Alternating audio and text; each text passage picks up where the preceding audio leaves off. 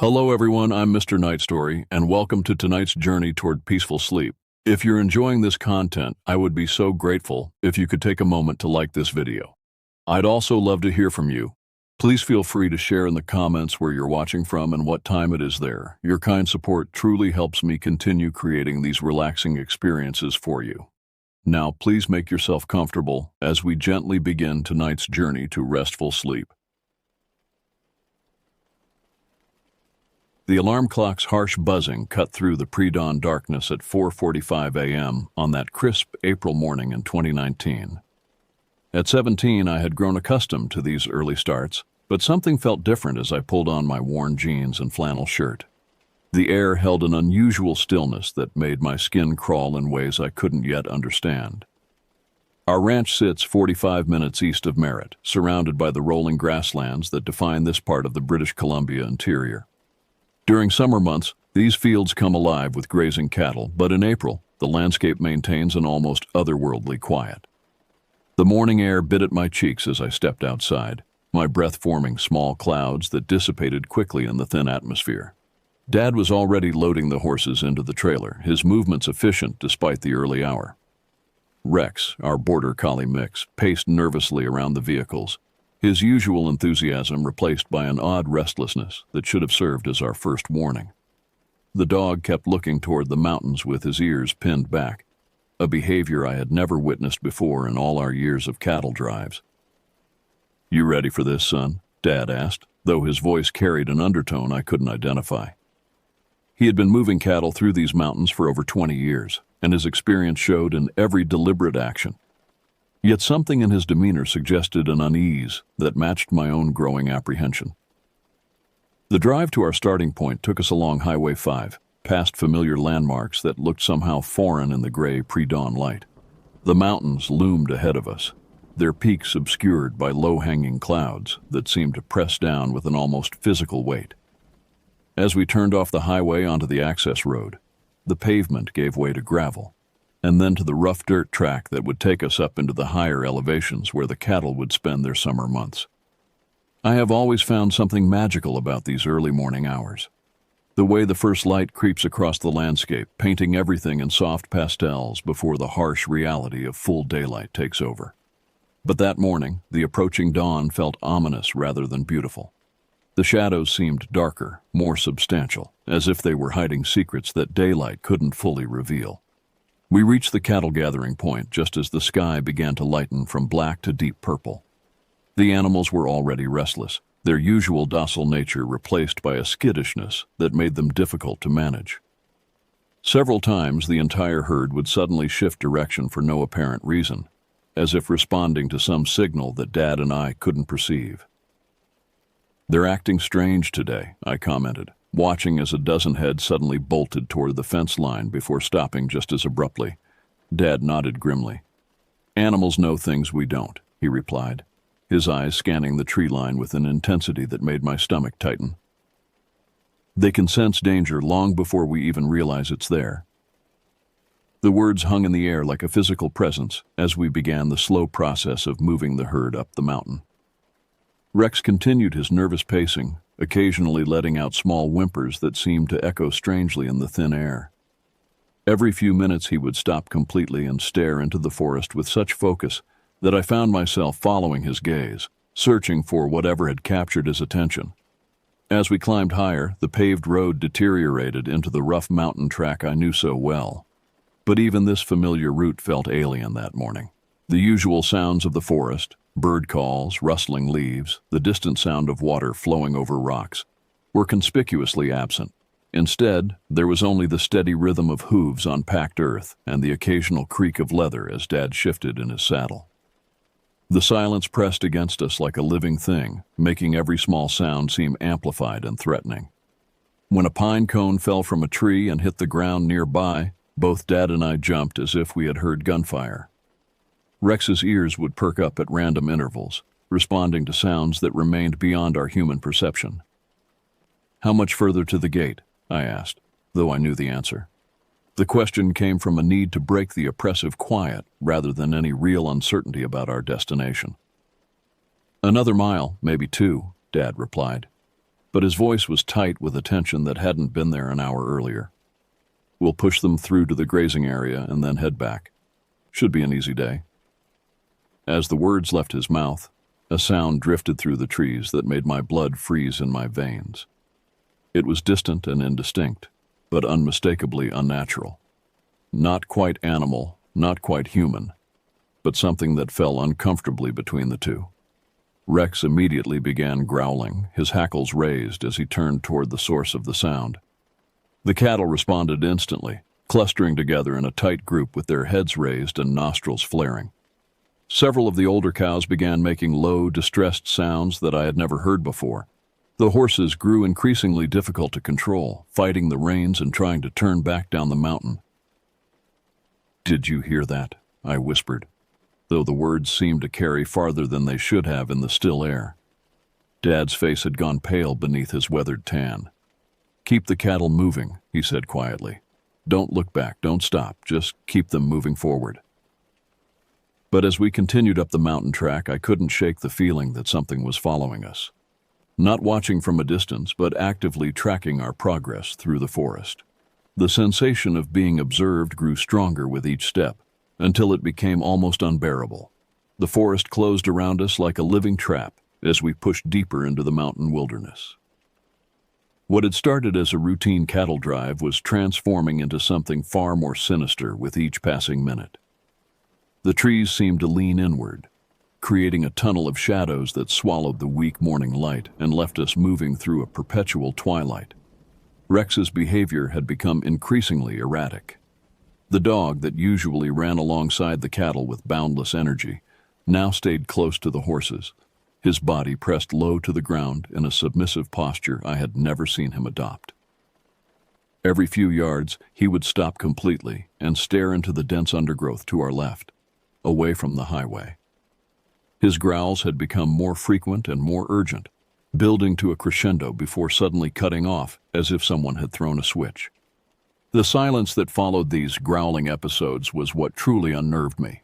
In all my years of working in these mountains, I had never experienced such complete absence of natural sound.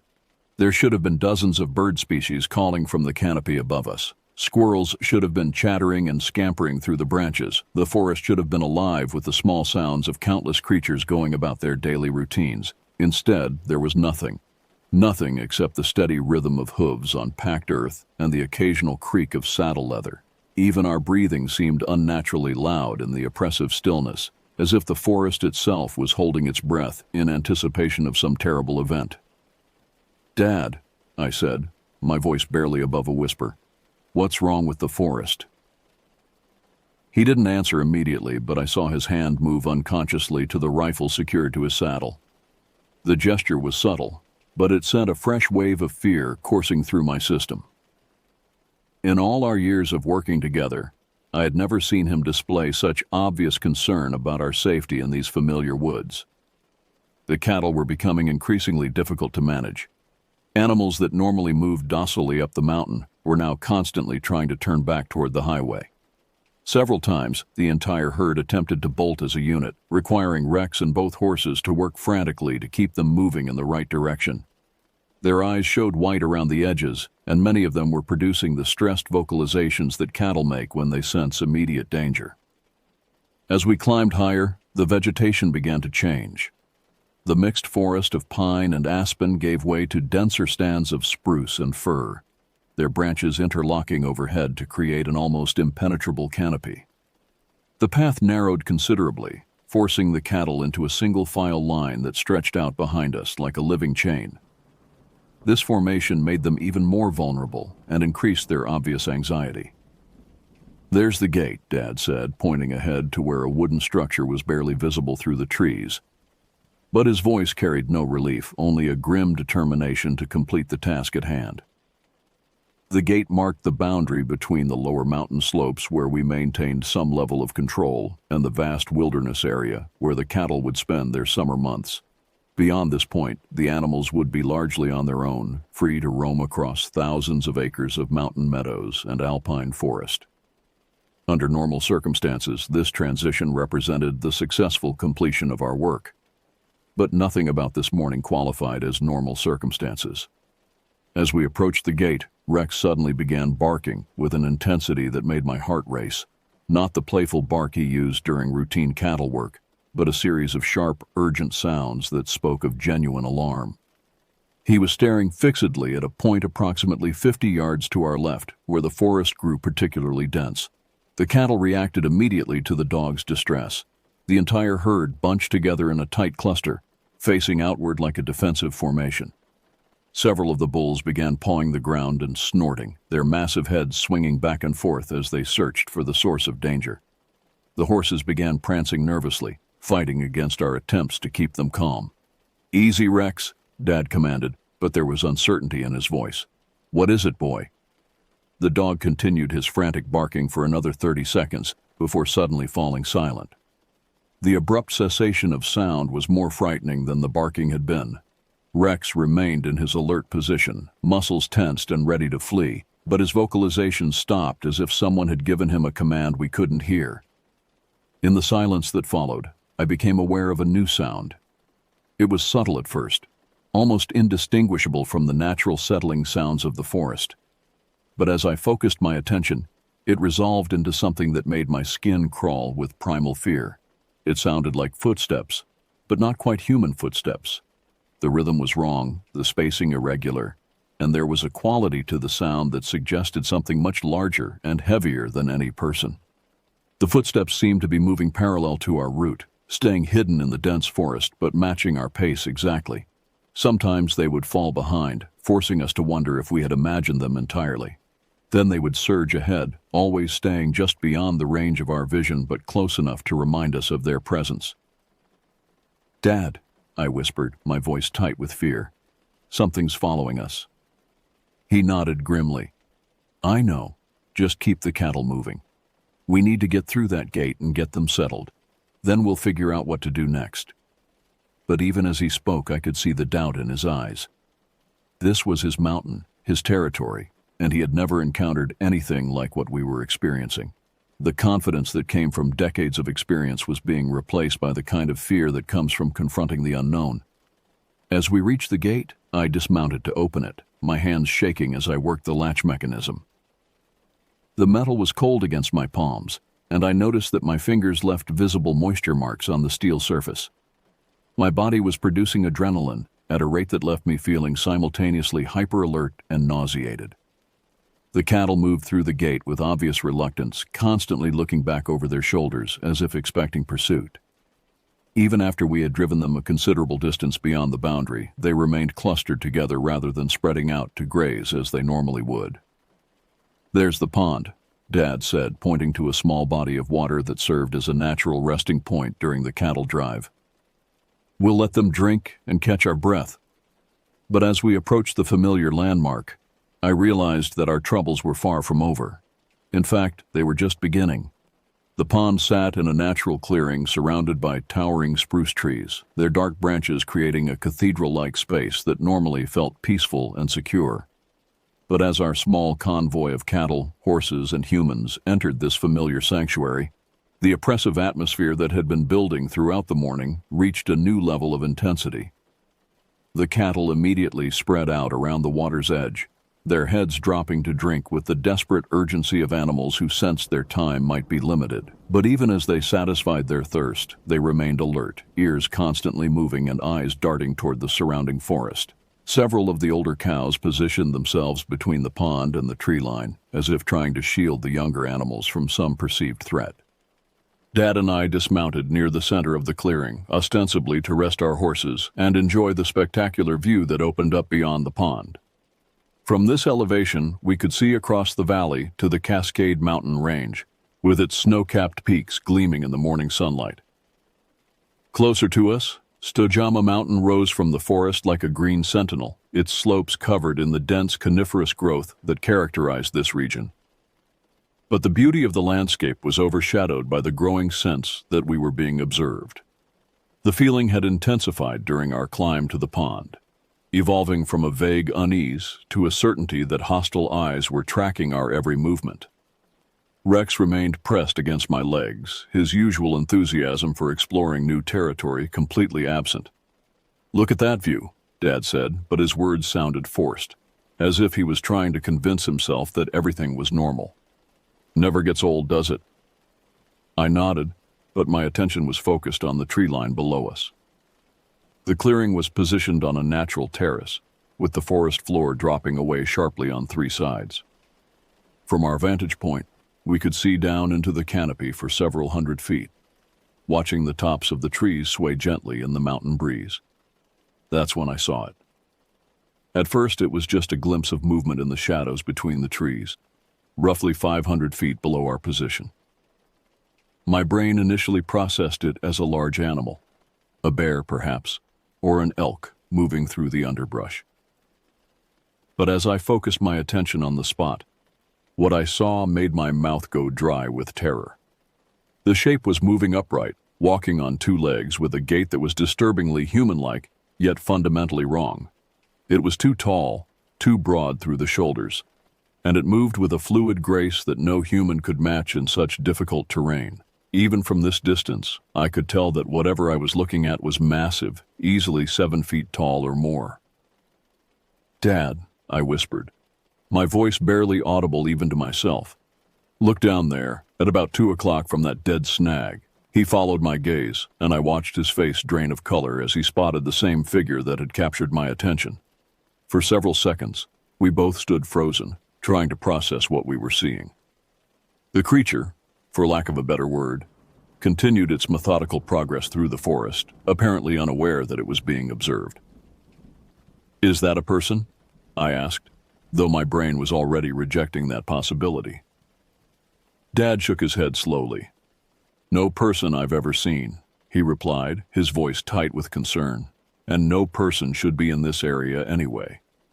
This is private land, posted against trespass." The implications of that statement hit me immediately. Just the week before, Dad and his crew had discovered evidence of illegal activity on the ranch. Tire tracks and equipment that suggested people were accessing the land without permission to engage in activities that could damage the grazing areas. The presence of an unauthorized individual in such a remote location raised the possibility that we were dealing with something much more dangerous than wildlife. "I'm going down there to check it out," Dad said, swinging back into his saddle. "You stay here with the cattle and make sure they don't scatter." "Dad, wait," I started to protest, but he was already spurring his horse toward the trail that led down into the forest. I watched him disappear into the trees, leaving me alone in the clearing with 30 head of increasingly agitated cattle and a dog that seemed to be on the verge of a complete nervous breakdown. The minutes stretched like hours as I waited for Dad's return.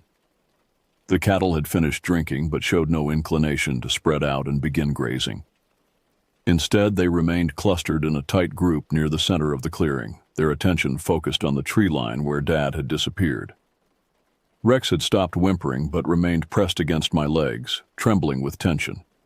The silence of the forest was now complete. Not even the whisper of wind through the branches disturbed the oppressive quiet. It was as if the entire mountain ecosystem had shut down, waiting for some terrible event to unfold. The normal sounds of life, insects buzzing, birds calling, small animals moving through the underbrush, had vanished entirely. When Dad finally reappeared, his face was white with shock, and his hands were shaking as he guided his horse back up the slope. The confident rancher who had descended into the forest 20 minutes earlier had been replaced by a man who looked as if he had seen something that challenged his understanding of the natural world. "What did you find?" I called out as he approached, though part of me didn't want to hear the answer. He dismounted near where I was standing and looked around the clearing, as if seeing it for the first time. When he spoke, his voice was barely above a whisper, as if he was afraid that speaking too loudly might attract unwanted attention. "Son," he said, his eyes meeting mine with an intensity that made my stomach clench, "that isn't a person." The words hung in the air between us like a physical presence. I felt my world tilt slightly, as if the ground beneath my feet had suddenly become unstable. Everything I thought I knew about these familiar mountains was being challenged by an encounter that defied rational explanation. "What do you mean?" I asked, though part of me was already beginning to understand. Before Dad could answer, a sound echoed through the forest that made both of us freeze in terror. It started as a low rumble, almost like distant thunder, but but quickly escalated into something that sounded like a massive tree falling. The crash seemed to go on forever, accompanied by the sound of breaking branches and disturbed wildlife. But what followed the crash was even more disturbing. In the sudden silence that followed, we could hear something moving through the forest with deliberate purpose. Not the random movements of a falling tree settling into place, but the organized sounds of something large and powerful making its way through the dense underbrush. Rex began whimpering again, a sound that cut through me like a knife. The cattle moved even closer together, forming a defensive circle that spoke to instincts developed over thousands of years of evolution. And in that moment, I realized that we were no longer the dominant predators in this environment. We had become prey. The crash that echoed through the forest marked a turning point in our mountain ordeal. What had been an unsettling morning of strange sounds and eerie sensations suddenly transformed into something far more immediate and threatening. The deliberate sounds of movement that followed the crash left no doubt that whatever we were dealing with was actively aware of our presence and was taking steps to respond to it. "We need to leave," Dad said, his voice carrying the authority of someone who had made a command decision. "Right now, get mounted and let's get these cattle moving." I swung back into my saddle with movements that felt clumsy and uncertain. My hands were shaking badly enough that it took 3 attempts to get my reins properly arranged, and I could feel cold sweat running down my back despite the cool mountain air. Rex leaped onto my horse behind the saddle, something he had never done before in all our years of working together. The cattle responded to our urgency with a level of cooperation that was almost supernatural. Animals that had been skittish and difficult to manage throughout the morning suddenly fell into formation as if they understood that their survival depended on following our lead. The entire herd moved as a single organism, flowing across the clearing toward the trail that would take us back toward civilization.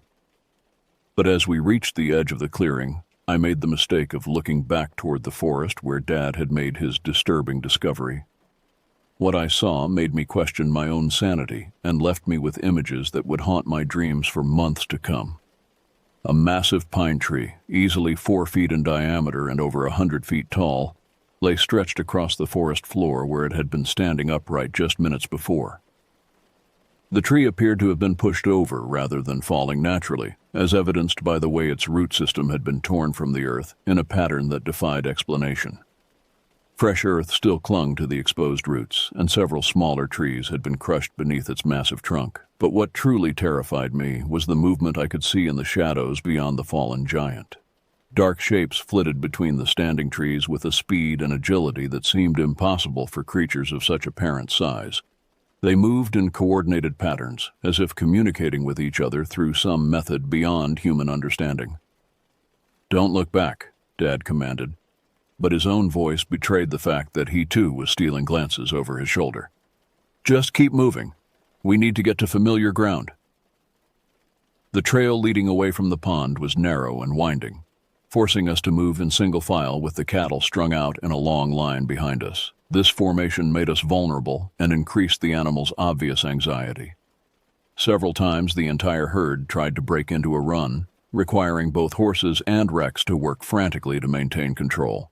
As we descended through the forest, the oppressive silence that had characterized the morning gave way to a different kind of quiet. This wasn't the absence of natural sound, but rather the hushed expectancy that precedes a storm. Even the rhythm of hooves on the packed earth seemed muffled, as if the forest itself was absorbing the sound of our passage. Rex's behavior had become increasingly frantic. The dog that usually ran alongside the cattle was now riding behind my saddle, pressed against my back with his entire body trembling. Every few minutes he would let out a small whimper and look back the way we had come, his ears flattened against his head in an expression of pure terror. "How much further to the gate?" I asked, though I was afraid to hear the answer. "Maybe half a mile," Dad replied, but his voice was tight with uncertainty. "The trail gets rougher from here, and there are several places where we'll be exposed if anything decides to follow us." As if summoned by his words, a sound drifted through the trees that made my blood freeze. It was similar to the noise we had heard earlier in the morning, but much closer and more distinct. The sound seemed to combine elements of different animals, the deep rumble of a large predator, the higher pitch of something in distress, and an underlying quality that was disturbingly human-like. The cattle reacted instantly, bunching together in a panic that threatened to turn into a full stampede. Several of the younger animals broke from the group and tried to run back up the mountain, forcing Dad to spur his horse after them while shouting commands that seemed to have little effect. "Stay with the main herd," he called to me as he disappeared into the trees in pursuit of the fleeing cattle. "Keep them moving toward the gate." Being left alone with the remaining animals in such circumstances was terrifying beyond description. The sounds from the forest were becoming more frequent and seemed to be coming from multiple directions simultaneously. Whatever was out there wasn't operating alone. There were at least two, possibly more, of these creatures coordinating their movements in ways that suggested intelligence far beyond what I had expected. Rex jumped down from behind my saddle and began herding the cattle with a desperation I had never seen in him before. The dog seemed to understand that our lives might depend on keeping the animals together and moving in the right direction. His usual playful approach to cattle work had been replaced by a grim efficiency that spoke to his recognition of the danger we faced. The minutes dragged by like hours as I waited for Dad's return. Every shadow between the trees seemed to hide potential threats, and every small sound, a branch creaking in the wind, a pine cone falling to the forest floor, sent fresh waves of adrenaline coursing through my system.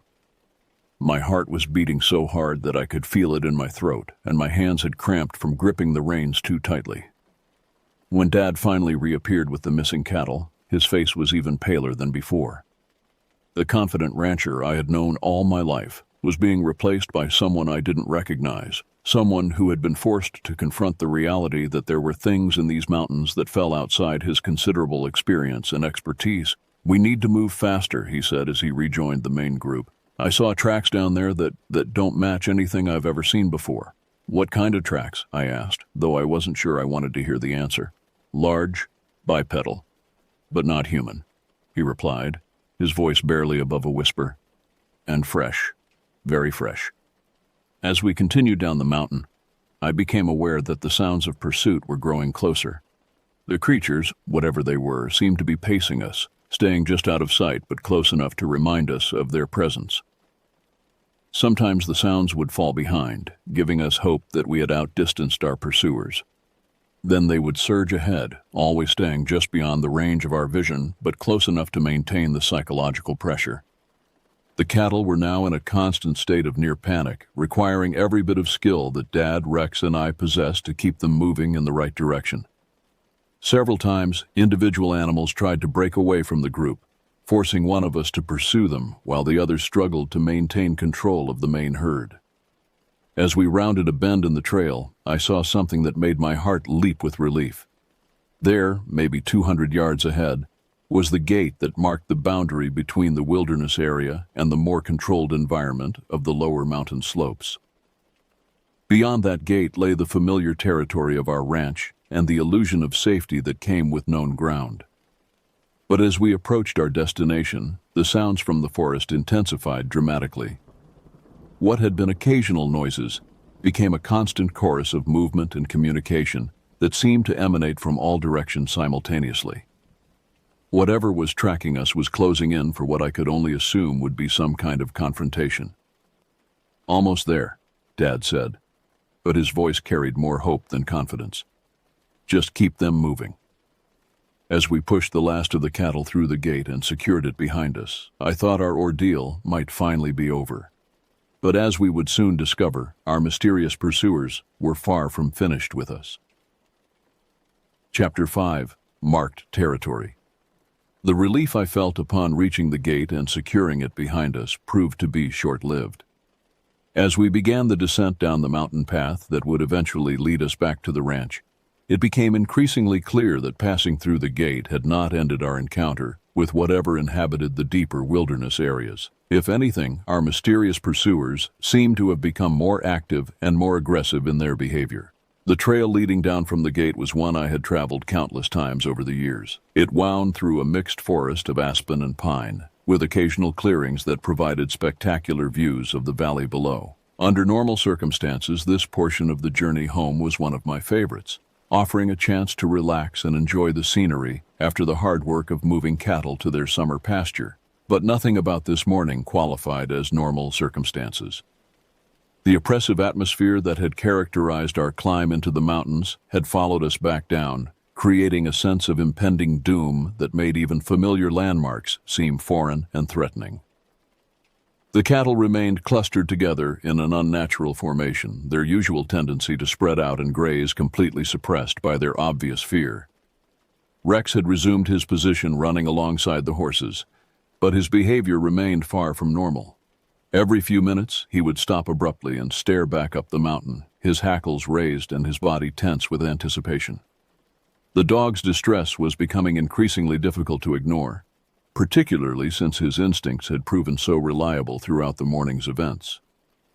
"Look at that," Dad said suddenly, pulling his horse to a stop and pointing toward a large pine tree that stood beside the trail. I followed his gaze and felt my stomach drop as I saw what had captured his attention. The tree, which I remembered as unmarked during our passage earlier that morning, now bore a series of deep gashes that ran from roughly 7 feet above the ground down to about 4 feet from the base. The marks appeared fresh, with sap still seeping from the wounds in the bark. But what made these marks truly disturbing was their pattern and depth. They weren't random scratches left by a bear or other large animal. Instead, they formed a deliberate design that looked almost like some kind of primitive communication. 4 parallel lines ran vertically down the trunk, intersected by 2 horizontal lines that created a pattern resembling a crude grid or map. "Those weren't there this morning," I said, though the statement was unnecessary. Both Dad and I had excellent memories for trail conditions, and such obvious markings would never have escaped our notice during the upward journey. Dad dismounted and approached the tree for a closer examination. As he drew near, I could see his face growing increasingly pale as he took in the full extent of the damage. The gouges were deep enough to penetrate several inches into the heartwood, and they had been made with tremendous force. Whatever had created these marks possessed strength far beyond that of any normal forest animal. "Look at the spacing," he said, running his finger along the edge of one of the vertical marks. "These lines are about 6 inches apart, which would suggest fingers or claws of considerable size. But the depth and precision suggest tool use rather than natural weapons." The implications of his observation sent a fresh wave of fear coursing through my system. We were dealing with something that possessed not only size and strength, but also intelligence and the ability to manipulate its environment in deliberate ways. The marks on the tree weren't random damage, they were a message.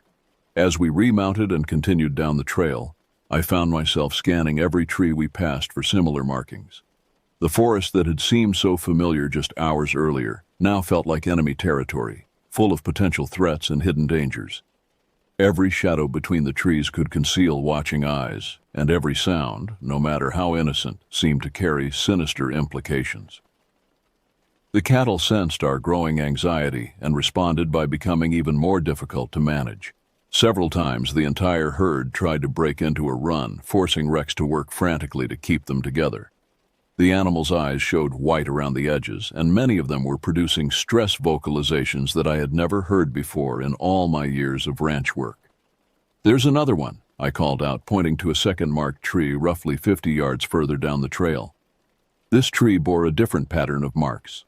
3 vertical lines crossed by a single horizontal slash, all carved with the same precision and depth as the first set. The message, whatever it was intended to convey, was being reinforced through repetition and variation. As we continued our descent, we discovered that virtually every large tree along our route had been marked in some way. Some bore the simple grid pattern we had first observed. Others showed more complex designs that seemed to incorporate elements of primitive pictographs. All of the marks appeared fresh, created within the past few hours while we had been moving cattle in the higher elevations. "They're marking territory," Dad said grimly, letting us know that this area is under their control. The realization that we were traveling through territory that had been claimed by unknown creatures was deeply unsettling. These mountains had been in our family for 3 generations, and Dad had been working cattle through these trails for over 2 decades. The idea that something else considered this area to be their domain challenged our most basic assumptions about the natural order. As we approached a familiar fork in the trail, where one path led back toward the ranch while the other continued up toward the higher peaks. Rex suddenly began barking with an intensity that made my heart race. His attention was focused on the path that led upward, and his body language suggested the presence of immediate danger. Following the dog's gaze, I saw a movement in the shadows between the trees roughly 100 yards up the alternate trail. The shapes were indistinct but clearly large, and they were moving with the same coordinated precision we had observed earlier in the morning. Whatever these creatures were, they had positioned themselves to observe our passage and were making no effort to conceal their presence. "They're watching us," I whispered, my voice barely audible even to myself. Dad nodded grimly. "They've been watching us all morning. The question is what they plan to do about it." As if in response to his words, a sound echoed through the forest that made both of us freeze in terror. It was similar to the vocalizations we had heard earlier, but much closer and more intense. The sound seemed to combine the hunting call of a large predator with something that was disturbingly human-like in its intonation and phrasing. The cattle reacted immediately, clustering together in a defensive formation that spoke to instincts developed over millions of years of evolution. Several of the bulls began pawing the ground and snorting, their massive heads swinging back and forth as they searched for the source of the threat. But what happened next was even more disturbing than the sound itself. From somewhere up the mountain came an answering call, different in tone but clearly part of the same communication system. Then another, from a different direction entirely. Within seconds, the forest was filled with a chorus of these unnatural vocalizations, creating a symphony of sound that seemed to surround us completely.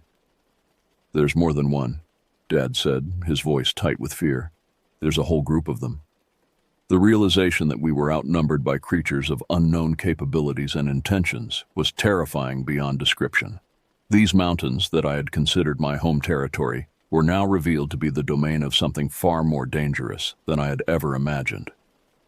As the vocalizations faded into silence, we heard a new sound that made my blood run cold. Footsteps, heavy, deliberate, and definitely not human, were approaching through the forest from multiple directions. Whatever these creatures were, they were closing in on our position. "We need to get out of here," Dad said, spurring his horse toward the trail that led back to the ranch. "Right now." But as we began our desperate retreat, I couldn't shake the feeling that running away would only delay the inevitable. Whatever lived in these mountains had marked their territory, and we had trespassed in ways that demanded a response. The chase that followed would test our survival skills to their absolute limits.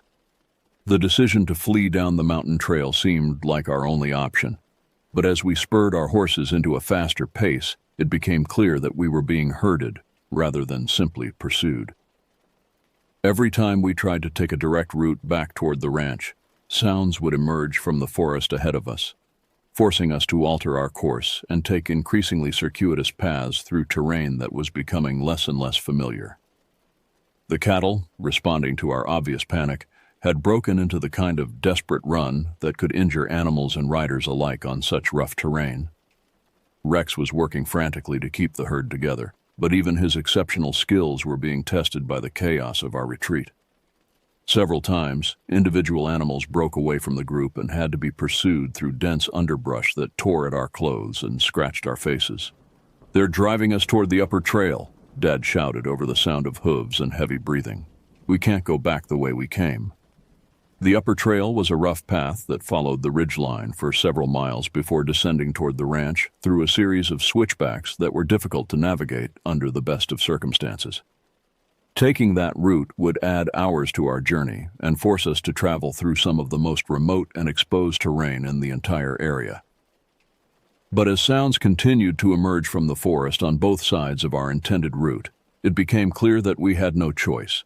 Whatever was pursuing us had effectively cut off our escape routes and was forcing us to take the path that led deeper into their territory rather than toward the safety of civilization.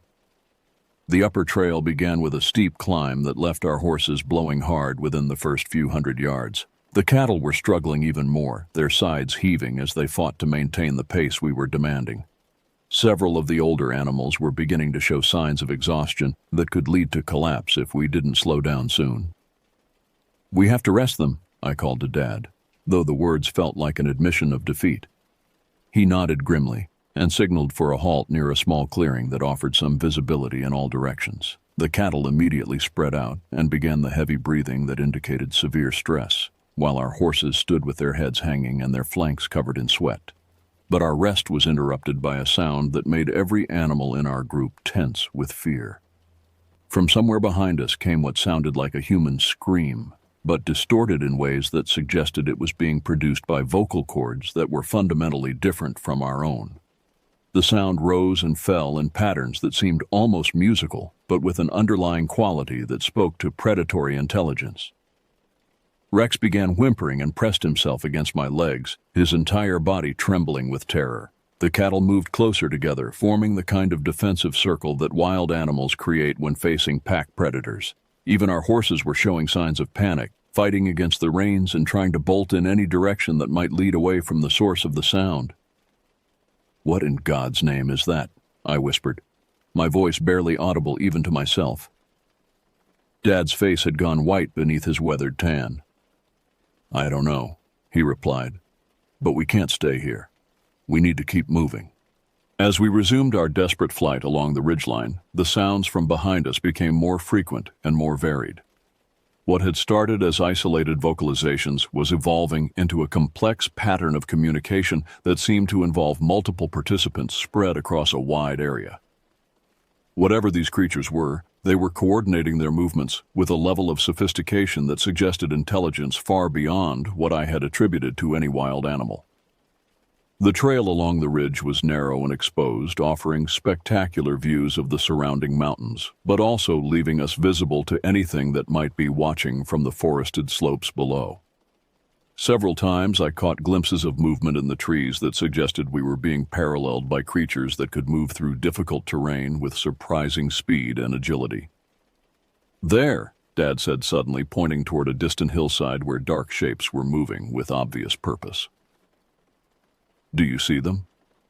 I followed his gaze and felt my mouth go dry as I spotted what appeared to be at least 3 large figures making their way up a slope that would have challenged experienced human climbers. The creatures moved with a fluid grace that seemed to ignore the difficulties of the terrain, covering ground at a rate that suggested they would be able to intercept our route within a matter of minutes. "How many are there?" I asked, though I wasn't sure I wanted to hear the answer. "More than I can count," Dad replied grimly. "And they're getting ahead of us."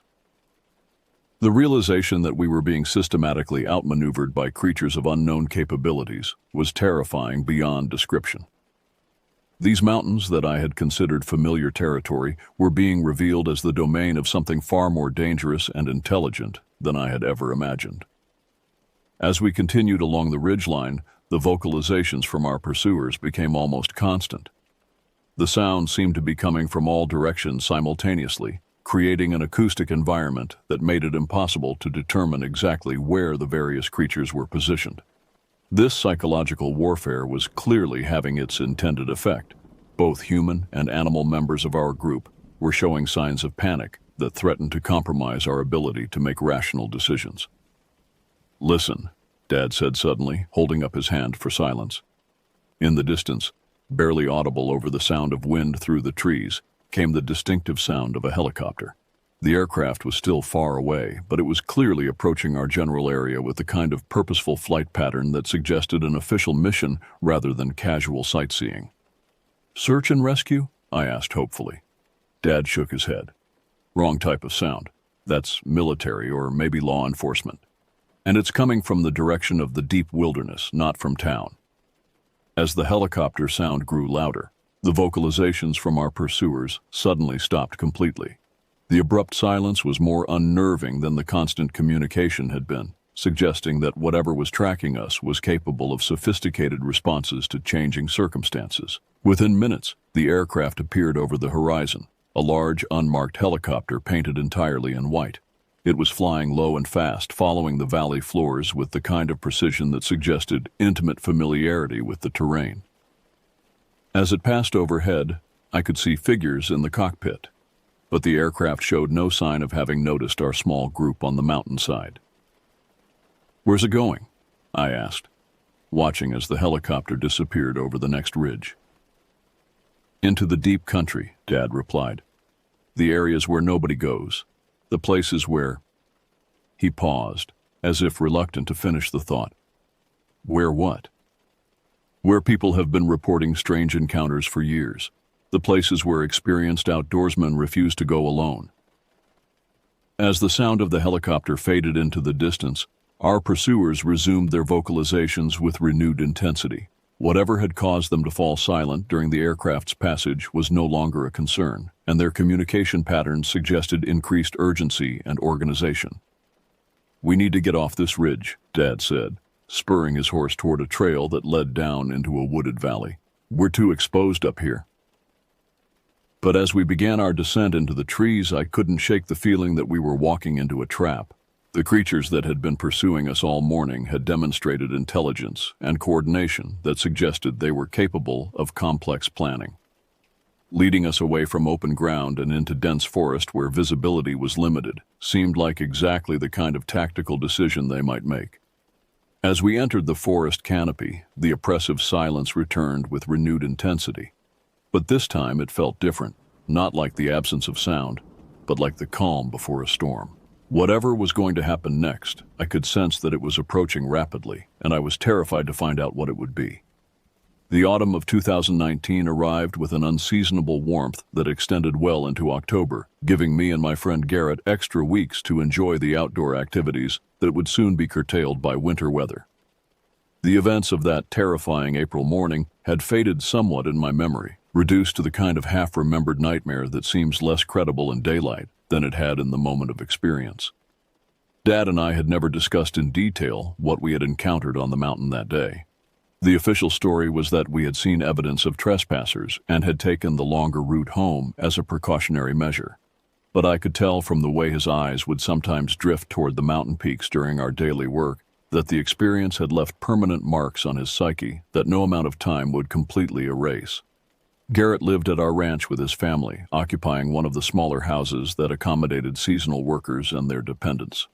At 15, he was 2 years younger than me, but possessed the kind of fearless enthusiasm for outdoor adventure that made him an ideal companion for exploring the vast wilderness that surrounded our property. The lake that bordered our ranch was a natural wonder that had provided entertainment and recreation for 3 generations of my family. Fed by mountain streams and spring runoff, it maintained a constant level throughout most of the year and supported a healthy population of fish that made it popular with local anglers. The shores were lined with a mixed forest of aspen and pine that provided excellent habitat for deer, elk, and the smaller animals that formed the foundation of the local ecosystem. Garrett and I had spent countless hours that summer building and improving a fort in the swampy woods that bordered the lake's eastern shore. The structure was nothing elaborate, just some salvaged lumber nailed together to create walls and a roof that would keep out most of the weather. But it represented a significant investment of time and effort, and it had become our primary hangout spot during the long summer afternoons. Access to the fort required crossing a small creek that flowed into the lake through a marshy area where the footing was uncertain and the water was often deeper than it appeared. Early in the summer, we had solved this problem by constructing a simple bridge using 4 wooden planks supported by rocks positioned at strategic points in the streambed. The bridge had served us well throughout the summer months, supporting not only our own weight, but also that of the various supplies and materials we had transported to improve our fort. It was sturdy enough that we had never given any thought to its structural integrity or worried about its ability to continue serving our needs. But on that October afternoon when we approached the creek crossing, both Garrett and I stopped in shock at what we found. 2 of the 4 planks that formed our bridge had been snapped cleanly in half, leaving jagged ends that showed the bright, fresh color of recently broken wood. The breaks were not the result of gradual deterioration or normal wear. They showed the characteristics of sudden, violent failure under extreme stress. "What happened to our bridge?" Garrett asked, his voice reflecting the confusion I was feeling. I knelt beside the broken planks and examined them more closely. The wood was dry pine lumber that would normally require considerable force to break, especially given the dimensions of the planks we had used. But these breaks showed none of the splintering and tearing that would result from normal structural failure. Instead, they appeared to have been snapped with a single, powerful application of force applied in exactly the right location to cause maximum damage. Maybe a big animal stepped on it, I suggested, though my own words sounded unconvincing even to me. What kind of animal would be heavy enough to break these boards? Garrett replied. And why would it step on the bridge instead of just wading through the creek? The questions were valid, and they highlighted problems with the innocent explanation I was trying to convince myself to believe. The creek was shallow enough that any large animal could easily ford it without using our bridge, and the placement of the breaks suggested that whatever had caused the damage had deliberately targeted the bridge, rather than accidentally encountering it. But I wasn't ready to confront the alternative explanations that were beginning to form in the back of my mind. The events of the previous spring felt like ancient history, and I had successfully convinced myself that they had been the result of overactive imagination, combined with the kind of ordinary wildlife encounters that were common in such remote areas. Probably just got overused, I said, forcing confidence into my voice that I didn't really feel. We'll fix it later. Let's just jump across for now. We made our way across the creek, using the remaining planks and a series of carefully placed hops that left us both slightly wet but safely on the other side. The fort was exactly as we had left it the previous week, 4 walls of mismatched lumber surrounding a small interior space that contained a few pieces of salvaged furniture and some supplies we kept stored there for our various projects. We settled into our usual spots and began the kind of aimless conversation that filled our afternoons. Discussions of school, plans for upcoming hunting season, speculation about which girls might be interested in dating, and other topics that seemed incredibly important to teenagers but would seem trivial to adults. The fort provided a sense of privacy and independence that was hard to find elsewhere on the ranch. But our conversation was interrupted by a sound that made both of us freeze in sudden terror. It started as a rhythmic tapping, like someone knocking on wood with measured, deliberate strokes. The sound was coming from somewhere very close to our fort, possibly from one of the trees that formed the canopy overhead. "What's that?" Garrett whispered, his eyes wide with concern. I held up my hand for silence and focused my attention on the source of the sound. The tapping continued for perhaps 30 seconds, following a pattern that seemed almost like Morse code. 3 short taps, followed by 2 longer ones, then 3 short taps again. The rhythm was too regular to be natural, and the sound was too deliberate to be caused by any kind of random environmental factor. As the tapping continued, I felt the same sense of creeping dread that had characterized the morning encounter with Dad several months earlier. This wasn't the kind of innocent mystery that could be explained away with rational thought. This was something that demanded immediate action, preferably involving rapid movement away from our current location. "We need to leave," I said quietly, though I couldn't have explained the source of my certainty.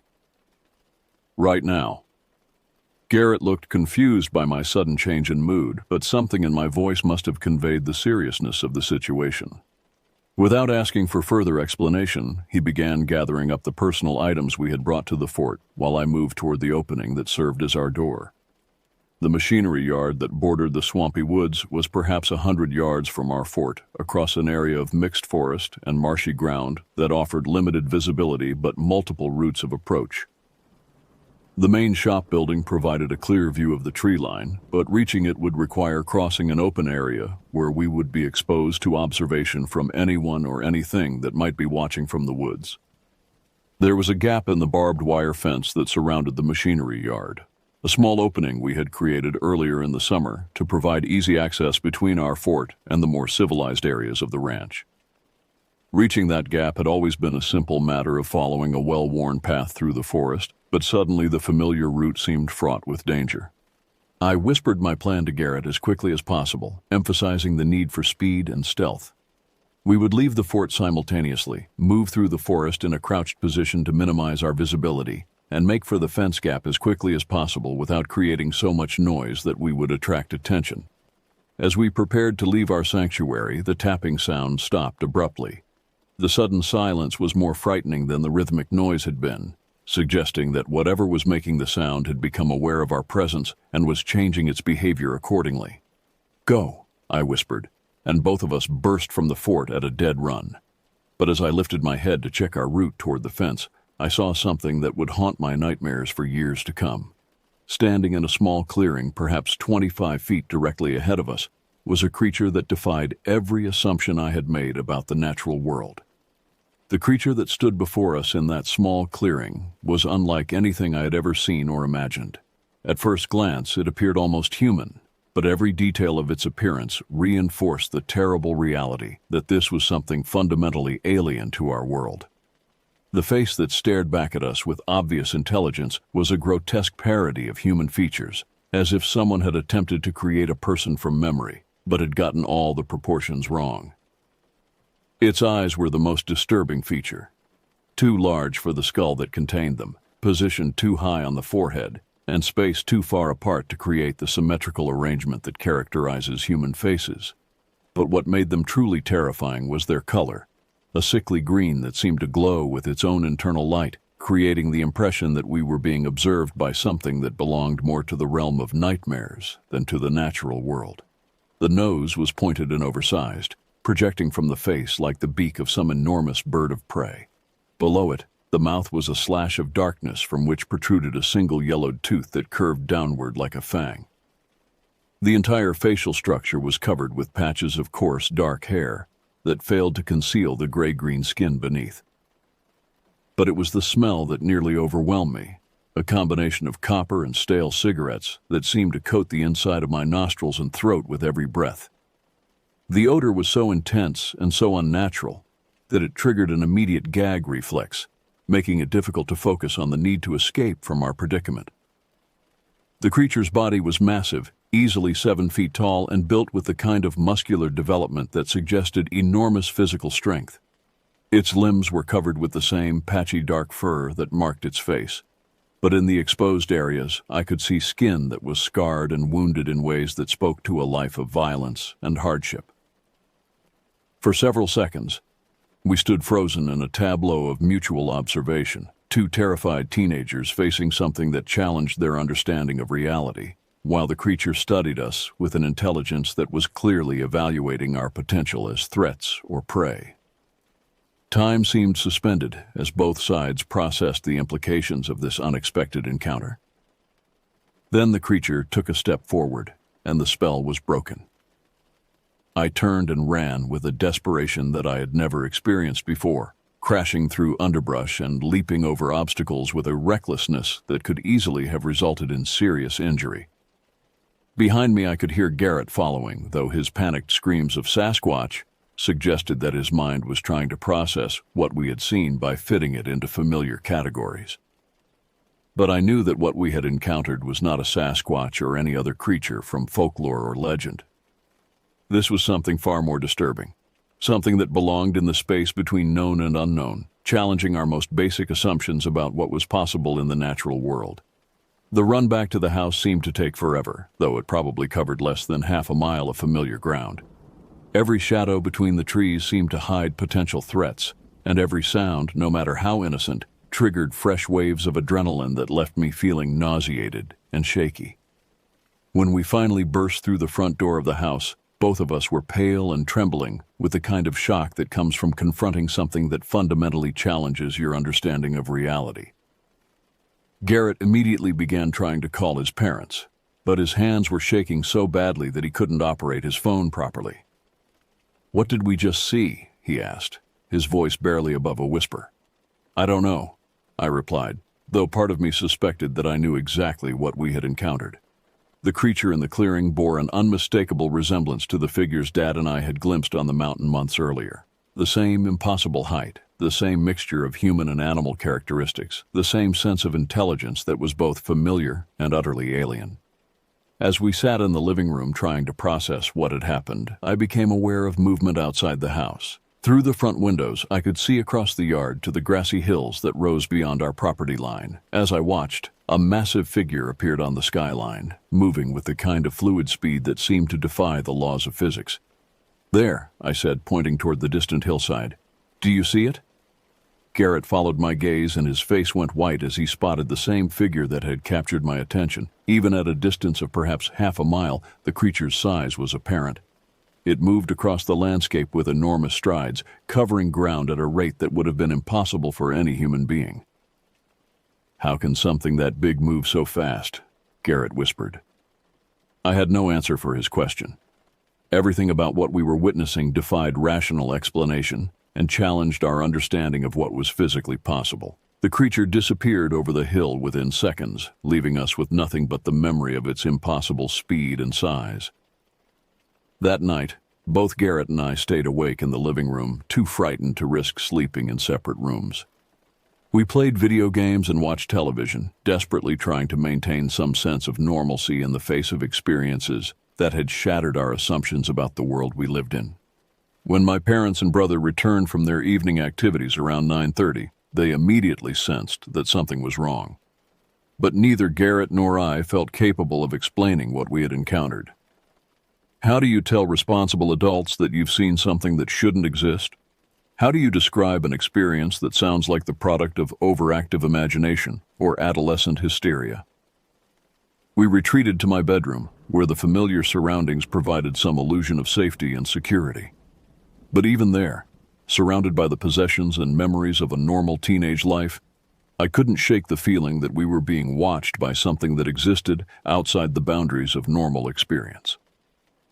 At approximately 2 a.m., Garrett shook me awake from the light doze I had finally managed to achieve. His face was white with terror, and his finger was pressed to his lips in a gesture demanding absolute silence.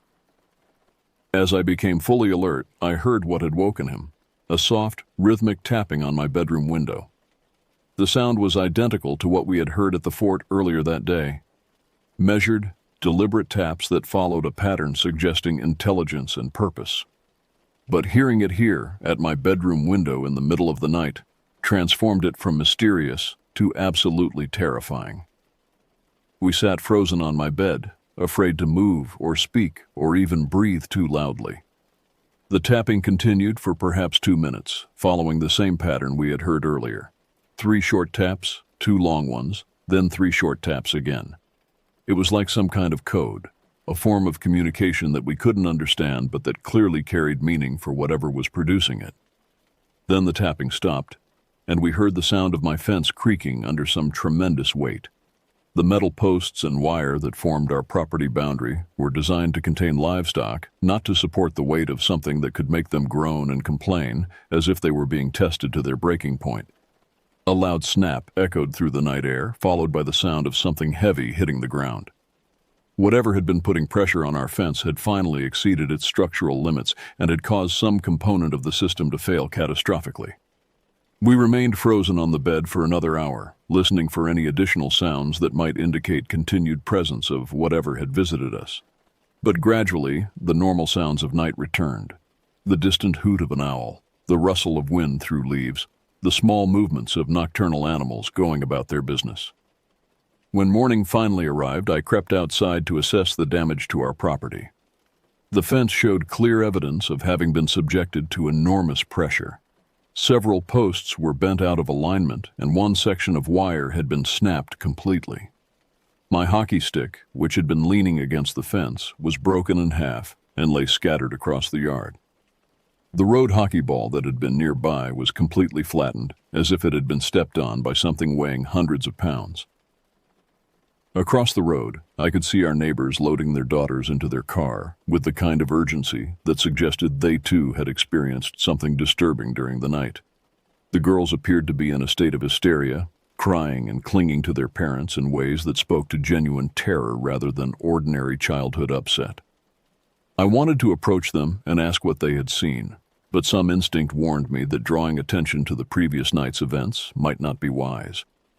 Whatever had visited our property had demonstrated intelligence and purpose that suggested it was capable of much more than simple vandalism or mischief.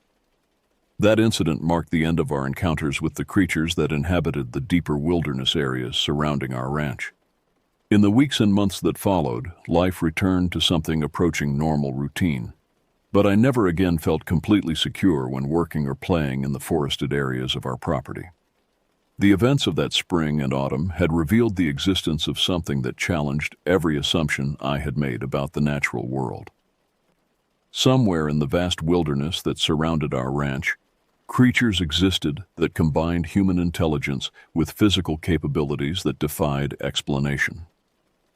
They had demonstrated awareness of our presence, the ability to communicate with each other across considerable distances, and the capacity for behavior that suggested complex planning and coordination.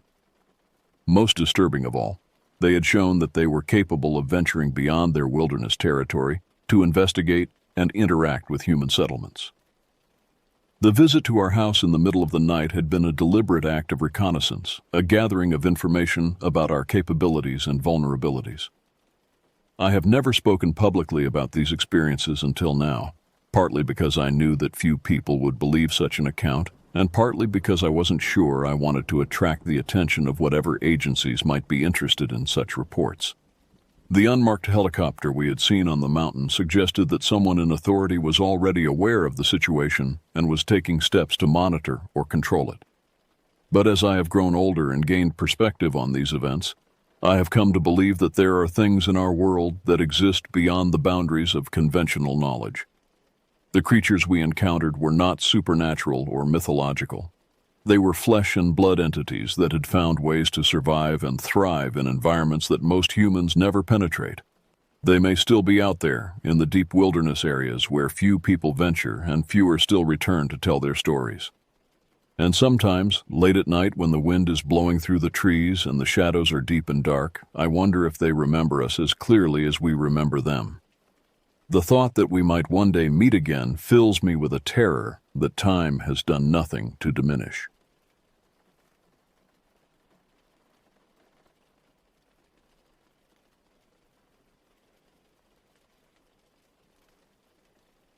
This happened to me during the spring of 2021, when I was 19 years old and trapped in what felt like an endless cycle of pandemic restrictions. The world had been locked down for over a year, and our small town of Cedar Falls felt more isolated than ever. School had been a mixture of virtual classes and sporadic in-person sessions, but by late May, most of us had completed our coursework early. The administration basically told us that if we had finished our requirements, we didn't need to show up for the remaining weeks. Freedom, in the limited sense that existed during those times, finally felt within reach. My group of friends had been going stir-crazy for months. We'd exhausted every video game, binged every series worth watching, and had grown tired of the endless video calls that had replaced real human interaction. The only activity that remained consistently available to us was fishing. It was outdoors, socially distanced by nature, and gave us something to focus on besides the suffocating atmosphere of constant uncertainty that had dominated our lives. Every morning at exactly 6 a.m., the six of us would meet up. Trevor, who had somehow managed to keep his beat-up Honda Pilot running despite his father's predictions of imminent breakdown, would pick up the rest of us, since we all lived within a few blocks of each other in the Riverside neighborhood. The routine had become sacred to us. Tyler and Jordan from Maple Street, Ben and Drew from Oak Avenue, and myself from the corner house on Pine Road. Our destination was always the same: Miller's Pond, a decent-sized body of water about 15 minutes from town that consistently yielded trout and bass. The fishing wasn't spectacular, but it was reliable, and there was a small bait shop just 2 minutes away where Old Pete would sell us night crawlers and occasionally share stories about the good old days when you could catch fish the size of small dogs from that very pond. The repetition had become comforting. In a world where everything felt uncertain and dangerous, where we couldn't hug our grandparents or eat inside restaurants, this simple routine anchored us. We'd cast our lines, talk about nothing and everything, and for a few hours pretend that the world made sense again. But by early June, even our beloved routine had started to feel stale. We'd mapped every inch of Miller's Pond, knew exactly where the base liked to hide during different times of day, and could predict with frightening accuracy which spots would be productive. Tyler had started bringing a book instead of focusing on fishing. Jordan spent more time skipping rocks than casting his line. We all felt it. The need for something new, something different. That's when Trevor mentioned the app. Fishbrain had been downloaded on Trevor's phone for months, but he'd never really explored its full potential. It was designed to be a social network for anglers, where people could log their catches, share photos, and most importantly for us, mark productive fishing spots with detailed information about what species were being caught and when. On our final official day of school, while we sat around Miller's Pond, catching nothing but the same small bluegill we'd been pulling out for weeks, Trevor started scrolling through the app's map feature. His eyes lit up as he zoomed in on areas within a reasonable driving distance. "Look at this," he said, turning his phone screen toward us. "There's a creek system about 30 minutes north that people are saying is incredible for trout. Rainbow, brook, and apparently some brown trout too." The location markers showed consistent catches over the past several weeks. Photos of beautiful rainbow trout with vivid pink stripes, brook trout with their distinctive speckled patterns, and even a few impressive brown trout that looked like they belonged in a fishing magazine rather than a small creek in our area. "Says here the access is a bit of a hike," Trevor continued, reading the details. "About 4 miles of trail to reach the best spots, but look at these fish." He scrolled through photo after photo. These weren't the small, somewhat disappointing fish we'd been catching at Miller's Pond. These were the kind of trout that made fishing feel like an adventure rather than just a way to pass time. Ben leaned over to get a better look. 4 miles isn't that bad. We've hiked further than that before." "Yeah, but look at what some of these people are saying about the terrain," Drew pointed out, reading over Trevor's shoulder. "Multiple elevation changes, some steep sections, and apparently you need to cross the creek several times to access different pools." That actually made it sound more appealing to me. I'd been fly fishing for 3 years, ever since my uncle had taught me during a trip to Colorado, and I was getting tired of casting into the same predictable spots. The idea of technical fishing in varied terrain where different techniques might be required for different sections of the creek sounded exactly like what we needed. "The app shows that the best fishing is early morning," Tyler observed. "So we'd need to start even earlier to account for the drive and hike." We spent the next hour planning. The logistics were more complex than our usual routine, but not impossibly so. Trevor would pick everyone up at 5:30 a.m. instead of 6:02. We'd need to pack more supplies since we'd be hiking for several hours and wouldn't have the convenience of Pete's bait shop nearby. Most importantly, we'd need to let our parents know we'd be going to a new location and would likely be out of cell phone range for most of the day. The more we talked about it, the more excited we became. This felt like the first real adventure we'd had in over a year. Everything else in our lives had become so controlled, so limited, so predictable. The idea of exploring somewhere new, somewhere that might actually challenge us, felt like stepping back into a version of ourselves we'd almost forgotten existed. "Let's do it tomorrow," I suggested. "It's supposed to be clear and cool in the morning, perfect fishing weather." Everyone agreed immediately. We spent the rest of the afternoon gathering information about the location, studying the trail maps available online, and planning what gear to bring. I decided I'd pack both my fly rod for the shallow areas where I could work on my technique and my spinning rod for the deeper pools where the bigger fish would likely be waiting. That night, I had trouble falling asleep. Not because I was worried, but because I was genuinely excited for the first time in months. I kept thinking about the photos we'd seen on the app, imagining myself working my way up that creek, reading the water, adapting my technique to new challenges. I had no idea that within 24 hours, fishing would be the furthest thing from my mind. Trevor's Honda Pilot rumbled to life at 5:25 a.m., cutting through the pre-dawn silence of our neighborhood. The early June air was crisp and carried the scent of dew-covered grass and the faint aroma of someone's coffee brewing somewhere nearby. I had packed my gear the night before: fly rod, spinning rod, tackle box organized with various flies and lures, a day pack with water and snacks, and my camera to document what I hoped would be our best fishing trip yet. The others emerged from their houses like zombies, still half asleep but carrying their gear with the practiced efficiency of people who'd done this routine dozens of times before. Tyler clutched a large coffee mug and moved with the deliberate slowness of someone not quite ready to be awake. Jordan had his lucky fishing hat pulled low over his eyes and carried what looked like enough tackle to stock a small sporting goods store. "Everyone ready for an adventure?" Trevor asked, with the forced cheerfulness of someone trying to convince himself he was fully awake. A chorus of mumbled agreement came from the group as we loaded our gear into the back of the Pilot. The drive would take us northwest, away from town and into areas I'd rarely explored. According to the GPS, our destination was a trailhead parking area that served multiple hiking trails, including the one that would take us to the creek system we'd studied on Fishbrain. As we drove, the familiar landscape of our town gradually gave way to more rural areas. Subdivisions became farmland, strip malls became scattered houses with large yards, and streetlights became increasingly rare.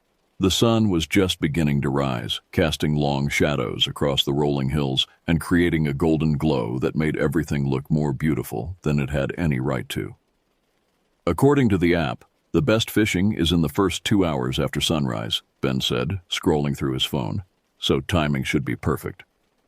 What's the plan when we get there? Drew asked. Are we sticking together or splitting up like usual? That was a good question. At Miller's Pond, we'd developed a system where we'd break into 2 groups of 3, cover different areas, and meet back up around noon to compare our catches and share stories. The new location was larger and more complex, with multiple pools and runs spread out over several miles of creek. I think we should stick together for the first part, I suggested. At least until we get a feel for the area and figure out where the fish are. After that, maybe we split up into smaller groups but stay within shouting distance. The GPS announced that we'd arrived at our destination just as we spotted a small gravel parking area on the left side of the road. It was more primitive than I'd expected, just a cleared area with space for maybe 8 or 10 cars, a wooden sign marking the trailhead, and a small information board with a basic map of the trail system. We were the only vehicle there. Guess we're the early birds today, Tyler observed as we unloaded our gear. The trailhead sign indicated that our destination, marked as Whispering Creek Access, was 3.8 miles via the Blue Blaze Trail. The estimated hiking time was listed as 2 to 3 hours, depending on fitness level and weather conditions. A warning at the bottom of the sign mentioned that the trail crossed the creek multiple times and could be slippery when wet. Creek crossings, Jordan said, adjusting his backpack straps. Good thing I brought the waterproof boots. We set off just as the sun cleared the horizon, following blue blazes painted on trees at regular intervals. The trail started easy enough, a well-maintained dirt path that wound gently upward through mixed hardwood forest. The morning air was filled with bird songs I couldn't identify, and somewhere in the distance, I could hear the faint sound of running water. After about 20 minutes of hiking, we encountered our first creek crossing. The water was shallow but moving fast, flowing over smooth rocks that looked treacherous. A fallen log served as a makeshift bridge, but it was narrow and didn't look particularly stable. I'm not trusting that log with my gear, Ben said, eyeing the crossing skeptically. Rock hopping it is, Trevor decided, pointing to a series of larger stones that provided a more stable path across the water. We made it across without incident, though Tyler managed to get one boot wet when a rock shifted under his weight. The trail continued on the other side, climbing more steeply now and leading us deeper into the forest.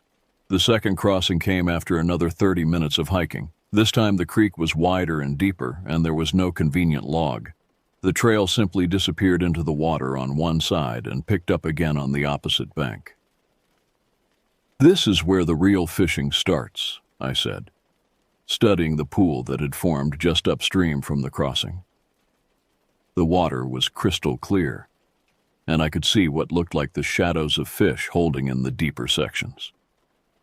We crossed more carefully this time, taking our time to ensure our gear stayed dry. The water was shockingly cold even through my boots, and the current was stronger than it had appeared from the bank. By the time we reached what the trail map indicated was the main fishing area, we'd been hiking for just over an hour. The forest had grown denser around us, and the sound of the creek had become a constant background presence. We were now following the water more closely, with the trail sometimes running right alongside the bank and sometimes cutting inland to avoid particularly rough terrain. This is it, Trevor announced, consulting his phone and the Fishbrain app. According to the GPS, we're right in the middle of the area where people have been catching those big trout. The creek in front of us looked like something from a fishing magazine. Clear water flowed over a series of granite shelves, creating multiple pools of varying depths. Overhanging trees provided cover and dropped insects into the water, while submerged logs and boulders created the kind of structure that trout love to hide behind. This is incredible, Jordan said, already starting to assemble his rod. I can see why people hike all the way up here. We found a flat area near the bank where we could spread out our gear and get organized. The plan was to start fishing here and work our way upstream, hitting different pools and runs as we went.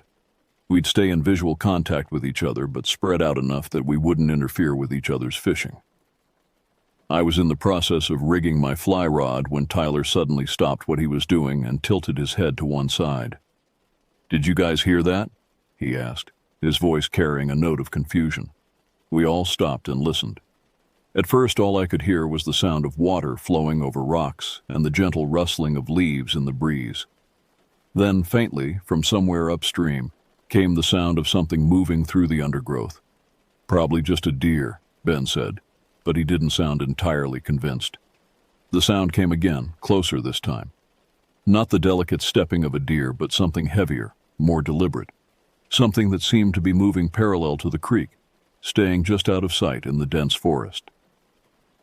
"Maybe we should have picked a busier trail," Drew muttered, glancing around nervously. But the sound faded away, and after a few minutes of listening to nothing but natural forest noises, we convinced ourselves it really had been just a deer or some other harmless wildlife. We were in their territory after all, and it made sense that our presence might have disturbed some of the local animals. I went back to rigging my fly rod, selecting a small dry fly that might tempt any trout feeding on the surface. The morning was shaping up to be perfect for fishing. Overcast enough to keep the fish active, but with enough light to see what we were doing. I had no way of knowing that something in the woods was watching us, learning our voices, and waiting for the right moment to use what it had learned. The fishing started off exactly as we'd hoped. Tyler, working a deep pool about 50 yards downstream from our starting point, landed a beautiful rainbow trout within the first 15 minutes. Jordan had connected with something substantial in a run beneath an overhanging tree, though he lost it when his line got tangled in the branches. Ben and Drew had moved upstream and were methodically working their way through a series of smaller pools, while Trevor stayed near our gear and focused on a promising eddy where the current created a perfect feeding lane. I had waded out into the creek itself, working my fly rod in the shallow areas where I could see trout rising to take insects off the surface. The water was so clear that I could watch the fish react to my fly, adjusting my technique based on their behavior. It was technical, engaging fishing that required complete focus, exactly what I'd been craving after months of predictable fishing at Miller's Pond. For the first hour, everything was perfect. The creek lived up to every positive review we'd read on FishBrain. The fish were active, the scenery was spectacular, and the challenge of reading new water and adapting our techniques kept all of us engaged and excited. Then the sound started. It began as something subtle, just the occasional snap of a branch or rustle of leaves from somewhere in the forest around us. At first, none of us paid much attention. We were in the middle of wilderness area, after all, and the presence of wildlife was not only expected but part of the appeal. Deer, squirrels, birds, maybe even black bears, all of these were common in the region, and the sounds we were hearing seemed consistent with normal animal activity. But as the morning progressed, the disturbances became more frequent and seemed to follow a pattern that was increasingly difficult to dismiss as coincidental. I was in the middle of working a particularly promising pool when I heard what sounded like footsteps in the forest behind me. Not the quick, light steps of a deer or the scurrying of smaller animals, but the deliberate, measured pace of something large moving through the undergrowth. I paused my casting and turned to look, but the forest was too dense to see more than 20 or 30 feet in any direction. "Hey, Tyler," I called out. "You moving around up there?" "No, I'm still in the same spot," he replied from downstream. "Why?" "Just thought I heard someone walking around behind us. Probably just a deer. They're everywhere up here." That explanation satisfied me for the moment, and I went back to fishing. But over the next 30 minutes, the sounds continued and began to take on characteristics that were harder to explain away as normal wildlife activity. The footsteps seemed to move in parallel with us as we worked our way upstream. When we stopped, they stopped. When we moved to a new location, they resumed. It was as if something was following our progress along the creek, staying just out of sight but maintaining a constant distance. "Are you guys hearing this too?" Jordan asked during a brief break in the fishing action. He was looking nervously at the tree line, his rod forgotten in his hands. "The footsteps?" Ben replied. "Yeah, I've been hearing them for the last 20 minutes. It's weird how they seem to match our movement." "Animals do that sometimes," Drew said, but his voice lacked conviction. "They're curious about humans. Maybe it's just trying to figure out what we are." But even as he said it, we all knew that the explanation didn't quite fit what we were experiencing. The sounds were too consistent, too deliberate, too clearly focused on our location. Wild animals might be curious about human presence, but they typically either approached for a closer look or moved away to avoid contact.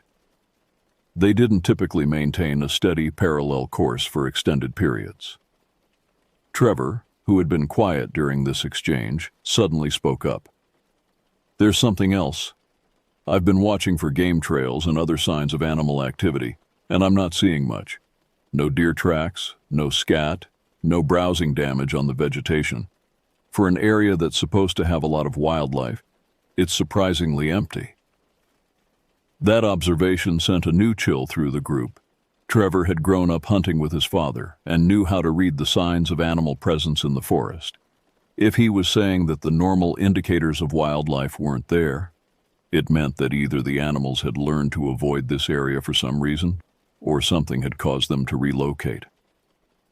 "Maybe we're overthinking this," I suggested, though I didn't really believe it myself. "Let's just stick together a little closer and keep fishing. We came here to catch trout, and the fishing has been amazing."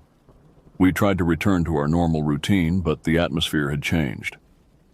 Where before we had been relaxed and focused on the technical aspects of fishing, now we found ourselves constantly glancing over our shoulders and listening for sounds that might not belong. The jokes and casual conversation that usually accompanied our fishing trips had been replaced by a tense awareness of our surroundings.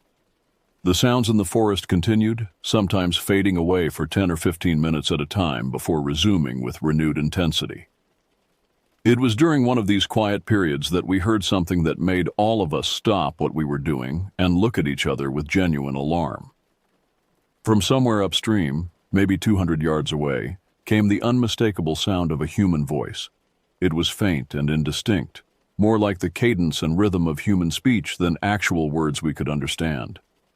But there was no mistaking it for any kind of natural sound. Someone else was in the forest with us, and they were close enough that we could hear them talking. "Did you guys hear that?" Ben asked unnecessarily. We had all heard it. "Should we go check it out?" Tyler suggested. "Maybe it's other hikers who got lost or need help." But even as he said it, something about the voice didn't seem right. It was too regular, too repetitive, like someone reciting the same words over and over again. And there was only one voice, no conversation, no indication of multiple people, just that single, steady stream of incomprehensible speech. "Let's give it a few minutes," I decided. "If there are other hikers, they'll either move on or come this way eventually. If they need help, they'll call out more clearly." We waited, listening intently, but the voice faded away without coming any closer. For the next half hour, the forest around us was quieter than it had been all morning. Even the normal birdsong seemed muted, as if the entire ecosystem was holding back and waiting for something to happen. It was during this period of unnatural quiet that the real horror began. The voice, when it came back, was different. Instead of the indistinct murmuring we'd heard earlier, this time the words were clear, recognizable, and absolutely terrifying.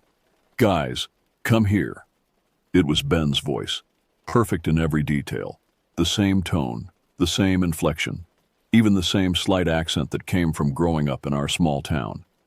But Ben was standing right next to me, his face gone pale as he heard his own voice calling to us from somewhere deep in the forest.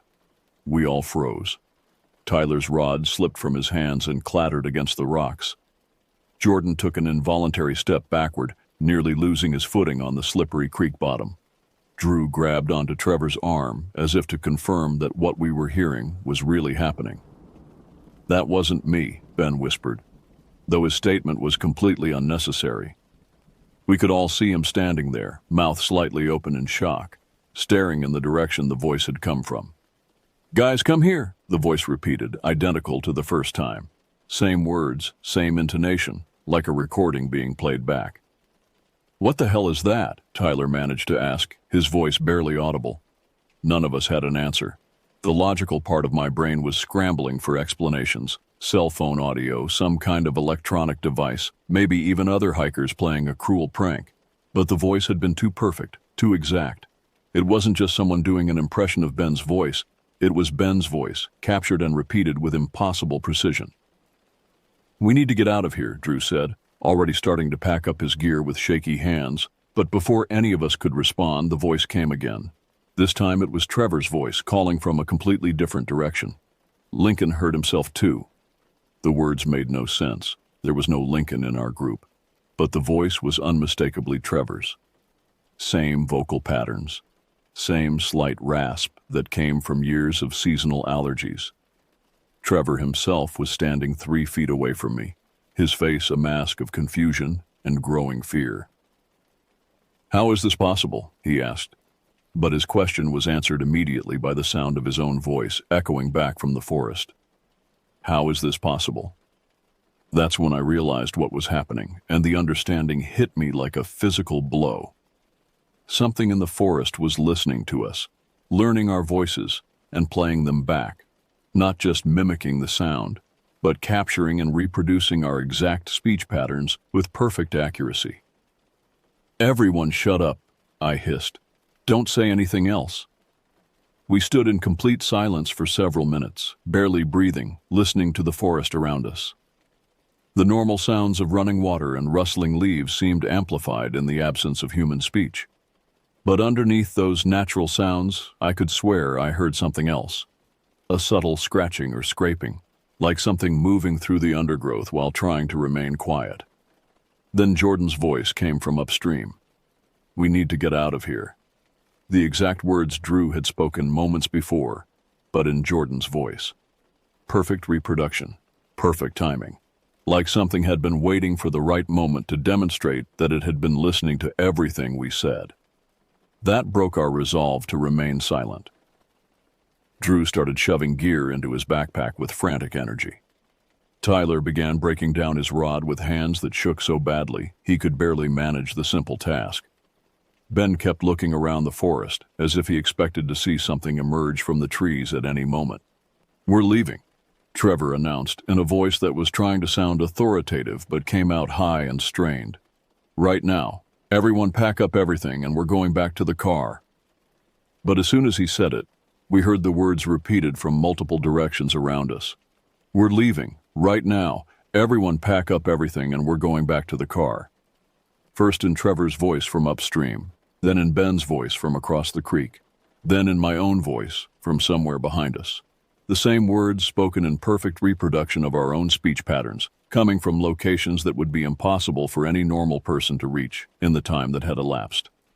The forest around us had become an echo chamber of our own voices, all speaking words we had actually said, but coming from directions where none of us were standing. "Move," I said, shouldering my pack and starting toward the trail. "Don't talk, just move." We half ran, half stumbled back toward the first creek crossing, abandoning any pretense of normal hiking pace. Behind us, our own voices continued to echo through the forest. "Move. Don't talk. Just move." What the hell is that? We need to get out of here. How is this possible? The voices followed us as we made our way along the trail, always staying just out of sight but maintaining a constant presence. Sometimes multiple voices would speak at once, creating a surreal chorus of our own words spoken back to us from the darkness between the trees. At the first creek crossing, Tyler slipped on the wet rocks and went down hard, soaking himself up to the waist in the frigid water. Normally, this would have been the source of jokes and laughter from the rest of us. Instead, we hauled him up and kept moving, driven by a terror that none of us completely understood, but all of us felt with absolute certainty.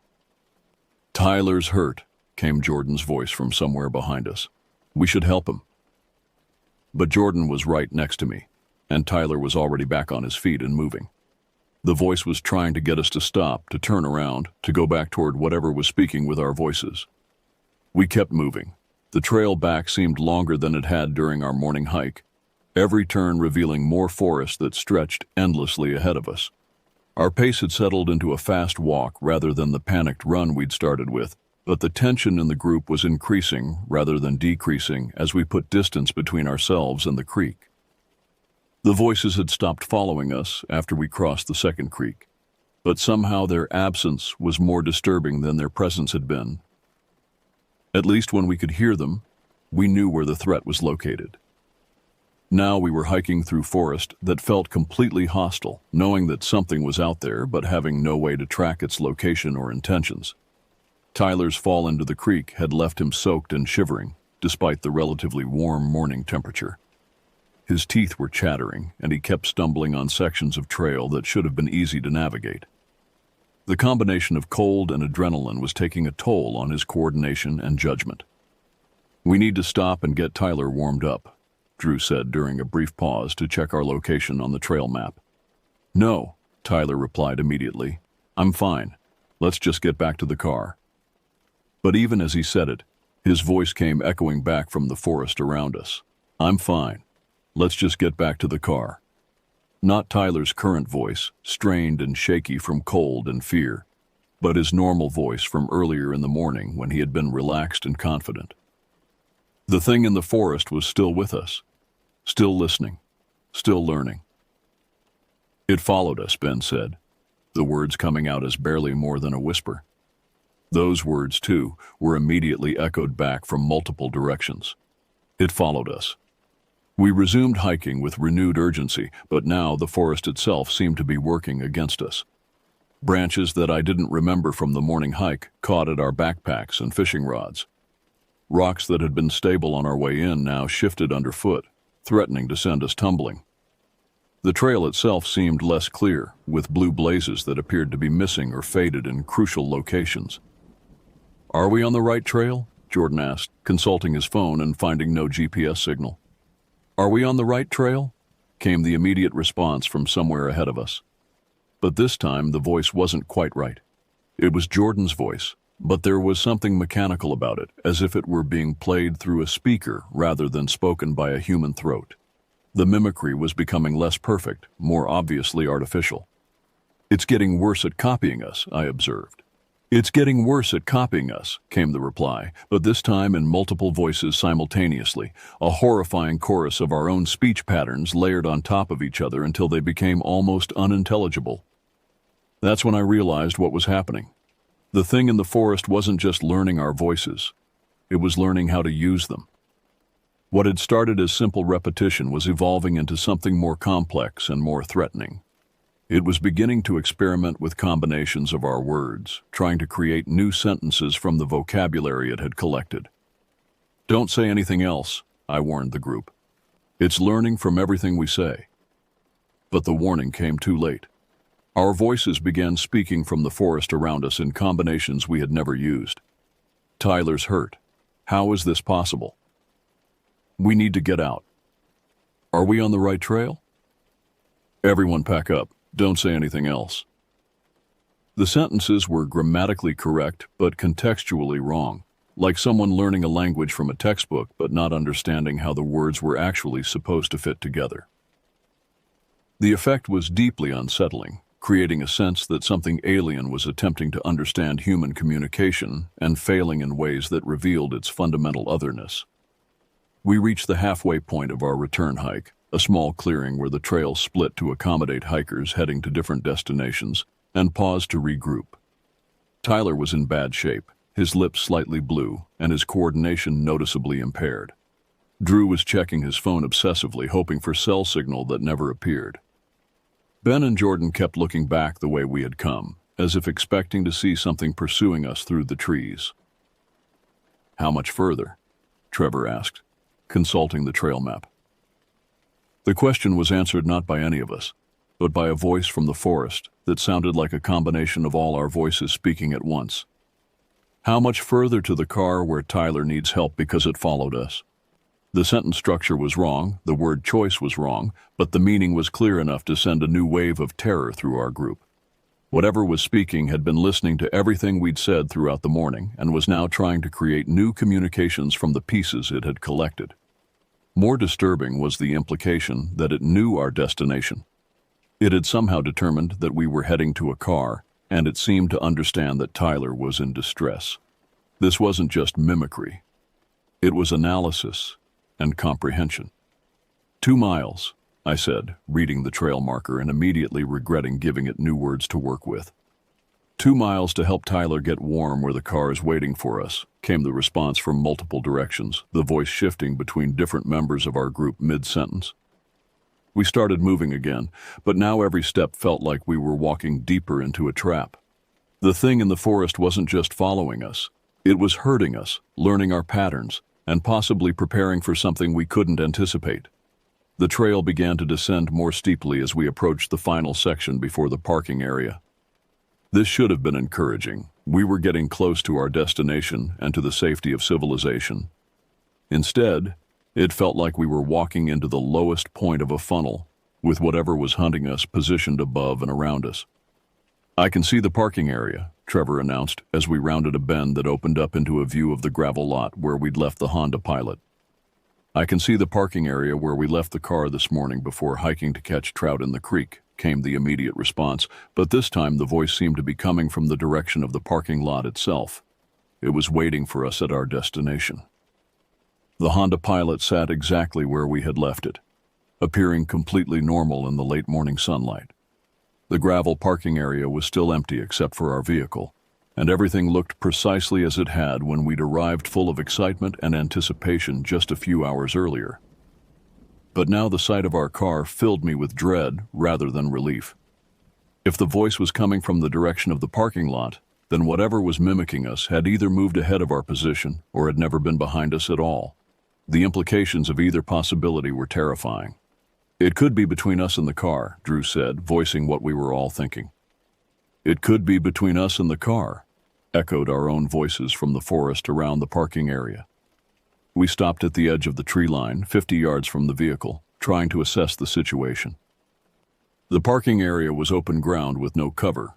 If we made a run for the car, we'd be completely exposed for the entire distance. But staying in the forest meant remaining in the territory of whatever was hunting us. "Keys," Trevor said, patting his pockets. "Where are my keys?" He went through every pocket twice, his movements becoming increasingly frantic as he failed to locate the car keys. Without them, we were trapped regardless of what might be waiting between us and the vehicle. "Keys," came the echo from the forest, but this time followed by, "Where are my keys this morning before hiking to the creek?" "Check your backpack," Ben suggested. Trevor dumped the contents of his backpack onto the ground, scattering gear and supplies while searching for the keys. Wallet, phone, granola bars, first aid kit, but no keys. His face was pale and his hands were shaking as he went through everything a second time. "They're not here," he said. "I know I had them when we got out of the car." "They're not here when we got out of the car," the voices repeated from multiple locations around the parking area. That's when I noticed something that made my blood freeze. There were footprints in the gravel near the Honda Pilot, fresh footprints that hadn't been there when we'd parked. Someone had been at our car while we were hiking. "Look at the ground around the car," I said, pointing toward the vehicle. The others saw it too, clear impressions in the gravel showing that someone had walked around the entire vehicle, examining it from every angle. The footprints were too large to belong to any of us, and the tread pattern didn't match any of our hiking boots. "Someone's been here," Jordan said. "Someone's been here examining the car while we were hiking," came the response from somewhere near the vehicle itself. We were trapped. Our transportation was 50 yards away, but someone or something had already discovered it and was potentially waiting for us to approach. The keys were missing, which meant that even if we reached the car safely, we might not be able to leave. "We need to think about this," I said. "Maybe we should head back to the trail and try to find other hikers who can help us." But even as I suggested it, I realized how foolish the idea was. We hadn't seen any other people all morning, and the trail system was remote enough that we might not encounter anyone for hours or even days. Tyler was getting worse. His shivering had become more violent, and he was having trouble following our conversation. "Tyler needs medical attention," Ben said. "We can't wait around here indefinitely." "We can't wait around here for Tyler who needs medical attention," the voices responded. But this time, there was something different about them. They were clearer, more focused, as if whatever was speaking was getting better at combining our words into coherent statements. Trevor made the decision for all of us. "We're going for the car, all together. Fast as we can. If someone's waiting there, at least we'll all be together to deal with it." He started toward the parking area before any of us could object, moving at a fast walk that quickly accelerated into a run. The rest of us followed, abandoning any attempt at stealth or caution. If something was going to happen, it was going to happen now. The 50 yards to the car felt like 500. Every step across the open gravel seemed to take forever, and I kept expecting to hear footsteps behind us or see something emerge from the tree line. But we reached the Honda Pilot without incident, gathering around the driver's door while Trevor searched his pockets one more time for keys that weren't there. "Check inside the car," Drew suggested. "Maybe you left them in the ignition." Trevor cupped his hands against the driver's side window and peered inside. His expression changed from desperation to confusion to something approaching relief. "They're there," he said. "The keys are in the ignition." "That's impossible," Jordan said. "You locked the car when we got out." But Trevor was already trying the door handle, and it opened easily. The car was unlocked, the keys were in the ignition, and everything appeared normal except for the fact that none of us remembered leaving it that way.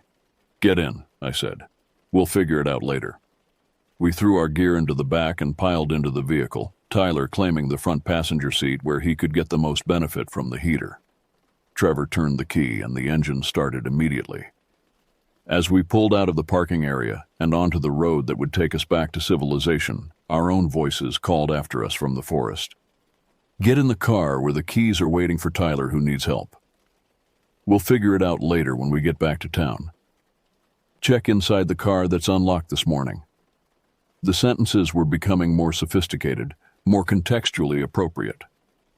Whatever was in that forest was learning fast, and the thought of what it might be capable of by the time other hikers encountered it made me sick to my stomach.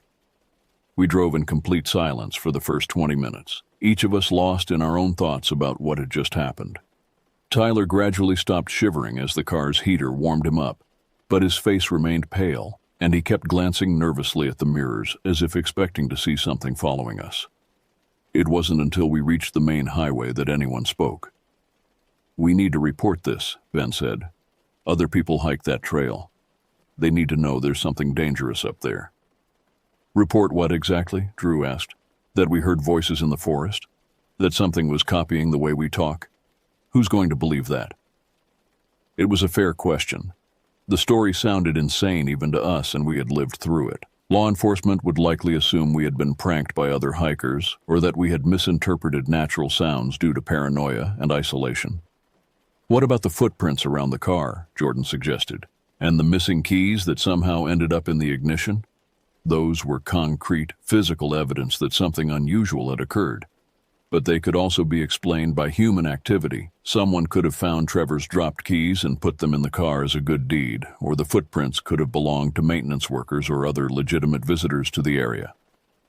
"I'm calling the ranger station," Trevor decided, pulling out his phone now that we had cell service again. At minimum, they should know that people are having unusual experiences on that trail. He made the call, speaking to someone at the local Forest Service office and providing a carefully edited version of our experience. He mentioned hearing voices that seemed to be following us, finding evidence that someone had been at our vehicle, and feeling unsafe enough to cut our trip short. He avoided mentioning the voice mimicry, which was the most unbelievable part of our story. The ranger he spoke with was polite and professional, taking down our information and promising to have someone check the trail within the next few days. She mentioned that they occasionally received reports of unusual activity in remote areas, usually involving people who were under stress or inexperienced in wilderness settings. "She thinks we're city kids who got spooked by normal forest sounds," Trevor reported after ending the call. But I knew what we had experienced wasn't normal, and as the days passed, my certainty about that only increased. I found myself researching similar incidents online, looking for other reports of voice mimicry in wilderness areas. What I found was disturbing. There were scattered accounts going back decades of hikers and campers reporting voices that seemed to copy human speech patterns. Most were dismissed as hoaxes or misunderstandings, but the consistency of the details across different times and locations was striking. People described the same progression we had experienced. First hearing indistinct voices, then perfect mimicry of their own speech, then increasingly sophisticated attempts to combine their words into new sentences. The most disturbing reports came from areas where search and rescue teams had been called to look for missing hikers. In several cases, other hikers had reported hearing the voices of the missing people calling for help from locations where no one was found. The missing hikers were sometimes located days later in completely different areas, with no memory of how they had gotten there. I shared my research with the others during a group video call a week after our experience. None of us had been sleeping well, and we all admitted to feeling anxious and unsettled in ways that we couldn't fully explain. "So, what do you think it was?" Tyler asked. He had recovered physically from his exposure to the cold creek water, but like the rest of us, he was struggling with the psychological impact of what we had encountered. "I think it was human," I said. "Someone with technology that could record and play back our voices with perfect accuracy. Someone who has been using that trail to target hikers." It was the most rational explanation I could come up with, though it didn't fully account for everything we had experienced.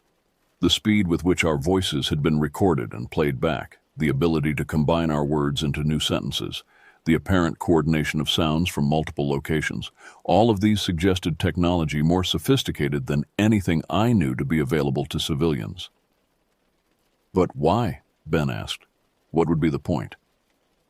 "Maybe to separate people from groups," Drew suggested. "If you can mimic someone's voice and make it sound like they're calling for help from a different location, you could potentially lure their friends away from safety." The implication was horrifying. If someone was using advanced voice mimicry technology to hunt hikers in remote areas, then other people were in immediate danger. Our escape might have been successful, but the next group to encounter this threat might not be so fortunate. "We need to do more than just report it to the Forest Service," I said. "We need to make sure this information gets to people who will take it seriously and investigate properly." Over the following weeks, we contacted local law enforcement, state police, and even the FBI field office in our region.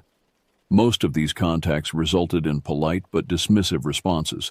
Without concrete evidence or a specific crime to investigate, there was little that official agencies could or would do based on our report alone. But we also reached out to hiking forums, local outdoor clubs, and social media groups focused on wilderness safety. Here, our warnings found a more receptive audience. Other hikers shared similar experiences, adding details that supported our account and filling in gaps in the pattern of incidents. A picture began to emerge of organized predatory activity targeting remote hiking areas throughout our region. The voice mimicry was just one technique being used.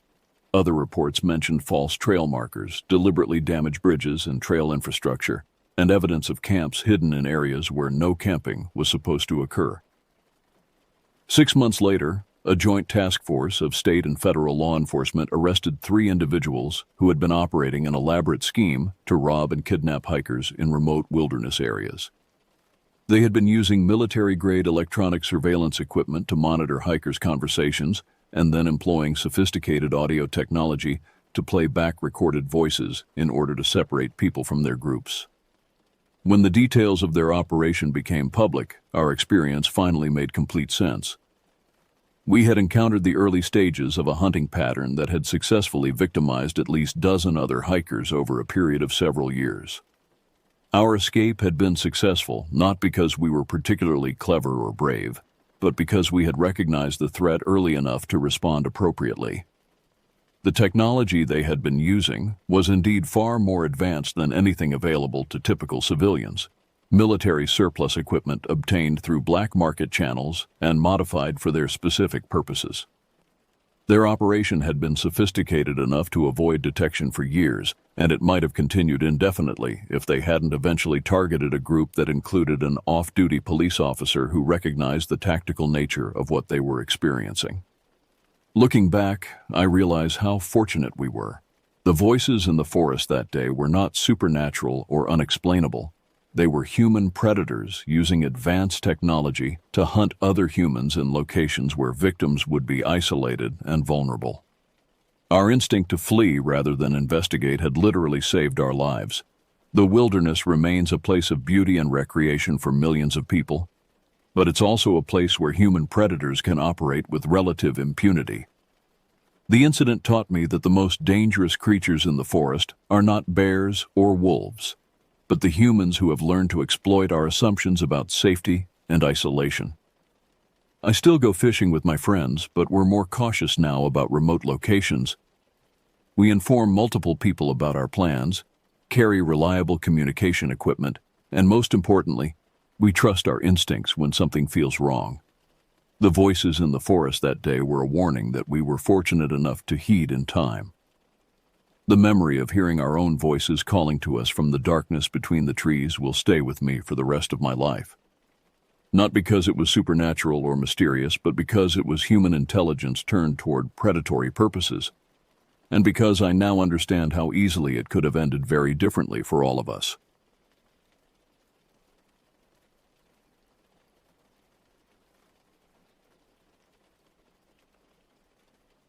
When I was young, my parents would abandon me at my grandparents' house in Millfield almost every other weekend during the late 1990s.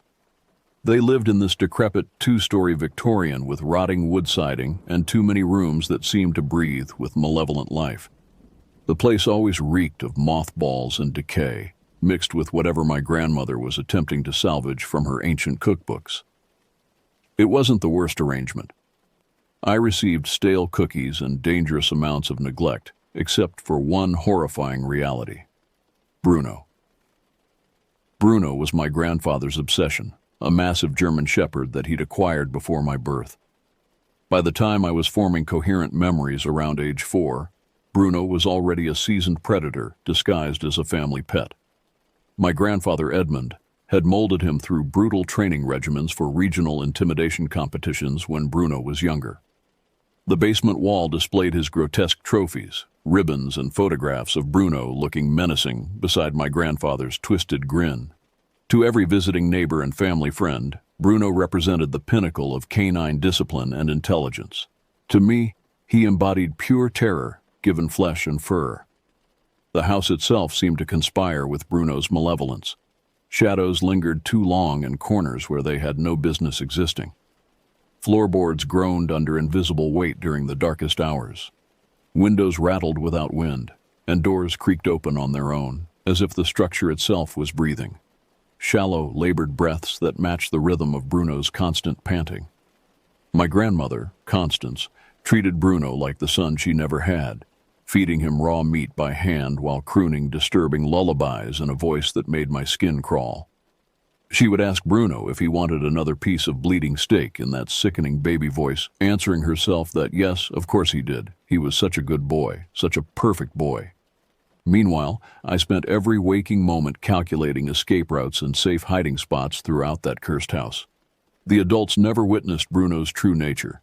Their blindness to his malevolence was absolute and terrifying. How could they not see what was happening right in front of them? How could they miss the calculated intelligence burning behind those yellow eyes, the way his lips would curl into something resembling a human smirk when he thought no one was watching? The first time I understood that something fundamentally wrong existed within Bruno's skull, I was barely 5 years old. I was sprawled across the kitchen linoleum with my coloring books while my grandmother prepared what she generously called lunch. Bruno lay beneath the scratched wooden table, supposedly sleeping off his morning meal of God knows what. I accidentally dropped my red crayon, the one I was using to color a fire truck, and when I reached down to retrieve it, Bruno's eyes snapped open with mechanical precision. Those weren't the warm, dopey eyes of a normal dog. They were completely focused, calculating, almost human in their malicious intelligence. He didn't growl or bare his yellowed teeth. That would have been easier to explain to the adults who insisted on treating him like a beloved family member. Instead, he simply stared at me with those cold, predatory eyes, and I swear to God he smiled. Not the happy, tongue-lolling grin that people mistake for canine joy, but something knowing and cruel and hungry. His black lips pulled back just enough to reveal the tips of his canine teeth, and his eyes narrowed with what I can only describe as amusement. It was the look of something that understood exactly how vulnerable I was, how completely at his mercy I remained. I yanked my hand back so violently that I struck my knuckles against the table leg hard enough to draw blood. The sharp pain barely registered through my terror. When I tried to explain what happened to my grandmother, she laughed it off with that dismissive chuckle adults use when children report things that don't fit their comfortable worldview. She insisted that Bruno adored children and was probably just playing with me, being friendly. That was the beginning of a pattern that would define the next decade of my life. Whenever adults were present, Bruno performed his role as the perfect family pet with Academy Award-worthy precision. The moment they turned away, even for seconds, he transformed into something else entirely, something that watched and waited and planned with frightening intelligence. My grandfather constantly bragged about Bruno to anyone who would listen, claiming he was the smartest dog he'd ever encountered. He would often remark, with obvious pride, that sometimes he believed Bruno understood every word of human conversation. My grandmother was equally deluded, hand-feeding him chunks of raw meat while speaking to him in that nauseating baby voice that made my stomach turn. I learned quickly that the adults would never believe me about Bruno's behavior. After all, he was such a good dog, so well-trained, so intelligent. When I was 7, I was playing alone in the backyard while my grandparents tended their withering garden. I had this plastic action figure, a superhero whose name escapes me now, that I'd received for my birthday. I set the toy down for maybe 30 seconds to retie my sneaker. When I looked up, Bruno was standing directly over my action figure, his massive form casting a shadow that seemed to swallow the bright plastic colors. He stared directly into my eyes with that same calculating expression I'd learned to fear, then slowly, deliberately picked up the toy in his massive jaws. The sound of plastic cracking between his teeth was obscenely loud in the afternoon silence. He applied pressure gradually, methodically, like someone carefully breaking each bone in a small animal. The action figure's arms snapped first, then the legs, then the torso crumpled with a sickening crunch. Throughout this destruction, Bruno never broke eye contact with me. His tail wagged in slow, deliberate sweeps, like a metronome keeping time with my increasing terror. When he finished destroying my toy, he dropped the mangled remains at my feet with ceremonial precision, then walked away with his tail high and his step jaunty, as if he'd accomplished something worth celebrating. The mutilated plastic looked like the remains of something that had been alive, something that had suffered. When I ran crying to my grandmother, she scolded me for leaving my toys where poor Bruno could mistake them for his own playthings. My grandfather handed me 5 crumpled dollar bills and told me to be more careful next time, to think about how confusing it must be for a dog to see unfamiliar objects in his territory. Their complete inability to see what was happening felt like a form of madness. Was I losing my mind? Was I imagining things that weren't there? But the destroyed toy in my hands was real enough, and the memory of Bruno's calculating smile burned behind my eyelids every time I tried to sleep. The worst incident occurred when I was 9 years old, during a particularly dark October weekend.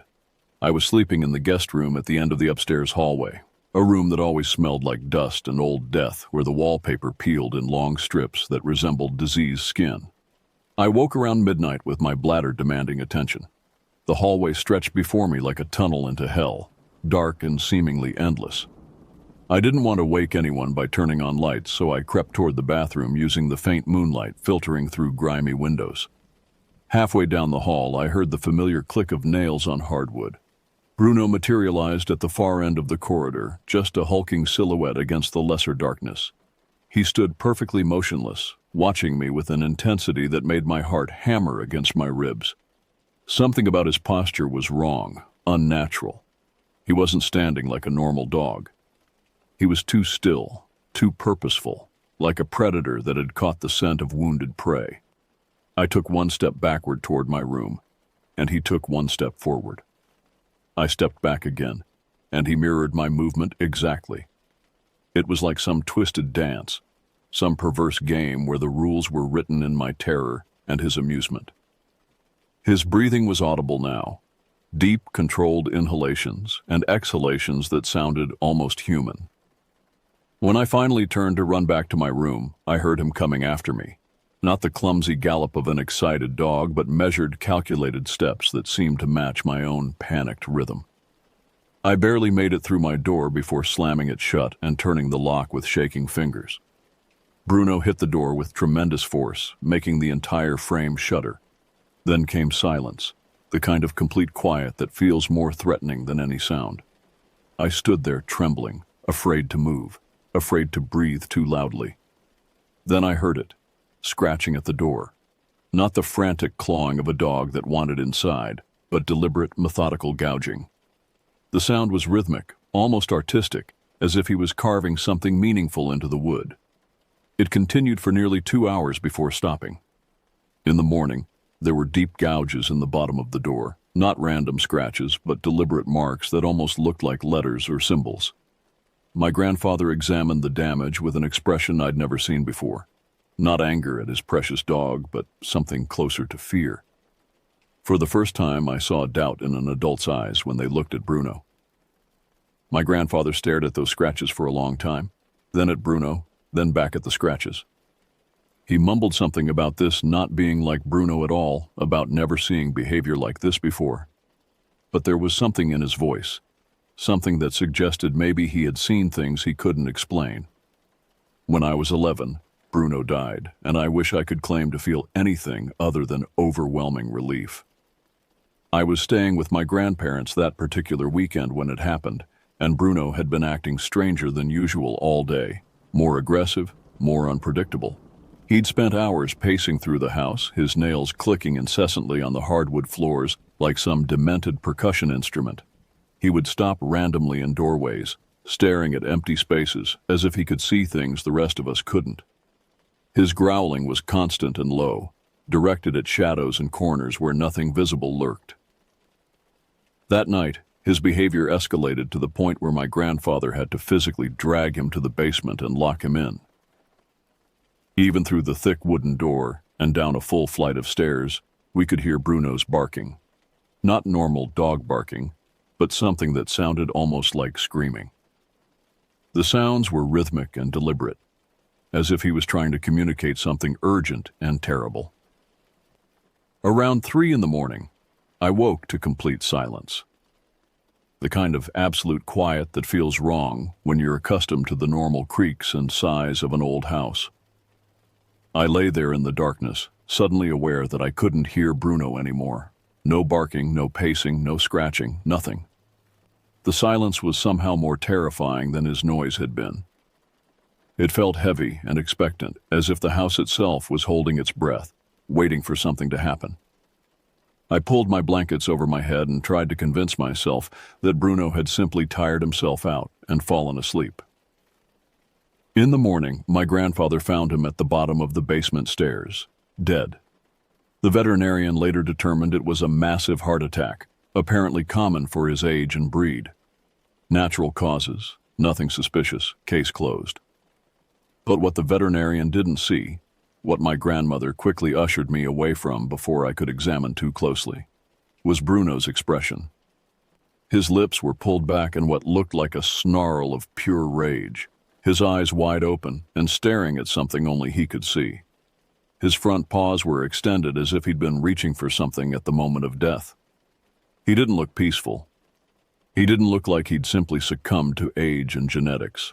He looked furious, cheated, as if death had interrupted something important he'd been planning to accomplish. I thought that would be the end of Bruno's reign of terror. I was catastrophically wrong. 3 months after Bruno's death, I arrived for another weekend visit to discover something that made my blood freeze in my veins.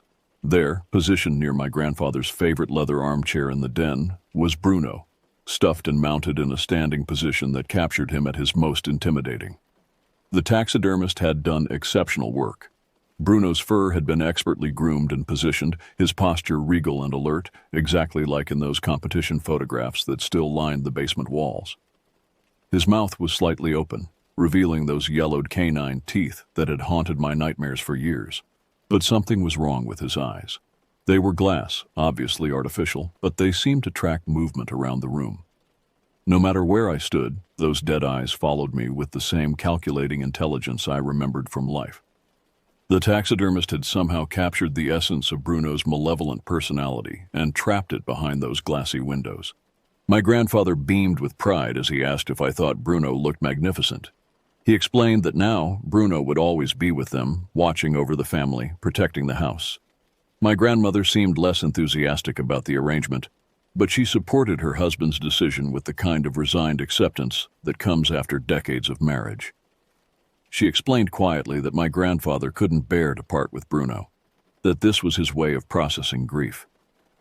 But there was something in her voice, something that suggested she wasn't entirely comfortable with having a dead dog standing guard in their living room. That night was the first time I experienced what would become a terrifying pattern. I was reading in bed when I heard it, the familiar click of nails on hardwood in the hallway outside my room. The same measured rhythm, the same deliberate pace that had terrorized me for years. My door, which I was certain I'd closed and locked, stood slightly ajar. Through that gap, I could see nothing but darkness, but I felt something watching me with predatory patience. I sat paralyzed, staring at that opening, certain I would see Bruno's face appear in the shadows. Nothing materialized, but the feeling of being observed was overwhelming. When I finally worked up the courage to investigate, the hallway was empty. I looked down the stairs toward the den, where I could see Bruno's taxidermied form in the dim light, exactly where it had been earlier, unchanging, motionless, dead. I barricaded my door with a chair and barely slept that night. In the morning, I found small, dusty paw prints on the hardwood outside my room, prints that looked exactly like Bruno's, but that was impossible. When I showed my grandmother, she frowned and muttered something about the neighbor's cat somehow getting inside, but we both knew the neighbors didn't have pets. Over the next 2 years, my weekend visits became exercises in psychological torture. Objects would move around the house, usually my belongings, displaced or hidden in locations where I'd never left them. I'd find my backpack unzipped, homework scattered across floors like confetti. My clothes would be pulled from drawers and arranged in strange patterns that almost looked deliberate. Once I discovered my sneaker in the backyard garden, chewed beyond recognition and covered in fresh saliva that couldn't be explained. The shoe looked like it had been savaged by something with powerful jaws and a taste for destruction. The taxidermied Bruno never seemed to move. At least, I never caught him in the act. But sometimes I'd enter the den and find him facing a different direction than I remembered. When I'd mention this to my grandparents, they'd insist nothing had changed, that my memory was playing tricks on me. The incidents escalated gradually, systematically, like a carefully planned campaign of terror. I'd wake up to find my blankets pulled off during the night, scattered on the floor as if something had been searching underneath them.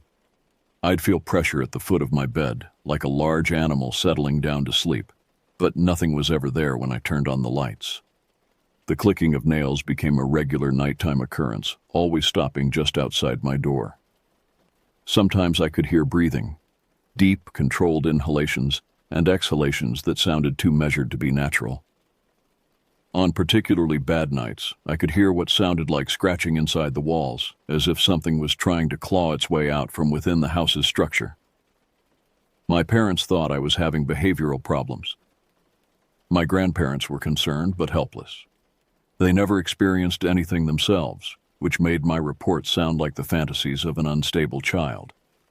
My grandfather would suggest that maybe the old house was just settling, but I could tell he was troubled by something he couldn't articulate.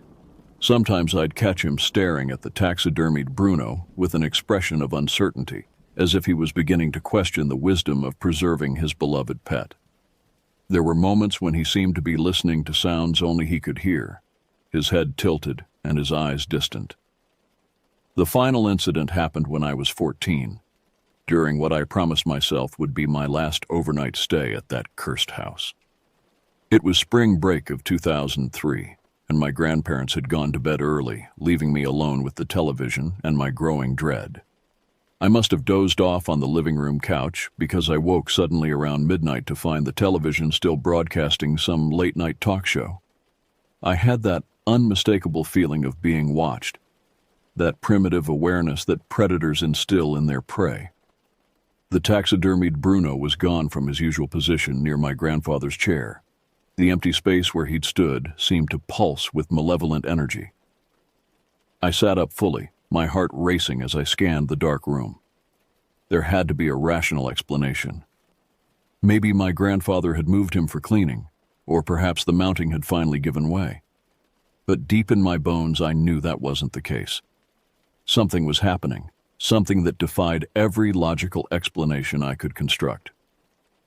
I decided to retreat to my room upstairs, moving as quietly as possible through the house that seemed to breathe around me. Each step on the old staircase seemed to echo louder than it should have, as if the house itself was announcing my presence to whatever lurked in the shadows. When I reached the top of the stairs, I heard it, the clicking of nails on hardwood coming from my room.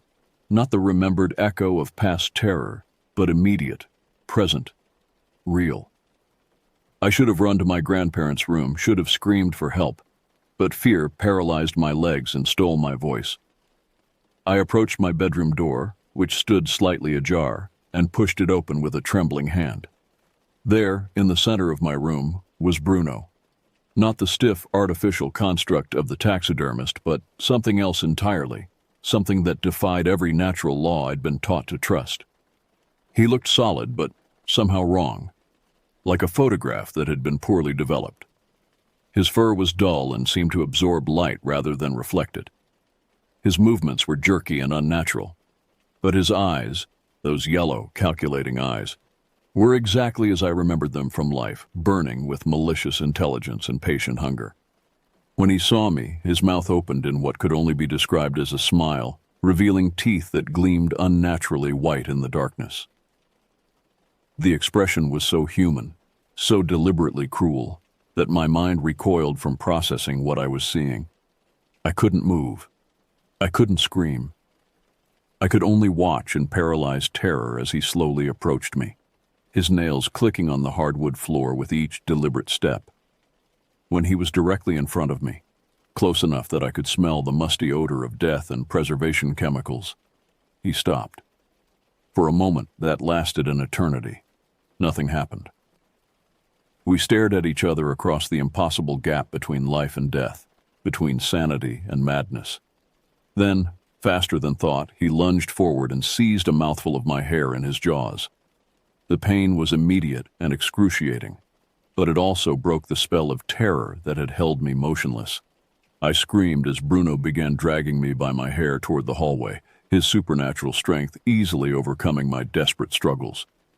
I clawed at the doorframe, trying to grab onto something, anything that might anchor me to safety. My screams finally penetrated the thick walls and woke my grandparents. I heard their bedroom door slam open and their frantic footsteps in the hallway. My grandfather's voice called out, asking what was happening, then stopped mid-sentence as he rounded the corner and saw what was occurring. The moment the hallway light blazed on, Bruno vanished.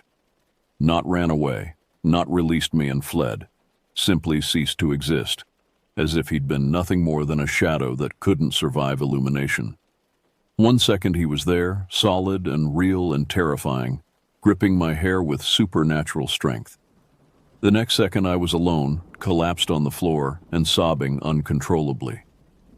My grandmother helped me to my feet while my grandfather stood frozen in the hallway, staring at the empty space where Bruno had been. His face was completely drained of color, his eyes wide with the kind of shock that comes from having your fundamental understanding of reality shattered. I asked him through my tears if he had seen it too, if I wasn't going insane. He nodded slowly, his voice barely a whisper as he admitted that he had seen something that shouldn't have been possible.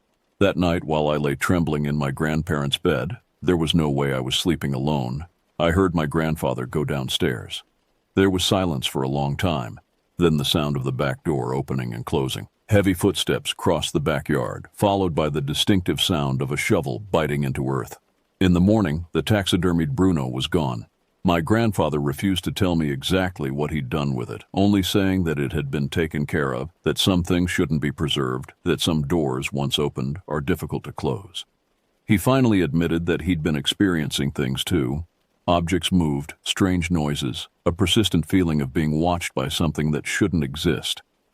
He'd dismissed it all, convinced it was just grief and imagination playing tricks on his aging mind.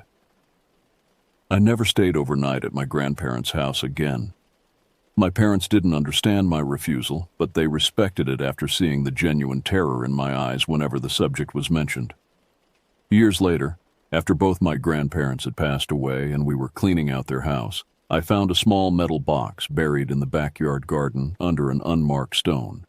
Inside was a dog collar, worn and faded, with the name Bruno barely visible on the tarnished tag. Next to it was a note in my grandfather's shaking handwriting. Some doors, once opened, are hard to close. Some love becomes something else in the dark. May God forgive me for what I tried to keep. I reburied the box exactly where I found it and never told anyone about the discovery. Some things are better left undisturbed. Some secrets are meant to stay buried. I still sometimes wake in the night to the phantom sound of nails clicking on hardwood, and I know that somewhere, in the space between life and death, Bruno is still hunting. But as long as his remains stay buried and forgotten, as long as no one else tries to preserve what should be allowed to die, I think the door will remain closed. The house in Millfield was eventually demolished. The new owners complained of strange sounds and unexplained phenomena, but they attributed it to the age of the structure. When the bulldozers finally came, I felt something that might have been relief. But sometimes, in the quiet hours before dawn, I wonder if destroying the house was enough. I wonder if some forms of love, twisted by grief and denial, can survive even the destruction of their earthly anchors. I wonder, and I try not to listen too carefully to the sounds outside my bedroom door.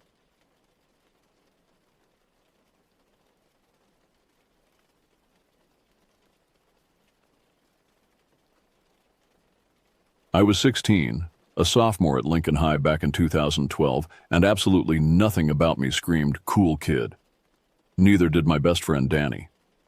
We'd been inseparable since kindergarten, two socially awkward kids who found refuge in anime, video games, and our shared inability to talk to girls without our voices cracking. Danny came over every weekend without fail, and we'd lose ourselves in whatever new series we'd discovered or spend hours grinding levels in whatever RPG had caught our attention. That particular Friday in October, we were huddled around my laptop in the computer lab during lunch period. Danny had been bragging all week about some premium content he'd gotten from a Discord server. Rare anime episodes, exclusive manga chapters, the kind of stuff that made us feel like we were part of some secret club. I watched him navigate through folders with names like Ultra Rare and Limited Edition, my curiosity growing with each click. "Dude, check this out," Danny whispered, his fingers hovering over a folder labeled Premium Content. His eyes had that mischievous glint that usually meant trouble, but I leaned in anyway. The folder opened to reveal dozens of files with suggestive thumbnails and titles that made my face burn red. It wasn't anything too extreme by internet standards, but for two sheltered 16-year-olds, it might as well have been contraband. We were so absorbed in our discovery that we didn't hear the soft footsteps approaching behind us. Mrs. Peterson's voice cut through our whispered excitement like a blade. "What exactly are you two looking at?" The entire computer lab fell silent. 20 pairs of eyes turned toward us as Danny frantically tried to close the browser windows, his mouse clicking wildly as more inappropriate images flashed across the screen. Mrs. Peterson's expression shifted from curiosity to disgust to stern disapproval in the span of 3 seconds.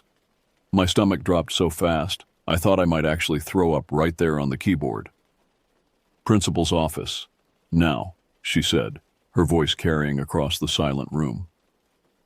The walk to the principal's office felt like a death march, with students in the hallway staring and whispering as we passed. I could feel my face burning with embarrassment, and Danny looked like he was about to cry. Principal Rodriguez didn't waste time with pleasantries. Within an hour, both sets of parents had been called. The conversation was brief, clinical, and mortifying. Words like inappropriate material and serious violation of school policy echoed in my ears as I sat there wanting to disappear into the floor.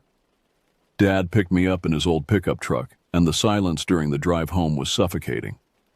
I could feel his disappointment radiating from the driver's seat like heat from a furnace. When we finally pulled into our driveway, he sat there for a long moment with the engine running, his hands gripping the steering wheel so tight his knuckles were white. "I talked to Mr. Stevens," he finally said, referring to Danny's father. "You boys have two options. You can be grounded for a month, no internet, no games, no leaving the house except for school. Or you can come hunting with me this weekend." He turned to look at me, his gray eyes serious. "Your choice, but you're both getting the same punishment." That night, Danny and I texted back and forth for hours, weighing our options. A month without internet felt like a death sentence, but hunting wasn't exactly appealing either. Neither of us had ever been hunting before, and the idea of killing animals made us both uncomfortable. But Dad had been trying to get me to go hunting with him for years, always saying it would make a man out of me or teach me about the real world. I'd always found excuses to avoid it. "At least we'd be outside doing something," Danny texted. "Better than being locked up like prisoners." "Yeah, and it's only one weekend," I replied. "How bad could it be?" Looking back now, I realize that was probably the last normal conversation Danny and I would ever have. Friday after school, Dad picked both of us up in his truck, the back loaded with hunting gear and supplies. The drive to his cabin in northern Michigan took nearly 4 hours, winding through increasingly remote roads until we were surrounded by nothing but dense forest and the occasional rundown gas station. The further we drove, the more excited Dad became, humming along to classic rock on the radio and pointing out landmarks from his own childhood hunting trips. "You boys are going to love this," he said for the 10th time, glancing at us in the rearview mirror. "Nothing like being out in nature, away from all those computers and video games. This'll put some hair on your chest." Danny and I exchanged a look that said everything. This was going to be a long weekend. The cabin sat in a small clearing about a mile off the main road, accessible only by a rutted dirt path that made the truck bounce and groan with every pothole. It was smaller than I'd expected, just 2 rooms and a loft, built from logs that had darkened with age and weather. The interior smelled like pine needles, old coffee, and something else. Something earthy and organic that I couldn't quite identify. Dad spent the first hour giving us a comprehensive tour of his hunting equipment, laying everything out on the small kitchen table like a military inspection. Rifles, ammunition, hunting knives with worn leather handles, camouflage clothing that smelled like mothballs, bright orange safety vests, compasses, and first aid supplies. Each item came with a detailed explanation of its purpose and a stern lecture about safety. "Rule number 1, Dad said, holding up his index finger. Never point a gun at anything unless you intend to shoot it. Rule number 2, always identify your target before you shoot. Rule number 3, stay within sight of each other at all times. These woods can be dangerous if you don't know what you're doing." The way he said dangerous made something cold settle in my stomach, but I pushed the feeling aside. Dad had been hunting these woods for 20 years. If anyone knew how to stay safe out here, it was him. We heated up canned beef stew for dinner, eating by lamplight since the cabin had no electricity. The silence outside was absolute. No traffic, no neighbors, no sounds of civilization at all. Just the occasional crack of settling wood and the distant hoot of an owl. Dad regaled us with hunting stories from his youth, his eyes bright with enthusiasm in the flickering lamplight. "We'll be up at 4, he announced as we prepared for bed. "Deer are most active at dawn and dusk. You'll see. There's nothing like watching the forest wake up." Danny climbed into the top bunk while I took the bottom, but neither of us could fall asleep. Every sound outside seemed amplified in the darkness. The rustle of leaves, the snap of a twig, the scratch of something small scurrying across the roof. The woods were alive with sounds I couldn't identify, and my imagination began filling in the blanks with creatures and scenarios that made my heart race. "You awake?" Danny whispered from above. "Yeah. This place is creepy as hell." "Tell me about it. What do you think is making all that noise?" "Probably just animals, raccoons or whatever." But even as I said it, I wasn't convinced. There was something about the sounds that seemed wrong somehow, too deliberate, too organized, like something was moving through the forest with purpose. I must have finally drifted off around midnight, because the next thing I knew, Dad was shaking me awake in what felt like the middle of the night. 4 in the morning came like a slap to the face. Dad was already dressed and making coffee and oatmeal by the light of his camping lantern, moving around the small kitchen with practiced efficiency. Outside, the world was still black as pitch, with only the faintest hint of gray on the eastern horizon. "Rise and shine, boys," Dad said cheerfully, as if getting up before dawn was the most natural thing in the world. "Early bird gets the worm, and the early hunter gets the deer." Danny and I stumbled around in the darkness, struggling into our borrowed camouflage clothing and trying to wake up enough to function.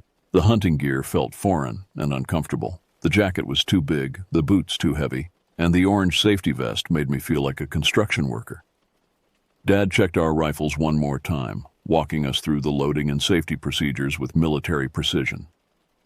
"Remember," he said, his voice serious in the pre-dawn darkness, "we're hunting deer, nothing else. If you see anything that isn't a deer, you don't shoot, understood?" We nodded, though I wondered what else we might encounter out here that would require such a specific warning.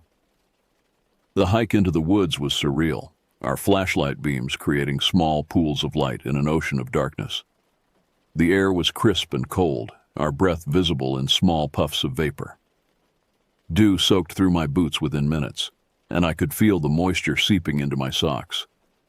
Every step seemed unnaturally loud in the silence, the crunch of leaves and snap of twigs echoing through the trees. We walked for nearly an hour, following what Dad called game trails, paths through the forest that were invisible to my untrained eyes but apparently obvious to him.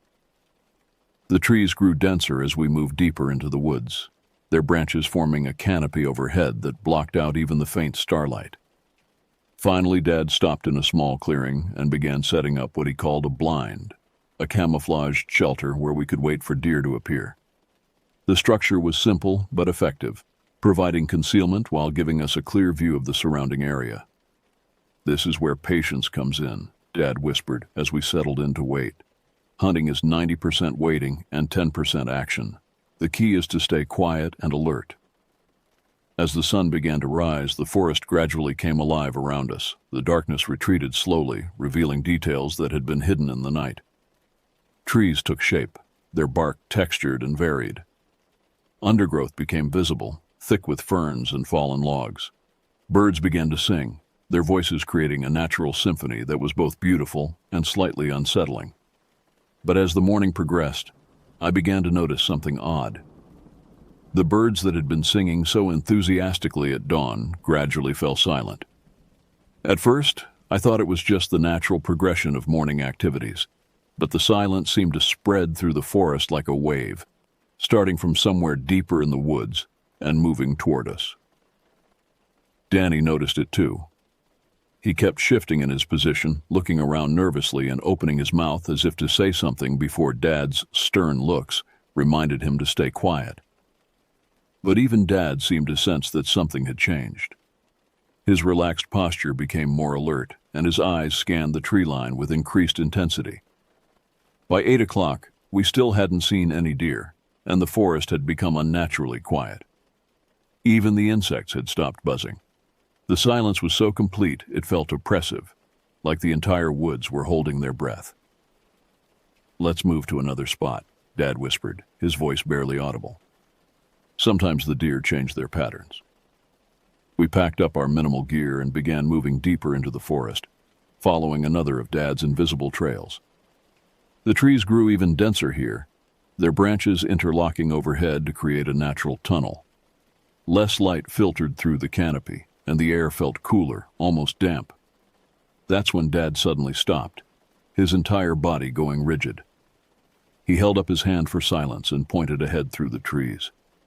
At first, I couldn't see anything unusual, just more forest, more shadows, more undergrowth.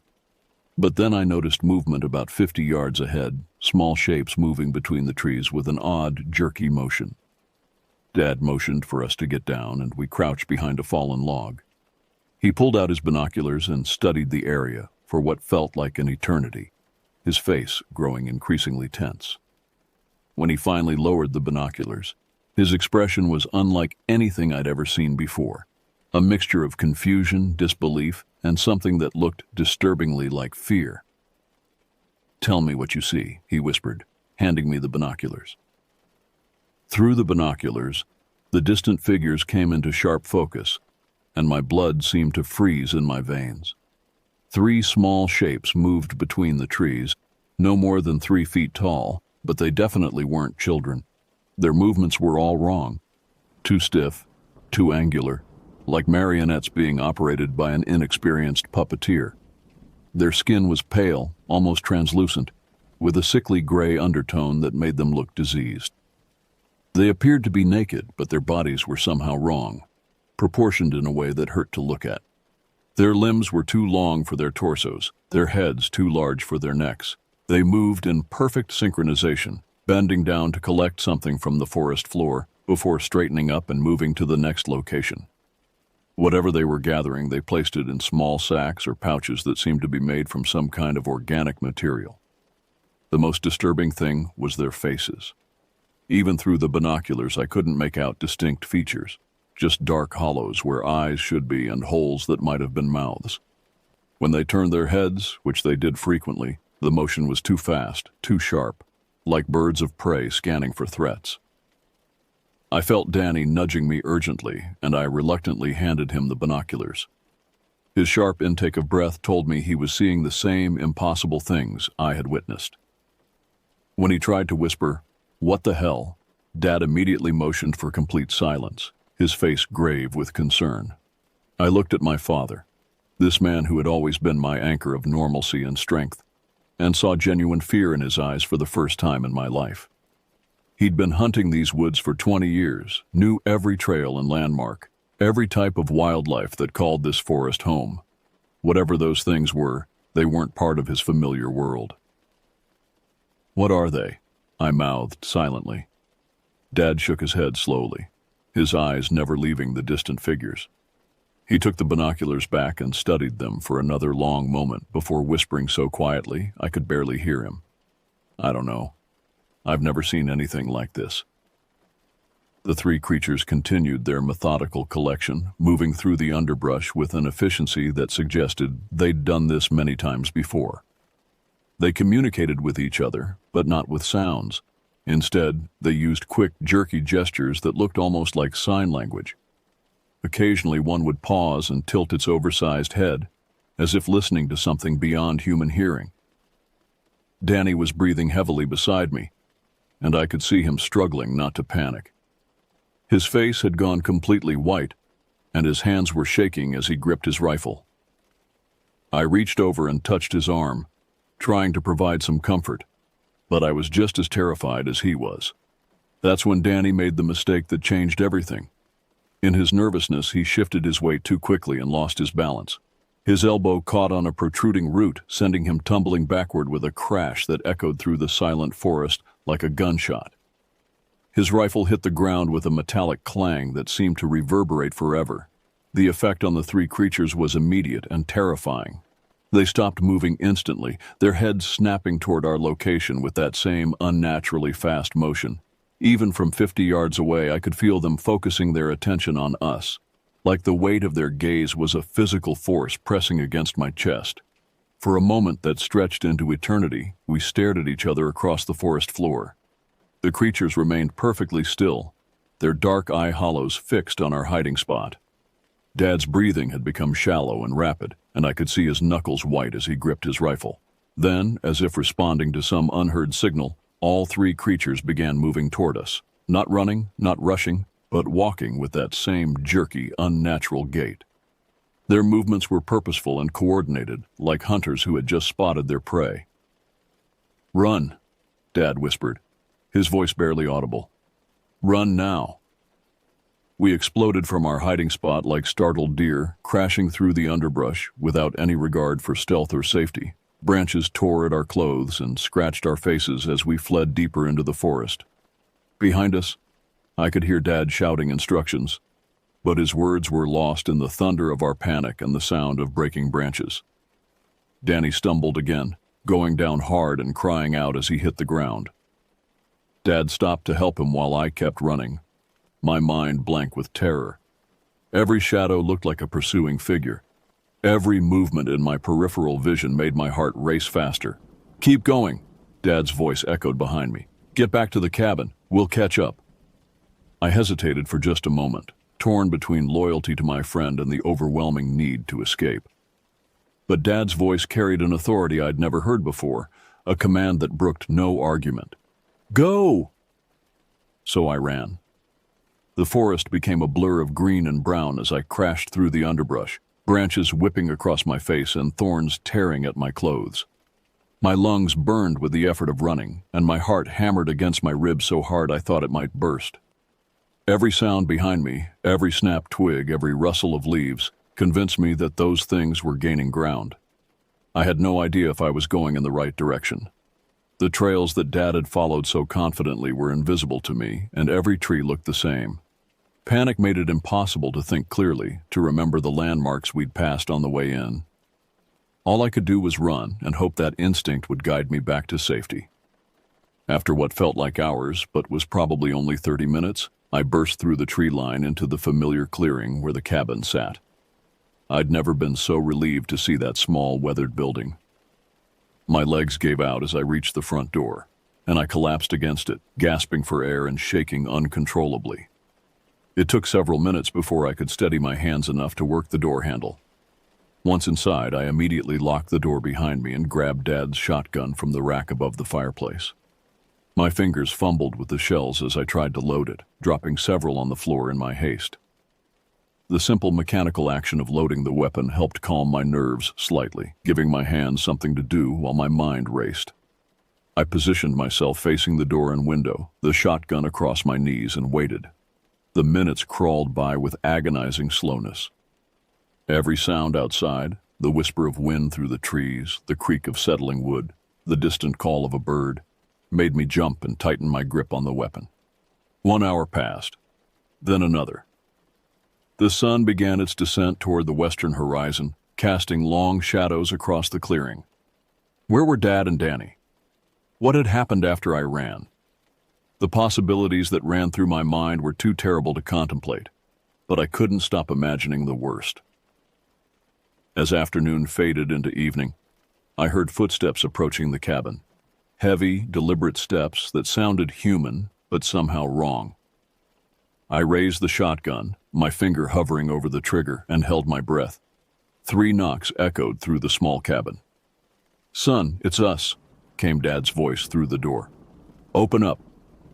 Relief flooded through me so intensely that I almost cried, but something made me hesitate.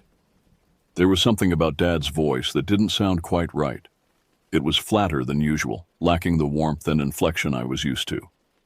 It sounded like someone doing an impression of my father. "Dad?" I called back, not moving from my position. "Yes," came the reply. "Open the door. Danny's hurt." I moved to the window and peered out carefully. There they were, Dad and Danny standing on the small porch, looking perfectly normal. Dad was wearing the same hunting clothes he'd put on that morning, and Danny was standing upright, apparently uninjured, despite the claim that he was hurt. But something was wrong with the way they stood. Too straight, too still, like soldiers at attention. And Danny wasn't looking at the cabin. His gaze was fixed on some point in the distance, his expression blank and vacant. "What happened out there?" I called through the door, still not moving to unlock it. "We'll explain inside," Dad replied in that same flat tone. "Open the door." "Danny, are you okay?" I asked directly.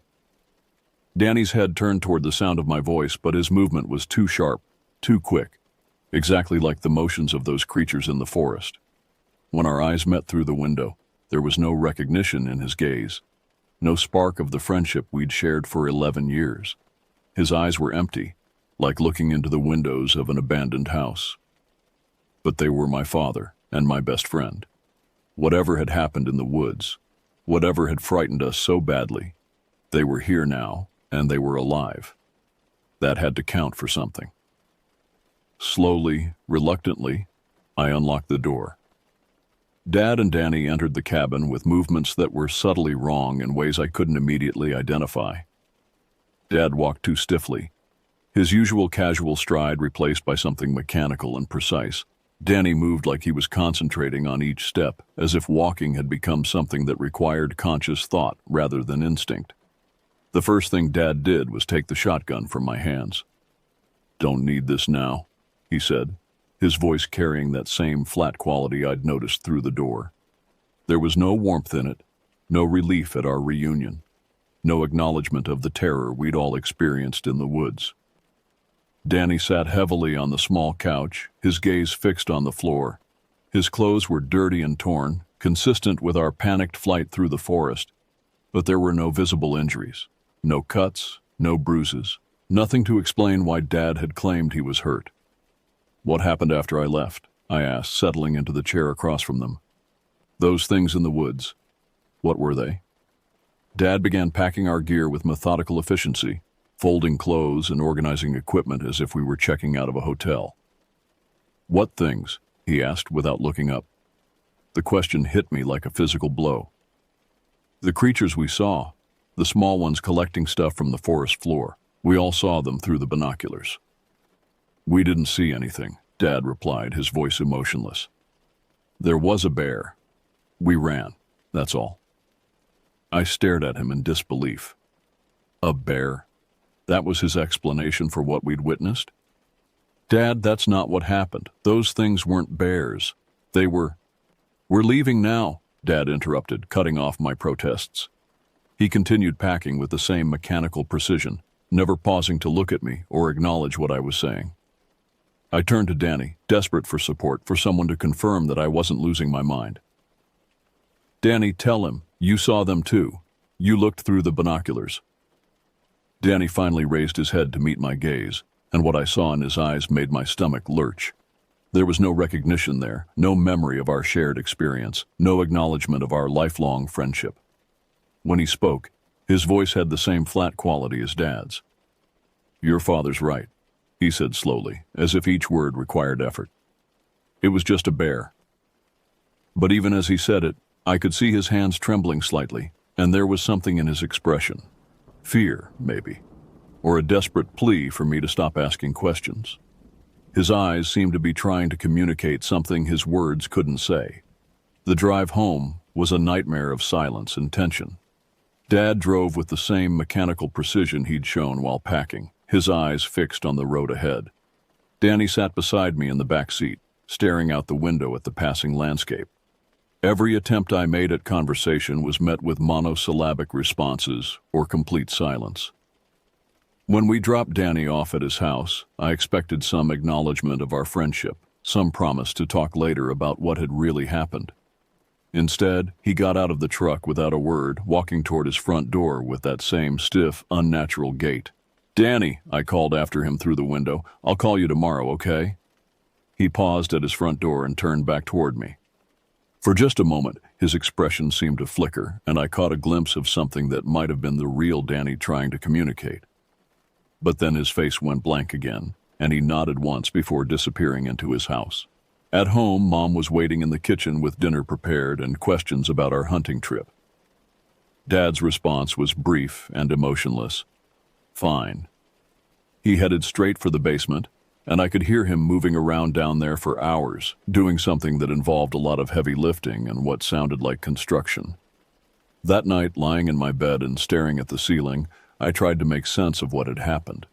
The rational part of my mind wanted to accept Dad's explanation. Maybe the stress and fear had made us see things that weren't there. Maybe it really had been just a bear, and our imaginations had filled in the terrifying details. But I couldn't shake the memory of those pale, wrong-shaped figures moving through the forest with such purpose. I couldn't forget the way they'd all turned toward us when Danny made noise, or the way they'd begun approaching us with that coordinated predatory movement. And I couldn't ignore the fact that both Dad and Danny had returned fundamentally changed, as if something essential had been removed from them and replaced with a hollow imitation. Danny didn't call the next day or the day after that. When I finally worked up the courage to call him, his mother answered and said he was sleeping, that he'd been very tired since the hunting trip. The third time I called, she said he wasn't feeling well and couldn't come to the phone. When I saw him at school the following Monday, it was like looking at a stranger wearing Danny's face. Danny's transformation became more apparent with each passing day at school. He moved through the hallways like he was navigating an unfamiliar maze, pausing at intersections and staring at familiar faces as if he couldn't quite remember who they were.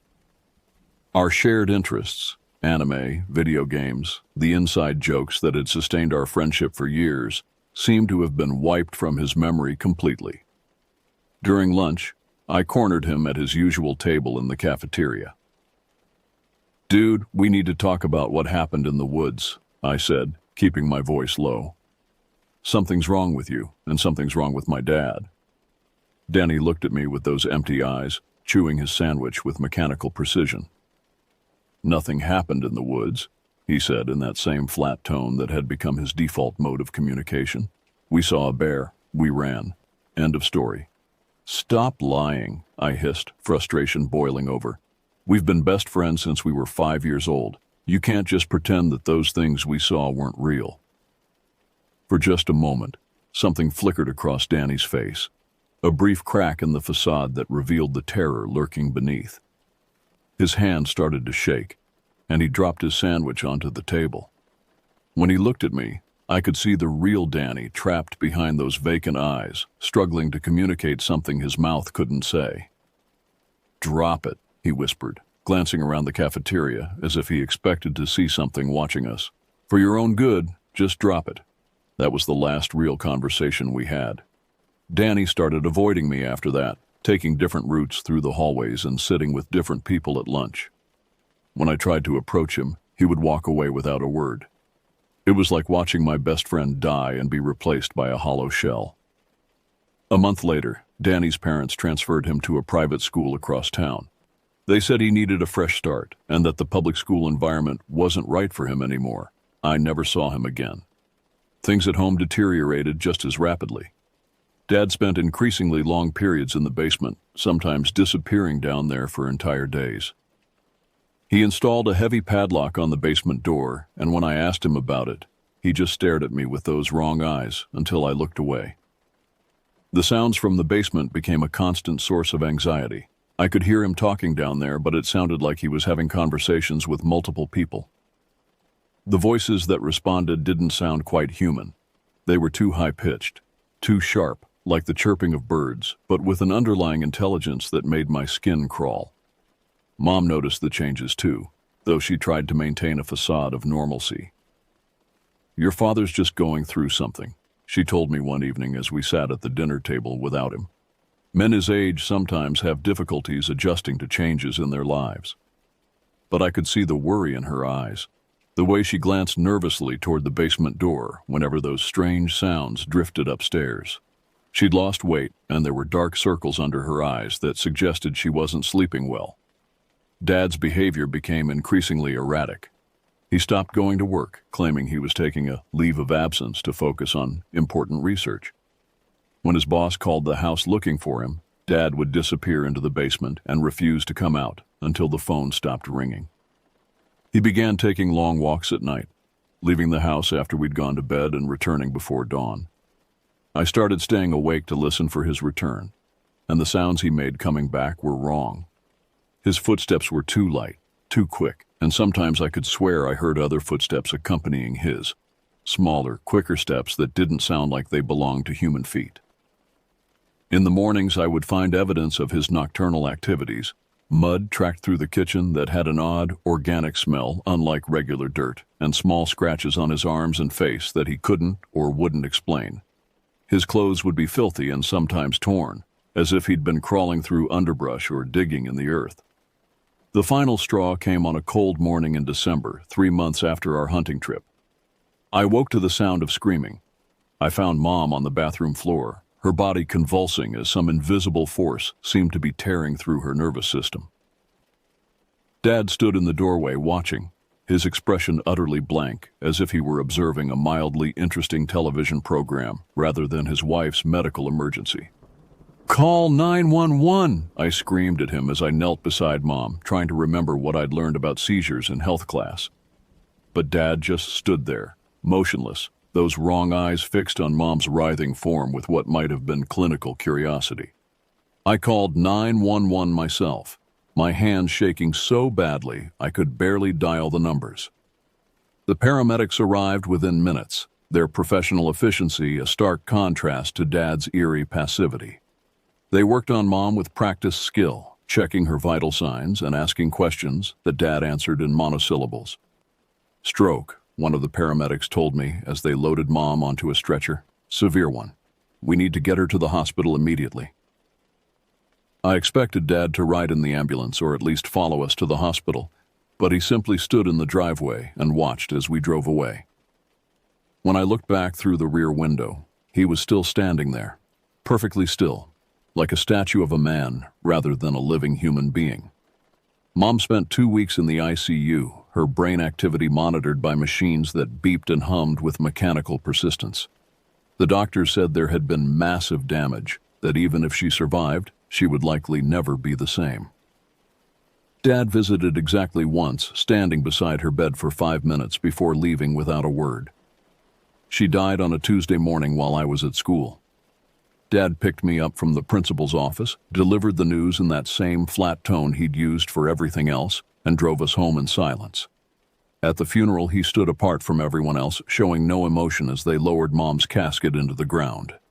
When people tried to offer their condolences, Dad would stare at them with those empty eyes until they became uncomfortable and walked away.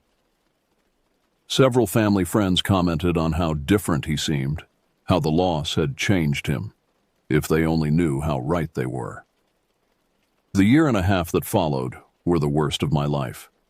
Living alone with the thing that had replaced my father was like being trapped in a house with a barely functional robot that occasionally remembered it was supposed to pretend to be human. He rarely spoke, rarely ate, and spent almost all his time in that locked basement.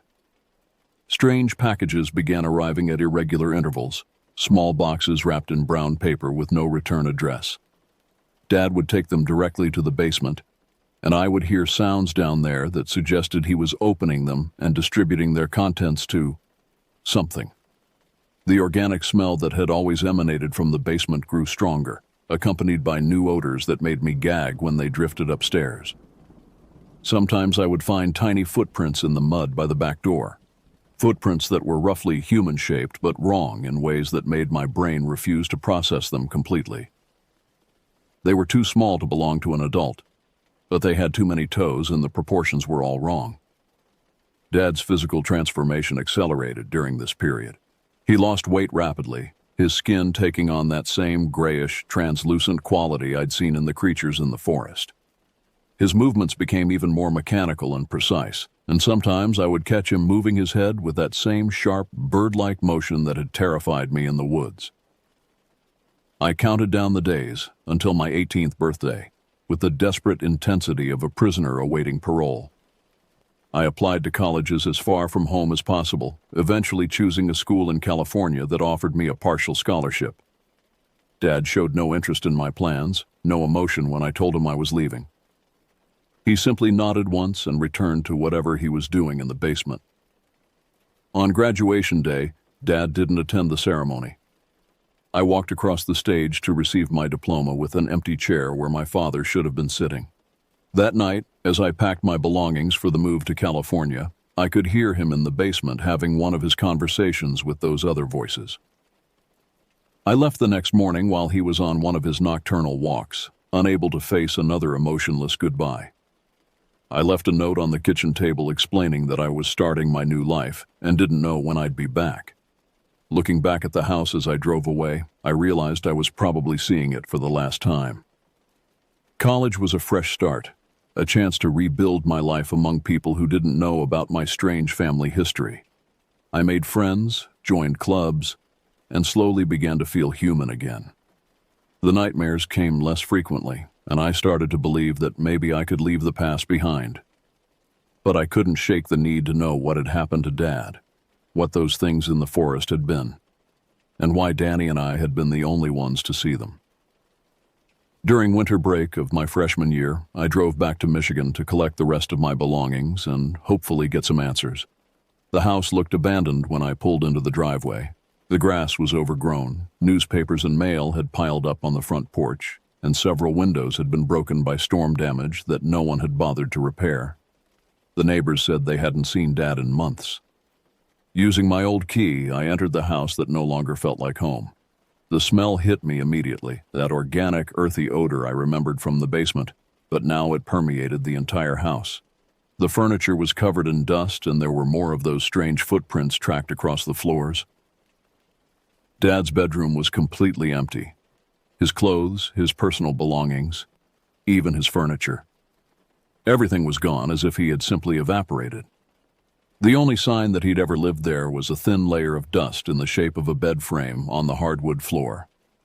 Steeling myself for what I might find, I used the key hanging beside the basement door to unlock it for the first time. The basement was empty, too, completely empty, except for a single piece of paper lying in the center of the concrete floor. I picked up the paper with trembling hands. Written in Dad's familiar handwriting were 3 words: "They are home." Below that, in a different handwriting, smaller, more angular, like the scratching of claws on paper, was a single line: "The cycle continues." That night, staying in a motel near the highway, I called the police to report Dad missing. They filed a report, but as the detective explained, adults have the right to disappear if they want to.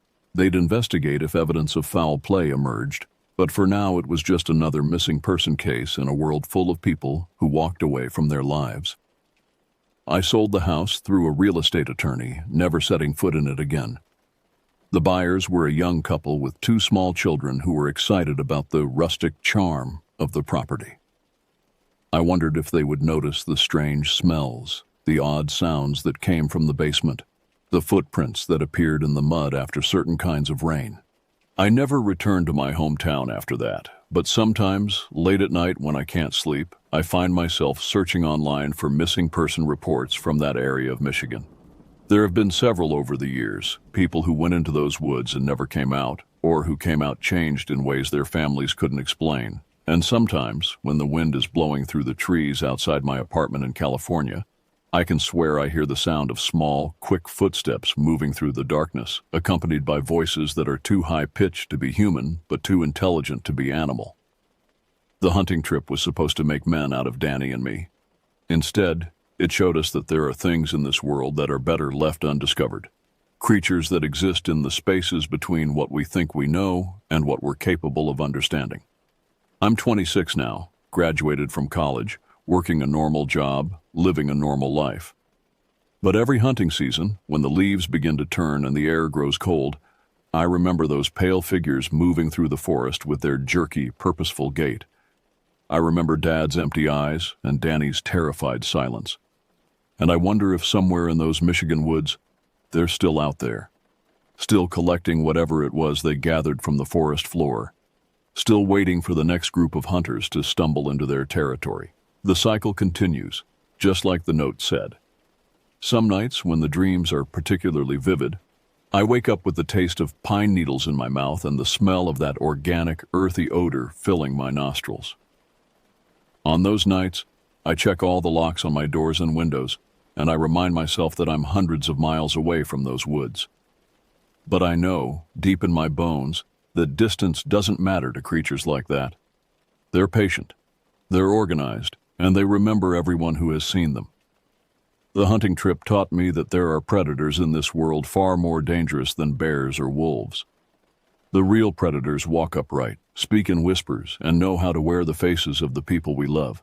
And once they've noticed you, once you've stumbled into their territory and witnessed their work, you become part of their collection.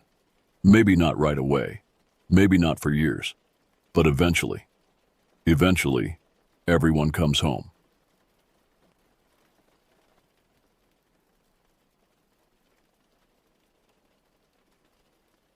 The Granite Peak Trail was supposed to be a challenge, not a nightmare. My friend Darren had suggested the trip, a 5-day trek through one of the most remote sections of the Bitterroot National Forest in Montana. As an experienced hiker with over a decade of backcountry trips under my belt, I didn't think twice about accepting. Our group consisted of 4 people, myself, Darren, his cousin Josh, and Josh's girlfriend Melanie. We'd all hiked together before, though never on something this isolated. The Bitterroots have nearly 1.6 million acres of wilderness, and the northern section we'd chosen sees fewer than 50 hikers a year. Perfect spot to disappear if you wanted to, Josh had joked as we finalized our route. I remember laughing. We arrived at the trailhead on a Wednesday morning in early October. The parking area was empty except for our vehicle, a beaten-up Subaru Outback that had seen better days. "Nobody else crazy enough to be out here this late in the season," Darren remarked, shouldering his pack. The temperature was forecasted to drop below freezing at night, but we were prepared with proper gear. The first signs of something off came within hours of starting our hike. About 3 miles in, we found unusual markings on several trees, not standard trail blazes, but deep parallel gouges about 6 feet up the trunks. They appeared too methodical to be from animal claws. "Bear marking territory?" Melanie suggested, examining one of the cuts. "Bears don't mark this high," I replied, "and not in straight lines like this." "Probably some local hunters," Darren said dismissively. "They use weird markers sometimes." We pressed on, making good time despite our heavy packs. By late afternoon, we'd covered 8 miles of steady incline, working our way deeper into the forest. The trail grew progressively narrower, with fewer signs of human passage. Pine needles crunched beneath our boots, and the crisp autumn air carried the scent of decomposing leaves and damp earth. Our planned campsite was near a small mountain stream, according to our topographic maps. We reached it just before sunset, a small clearing surrounded by dense pines and firs, with the gentle sound of running water nearby. As we set up our tents, I noticed Josh studying the tree line with an unusual intensity. "What's up?" I asked. "Nothing," he said, still staring. "Just thought I saw something move out there." "Probably deer," I said. "They're curious creatures."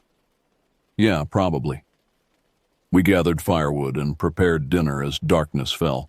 The temperature dropped rapidly, and we huddled around the fire, swapping stories and passing a flask of whiskey. The forest around us came alive with night sounds, the rustling of small animals, the occasional hoot of an owl, the whisper of wind through pine needles. Then abruptly, everything went silent. The transition was so sudden that all 4 of us noticed at once, conversations trailing off mid-sentence. The forest had become completely still, as if holding its breath. Even the stream seemed to quiet. "That's weird," Melanie whispered, her voice unnaturally loud in the silence. "Probably a predator nearby," Darren said, though he didn't sound convinced. "When smaller animals sense a threat, they go quiet." We listened intently for several minutes, but heard nothing beyond the soft crackling of our fire. Eventually, the normal forest sounds gradually returned, but they seemed different somehow, more cautious, more restrained. That night, I awoke to the sound of movement outside my tent. Not the familiar rustling of nocturnal forest creatures, but deliberate bipedal steps circling our campsite. I lay perfectly still, straining to hear. The footsteps paused near my tent, and I could swear I heard breathing, deep, rhythmic, but not quite human. I reached for my flashlight, debating whether to investigate, when Darren's voice came from the neighboring tent. "Hello? Is someone out there?" The footsteps retreated rapidly into the underbrush. "Did you hear that?" I whispered across to Darren's tent. "Yeah," he replied. "Sounded like someone walking around." "I'm going to check it out," I said, unzipping my tent. The campsite was bathed in moonlight. Nothing moved in the surrounding trees, but as my eyes adjusted, I noticed something that made my stomach clench. Our backpacks, which we'd hung from a tree branch to keep away from animals, had been taken down. They now sat nearly arranged by our fire pit, the contents undisturbed but clearly examined. "Wake the others," I told Darren, who had emerged from his tent. "Someone's been through our stuff." Josh and Melanie joined us, and we surveyed the scene with growing unease. "Should we pack up and head back?" Melanie asked, hugging herself against the cold. "In the middle of the night?" Josh shook his head. "That's asking to get lost or injured." "We stick together until morning," I decided. 2-person watches until dawn. Then we decide. None of us slept much after that. During my watch with Darren, I spotted movement at the edge of our camp, just a shadow slipping between trees, there and gone so quickly, I couldn't be certain I'd seen anything at all. "Did you see that?" I whispered. "See what?" Darren replied, scanning the darkness. I hesitated. "Nothing, just my eyes playing tricks." But I knew it wasn't my imagination. something was watching us. And whatever it was getting bolder. Dawn arrived with a heavy mist clinging to the forest floor. We debated returning to the trailhead, but ultimately decided to continue our planned route. The incident with our backpacks was concerning, but we rationalized it might have been caused by an unusually bold animal, perhaps a raccoon or even a black bear. Let's just be more careful about securing our food and gear, Josh suggested. We broke camp efficiently, each of us eager to put distance between ourselves and whatever had visited during the night. The day's hike would take us deeper into the wilderness, following the ridgeline up toward Granite Peak. According to our map, we'd make camp near an alpine lake about 9 miles ahead. The forest changed as we ascended. The thick pines gave way to sparser vegetation, and occasional clearings offered breathtaking views of the surrounding mountains. By noon, we'd climbed nearly 2,000 feet in elevation. During a water break, I noticed something unusual about half a mile down the slope, a flash of unnatural color among the browns and greens of the forest. "Does anyone else see that?" I asked, pointing. Darren pulled out his binoculars and focused. "Looks like fabric? Maybe a tent or backpack?" "Another hiker?" Melanie suggested hopefully. "Let's check it out," I said. "It's not far off our path." We descended carefully through the underbrush. As we got closer, I could see it was indeed a tent, or what remained of one. The once blue fabric was shredded and scattered across a small clearing, along with the contents of a backpack, clothing, a water filter, packages of freeze-dried food torn open and strewn about. "Jesus," Josh whispered, surveying the scene. "Bear attack?" I examined the damage more closely. "I don't think so. These tears are too clean, too deliberate." "Could be a mountain lion," Darren suggested, but he sounded doubtful. "Where's the hiker?" Melanie asked, voicing the question we were all thinking. We searched the area, calling out and listening for a response. About 30 yards from the destroyed campsite, we found a hiking boot, still laced, lying on its side. "This isn't good," I said, picking it up. The boot was a men's size 11, sturdy and well-worn. There was no blood or signs of struggle, just a single boot abandoned in the woods. "We need to go back and report this," Melanie insisted, her voice tight with fear. "That would take us a day and a half," Josh countered. "And we don't even know what happened here. Maybe the guy just had an equipment failure and hiked out on his own." "Leaving his boot behind?" I asked skeptically. "Look," Darren said, "we should at least check the registration log at the next ranger station. It's only about 5 miles ahead, and we can decide what to do from there." We agreed on this compromise, but the discovery had cast a pall over our expedition.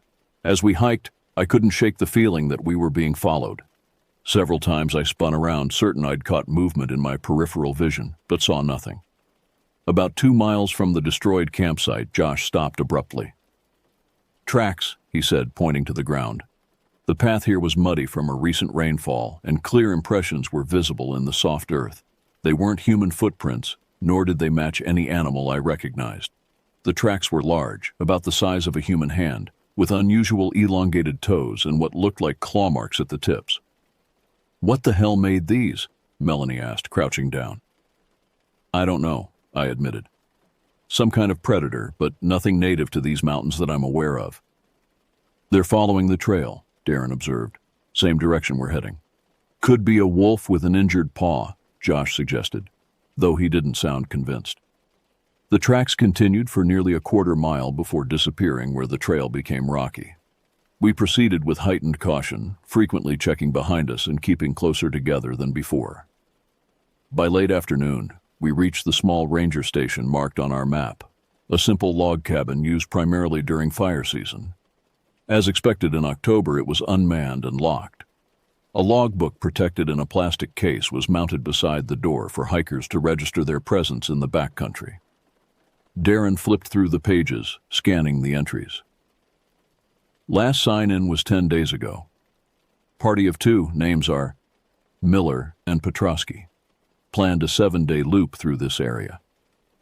"That could be whose tent we found," I said. "They never signed out?" Darren noted grimly. We debated our options as the sun began to sink toward the mountain peaks. Turning back would mean at least another day of hiking, and darkness was approaching rapidly. The alpine lake where we'd planned to camp was less than 2 miles ahead. Let's stick to the plan, I decided finally.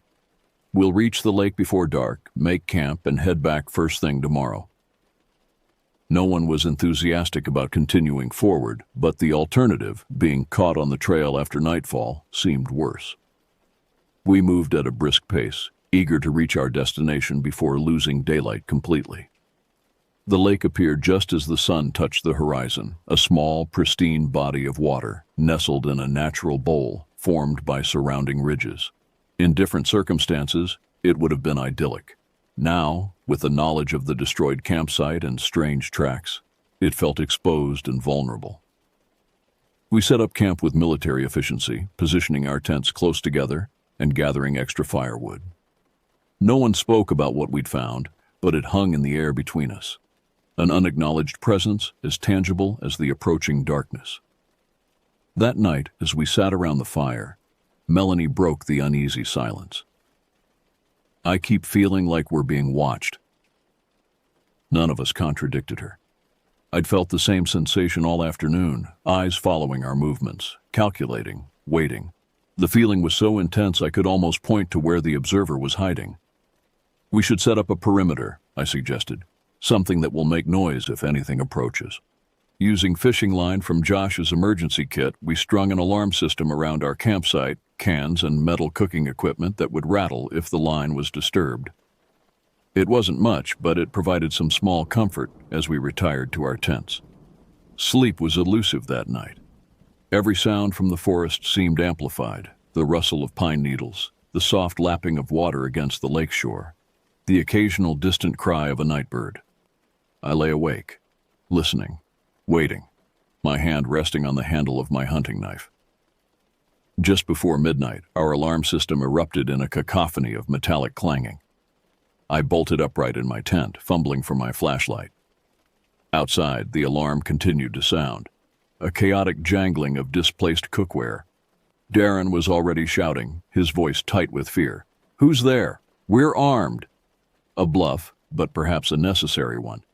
Between us, we had only hunting knives and a small hatchet for splitting firewood. I unzipped my tent with one hand, knife clutched in the other, and emerged into the moonlit clearing. The perimeter line on the western edge of our camp had been triggered. Metal cups and plates lay scattered on the ground, but there was no sign of what had disturbed them.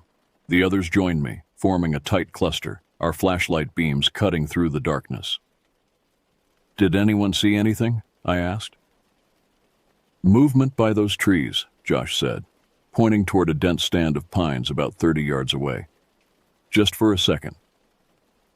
We swept our lights across the area, but illuminated nothing except foliage and shadows.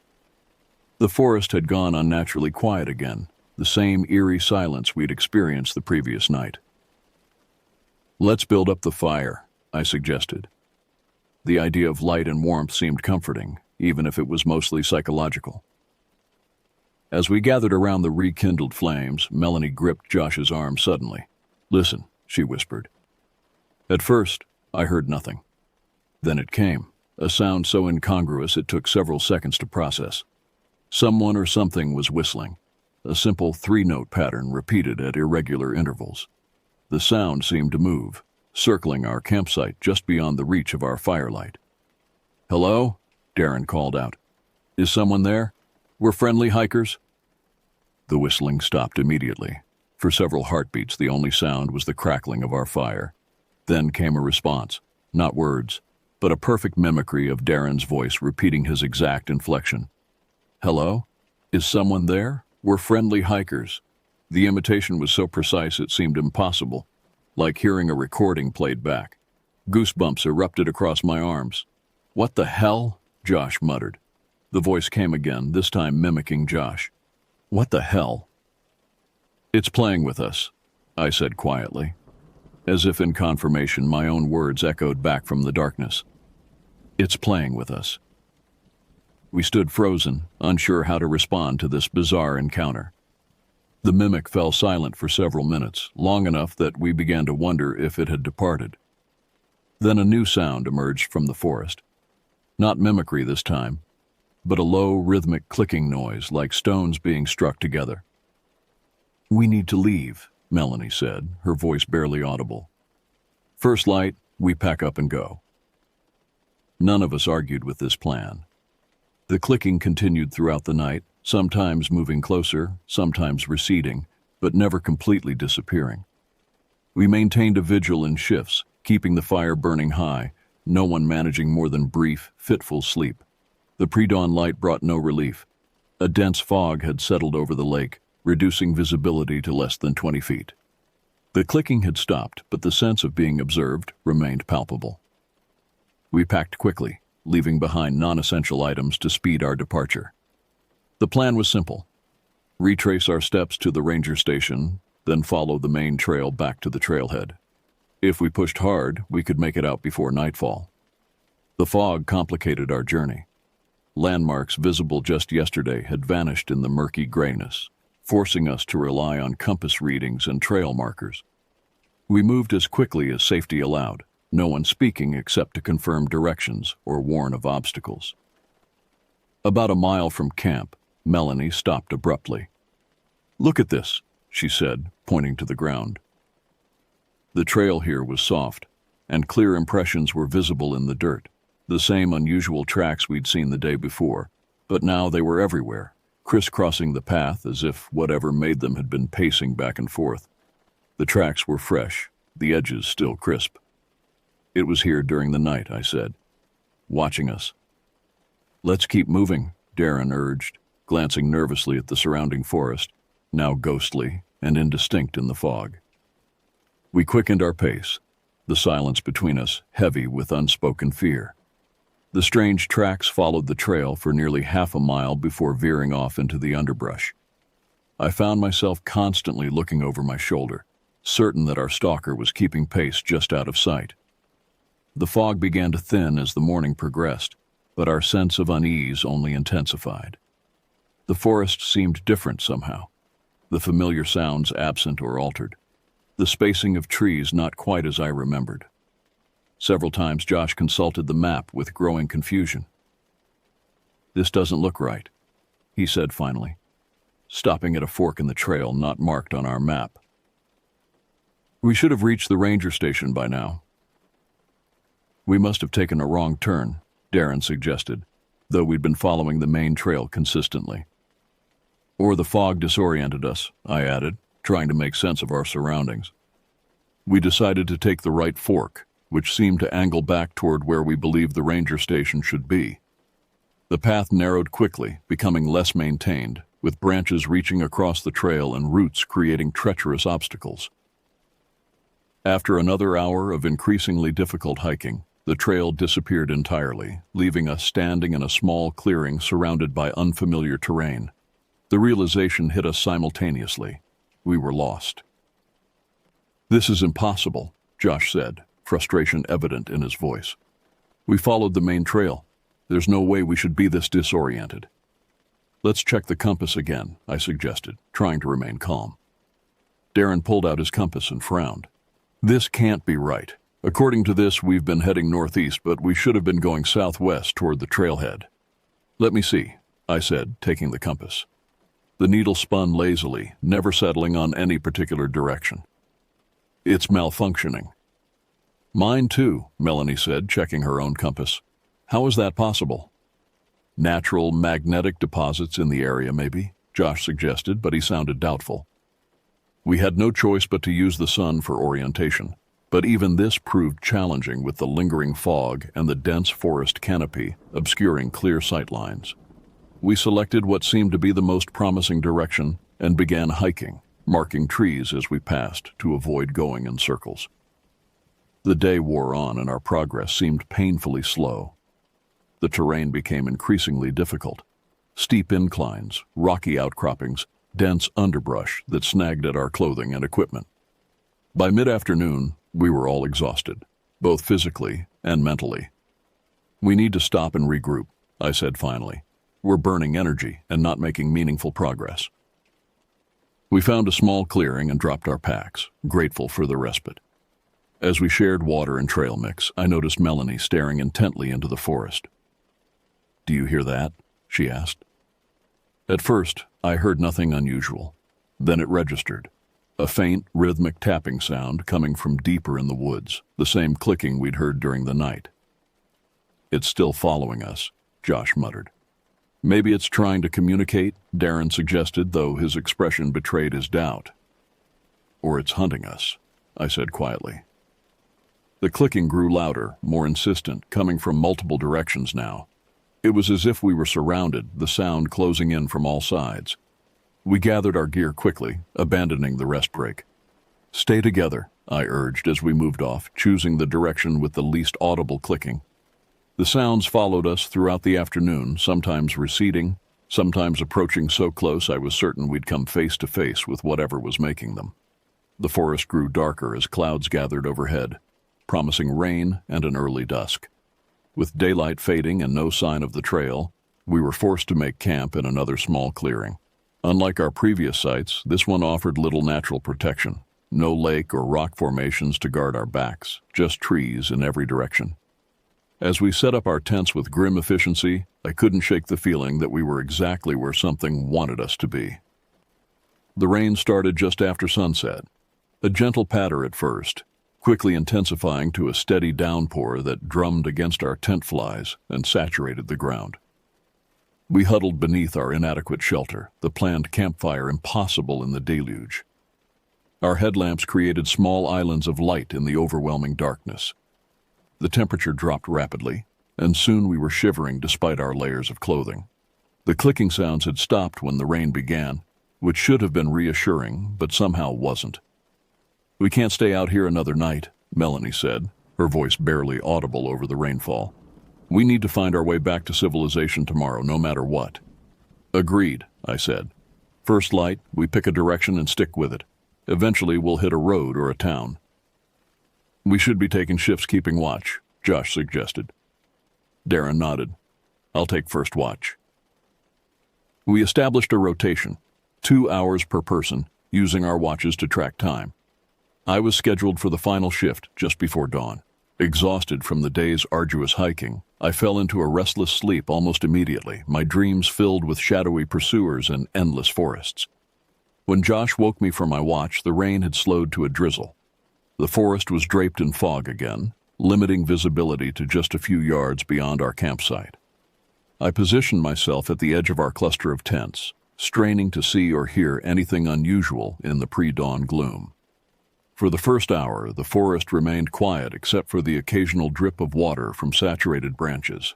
Then, just as the eastern sky began to lighten imperceptibly, I heard it, a soft, deliberate rustling approaching from my left. I switched on my headlamp, directing the beam toward the sound. For a brief moment, I caught a glimpse of movement, something low to the ground, moving with unnatural speed between the trees. Then it was gone. I stood up, scanning the perimeter of our camp. The fog seemed to shift and swirl, creating illusions of movement everywhere I looked. A branch snapped behind me and I spun around, heart pounding. Nothing visible, but the feeling of being watched was overwhelming now, not just observed, but studied, evaluated. I considered waking the others but hesitated. What would I tell them? That I'd seen a shadow? That I felt eyes on me? The decision was made for me when a blood-curdling scream tore through the forest. Not animal, not human, but something in between. The others bolted from their tents, disoriented and alarmed. "What was that?" Darren demanded, fumbling with his headlamp.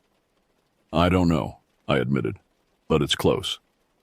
We formed a tight circle, backs together, scanning the surrounding fog. For several minutes nothing happened. Then the scream came again, closer this time, followed by the now familiar clicking sound, rapid and excited. "There!" Josh shouted, pointing.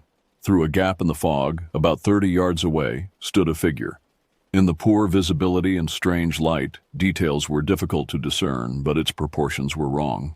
Too tall, too thin, with limbs that seemed oddly jointed. It remained motionless, just watching us. "Hello?" Darren called out, his voice cracking. "Who's there?" The figure tilted its head, an unsettlingly bird-like motion, but didn't respond or move closer. "We're lost hikers," I added, trying to sound calm. "We don't mean any harm." For a long moment the standoff continued. 4 terrified hikers and the silent, unmoving watcher. Then, without warning, it dropped to all fours and vanished into the fog with startling speed. "What the hell was that?" Josh whispered, his face pale in the beam of my headlamp. "A person," Melanie insisted. "It had to be a person." "That wasn't human," Darren countered. "Did you see how it moved?" "It doesn't matter what it was," I interrupted. "We need to leave. Now." Despite the early hour and limited visibility, we packed up immediately, abandoning any equipment that would slow us down. Our priority was distance, putting as much space as possible between ourselves and whatever was stalking us. We chose a direction based solely on the rising sun and started hiking, pushing through wet underbrush and slippery terrain. No one spoke. We saved our breath for movement, for escape. About an hour into our frantic journey, Melanie stopped suddenly. "Listen," she said. We paused, hearing what had caught her attention. The distant sound of running water, much larger than a stream, a river. "Rivers lead to civilization," I said, hope flaring for the first time in days. "If we follow it downstream, we'll eventually reach a road or a town." We altered course toward the sound, moving as quickly as safety allowed.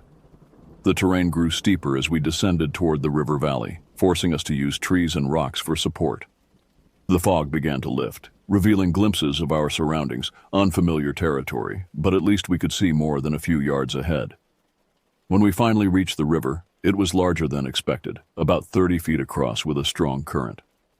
The banks were rocky and steep, making travel alongside it challenging but not impossible. "Downstream," I confirmed, pointing to our right. "That should eventually lead us out of the wilderness." We had covered perhaps half a mile along the riverbank when Darren, who was leading, stopped abruptly. "Look at this," he said, pointing to the ground. Pressed into a patch of mud were several distinct footprints, human footprints, from hiking boots. They were recent, the edges still sharp despite the rain. "Other hikers?" Melanie asked hopefully. I examined the tracks more closely and felt a chill that had nothing to do with the damp weather. "These are our own boot prints," I said quietly, "from our original hike-in." "That's impossible," Josh protested. "We're nowhere near our original trail." But there was no denying the evidence. Somehow, despite hiking in what we thought was a completely different direction, we had circled back to a point on our inbound journey. "We've been going in circles," Darren said, his voice hollow. "This whole time." The realization was devastating. Despite our best efforts, we had made no progress toward safety. Something was interfering with our navigation, keeping us trapped in this section of wilderness. "It's playing with us," Melanie whispered, echoing my words from the previous night. As if in response, the clicking sound started again, still distant but clearly audible over the rush of the river. It seemed to come from multiple directions at once, surrounding us. "We follow the river," I decided firmly. "It has to lead somewhere, and it's our best chance of breaking whatever pattern we've been caught in." No one argued. We resumed our journey downstream, moving with renewed determination. The terrain alongside the river was treacherous. Slippery rocks, steep embankments, fallen trees creating obstacles. Several times one of us nearly fell into the swift current. The clicking followed us, sometimes fading, sometimes intensifying, but never disappearing completely. We began to notice other signs of pursuit as well. Branches moving against the wind, glimpses of something dark flitting between trees on the opposite bank, occasional screams that seemed to answer the clicking sounds. By mid-afternoon, exhaustion was taking its toll. We were all stumbling more frequently, reactions slowed by fatigue and stress. We needed to rest, but stopping felt dangerous, as if movement was our only protection. "We can't keep this pace," Josh said finally, breathing heavily after a particularly steep section. "We need to eat and rehydrate or we'll make mistakes." Reluctantly, we agreed to a brief stop. Finding a relatively flat area beside the river, we collapsed onto the rocky ground, muscles aching. I distributed the remaining trail mix and energy bars, rationing carefully. Our food supplies were dwindling faster than planned. As we ate in silence, I noticed Darren staring intently across the river. "What is it?" I asked. "There's something on the other side," he said quietly. "In those trees."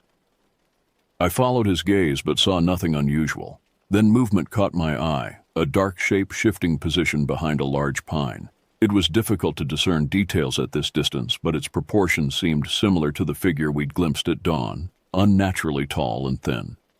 "It's watching us again," I confirmed, keeping my voice low. "I'm getting a picture," Josh said, slowly reaching for his phone. "Don't," Melanie hissed. "It might provoke it." "We need evidence of what's happening," Josh insisted. "No one will believe us otherwise." Before anyone could stop him, he raised his phone and snapped several photos of the area across the river. The clicking sound immediately intensified, becoming angry, agitated. The figure stepped out from behind the tree. Even at this distance, there was something profoundly wrong about its appearance. It stood at least 7 feet tall, its limbs too long and oddly articulated. Its skin, if it was skin, appeared dark and textured, blending with the forest behind it. The head was the worst part, elongated and angular, with features I couldn't quite process, as if my mind refused to register what my eyes were seeing. It raised one impossibly long arm and pointed directly at us. "Run," I whispered. We abandoned our gear, scrambling to our feet and bolting downstream. Behind us, the creature unleashed another of those terrible screams, now clearly identifiable as a hunting cry. The sound was answered by more clicking, coming from the forest on our side of the river. "They're on both sides," Darren shouted as we ran. The realization hit me with horrible clarity. We weren't being stalked by a single entity, but by multiple creatures, working in coordination to hurt us exactly where they wanted us to go. As we fled downstream, I caught glimpses of movement paralleling our course on both sides of the river. Dark figures flitting between trees, always keeping pace, never falling behind despite our desperate speed. We were being hunted, and our hunters were playing with us. The chase continued until dusk, the creatures herding us downstream with calculated precision. Whenever we tried to veer away from the river, the clicking intensified, and dark shapes would appear ahead, forcing us back toward the water. By the time darkness fell, we were beyond exhaustion, muscles burning, lungs heaving, minds clouded with fatigue and terror. We had no choice but to stop, our bodies simply incapable of further flight. "We need shelter," I gasped, scanning our surroundings in the failing light. About 50 yards from the river, a rocky outcropping created a shallow overhang, not a cave, but better than completely exposed ground. We staggered toward it, collapsing beneath its meager protection. "What do they want?" Melanie whispered, her voice raw. No one answered. We had no water, no food, having abandoned our packs during our panicked flight. All that remained were the clothes on our backs and whatever was in our pockets. Josh's phone, now dead, my hunting knife, a lighter, a small first aid kit Darren had been carrying. The temperature dropped rapidly with nightfall. Huddled together for warmth, we took stock of our situation. "They could have caught us if they wanted to," Darren observed. "They're faster. They know the terrain better." "They're toying with us," Josh said bitterly. "Or hurting us," I suggested. "Notice how they keep pushing us downstream? They want us somewhere specific." This realization did nothing to comfort us. What destination could these creatures have in mind, and what would happen when we reached it? As full darkness enveloped the forest, the clicking sounds changed pattern, slower, more deliberate, like a language we couldn't comprehend. The sounds came from multiple directions, suggesting at least 3 or 4 creatures surrounding our position. "We need a fire," I decided, gathering what dry material I could find beneath the overhang. Using Darren's lighter, we managed to start a small blaze. The flames provided minimal warmth, but considerable psychological comfort. The clicking sounds retreated slightly at the appearance of fire, suggesting the creatures had at least some aversion to light. We maintained a watch rotation through the night, though sleep was nearly impossible given our circumstances. During my shift, I noticed a pattern in the creatures' movements. They would approach to a certain distance, retreat, circle, approach again, like they were testing boundaries. Once I caught a clear glimpse of one as it moved from one tree to another about 20 yards from our shelter. The firelight illuminated it briefly, the impossibly elongated limbs, the dark textured skin, the angular head. It moved with a fluid grace that belied its awkward proportions, more like an insect than a mammal. When dawn finally broke, we were still alive, but in deteriorating condition. Dehydration had set in, making our thinking sluggish and our movements uncoordinated. We needed water, which meant approaching the river, exactly where the creatures seemed to want us. "We don't have a choice," I said, when Josh questioned the wisdom of leaving our shelter. "We'll die of thirst otherwise." With extreme caution, we made our way back to the river. The clicking had stopped with daylight, and we saw no sign of our pursuers, though the sense of being watched remained. At the riverbank, we drank deeply despite concerns about water quality. The cold liquid revived us somewhat, clearing our minds enough to formulate a rudimentary plan. "The river has to lead somewhere," I reasoned. "Civilization, or at least a road. We keep following it downstream, but we stay vigilant. They seem less active during daylight." "And if they come for us again?" Melanie asked. I pulled out my hunting knife. "We fight if we have to." It was a hollow assertion. What could a single knife do against multiple creatures that moved with such speed and coordination? But having any plan, however desperate, was better than the paralysis of complete hopelessness. We followed the river throughout the morning, our pace slower now due to fatigue and injury. Josh had twisted his ankle during yesterday's flight, and Melanie's hands were bleeding from falls onto rocky terrain. Darren had developed a hacking cough that grew worse with exertion. The river valley gradually widened as we progressed, the current slowing and the water deepening. By midday, we estimated we'd covered perhaps 5 miles from our night shelter. The terrain was changing subtly, more deciduous trees mixed with the conifers, suggesting a lower elevation. "Look," Darren said suddenly, pointing ahead.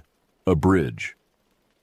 About half a mile downstream, a wooden structure spanned the river, clearly man-made, though crude and weathered. The sight of it sparked renewed energy, and we quickened our pace despite our exhaustion. As we approached, the bridge revealed itself to be old but solid. Constructed from rough-hewn logs with a simple plank walkway, it appeared to connect trails on both sides of the river. "This has to lead somewhere," Josh said, hope evident in his voice for the first time in days. We stepped onto the bridge cautiously, testing its strength. The wooden planks creaked but held firm. Midway across, I stopped to examine markings carved into one of the support posts. Symbols I didn't recognize, arranged in patterns that suggested meaning. "Some kind of trail markers?" Darren suggested, studying the carvings. "I don't think so," I replied uneasily. "These don't look like anything official." We continued across and found ourselves at a junction of crude trails. One path followed the river downstream, while another headed directly into the forest, away from the water. "Which way?" Melanie asked. Before anyone could answer, the clicking started again, but different this time, more urgent, almost angry. It came from directly ahead, blocking the river path. "They don't want us going that way," I observed. "All the more reason to choose it," Josh argued. "Or it's a trap," Darren countered. "Maybe they're trying to make us think we should avoid that direction." The psychological games were wearing us down. Every decision felt potentially fatal, with unseen watchers analyzing our choices, staying one step ahead. In the end, we chose the forest path, reasoning that the clicking warnings felt too obvious a manipulation. The trail was more defined than expected, suggesting regular use, though by what or whom was unclear. As we moved deeper into the forest, the canopy thickened overhead, creating a perpetual twilight despite the midday hour. The clicking followed at a distance, sometimes fading completely before resuming from a different direction. After about 2 miles of steady hiking, the trail opened into a clearing. In the center stood a cabin, small, weathered, but undeniably human-built.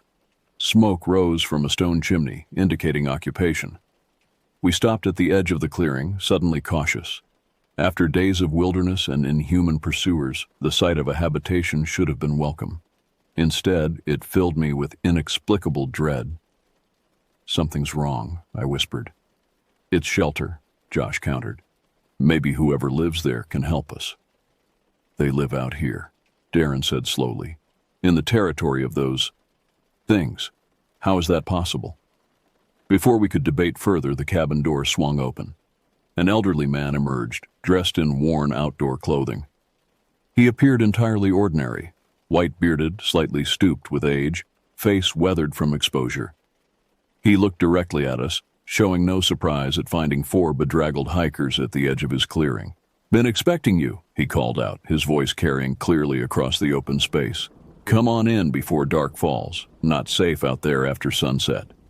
We exchanged glances, torn between suspicion and desperate need for shelter and assistance. "How did you know we were coming?" I called back. The old man smiled, the expression not reaching his eyes. "The woods have a way of sending people my direction when they need help. Come in. I've got food and water, and you look like you could use both." Against my better judgment, we approached the cabin. As we crossed the clearing, I noticed small bundles hanging from the surrounding trees.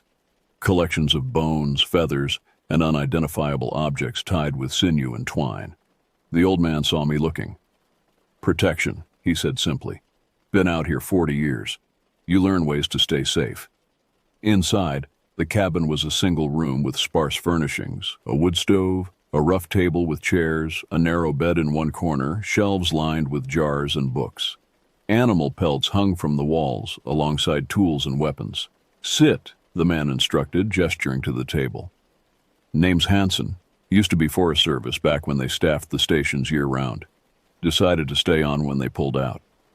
He ladled stew from a pot on the stove into wooden bowls, placing them before us with chunks of hard bread. Despite my misgivings, the smell was irresistible after days of inadequate nutrition. As we ate, Hansen asked no questions about our journey or what we'd encountered. Instead, he spoke of the forest, of weather patterns and animal migrations, of the changing seasons and the isolation of wilderness living. Only when we'd finished eating did he address what had brought us to his cabin.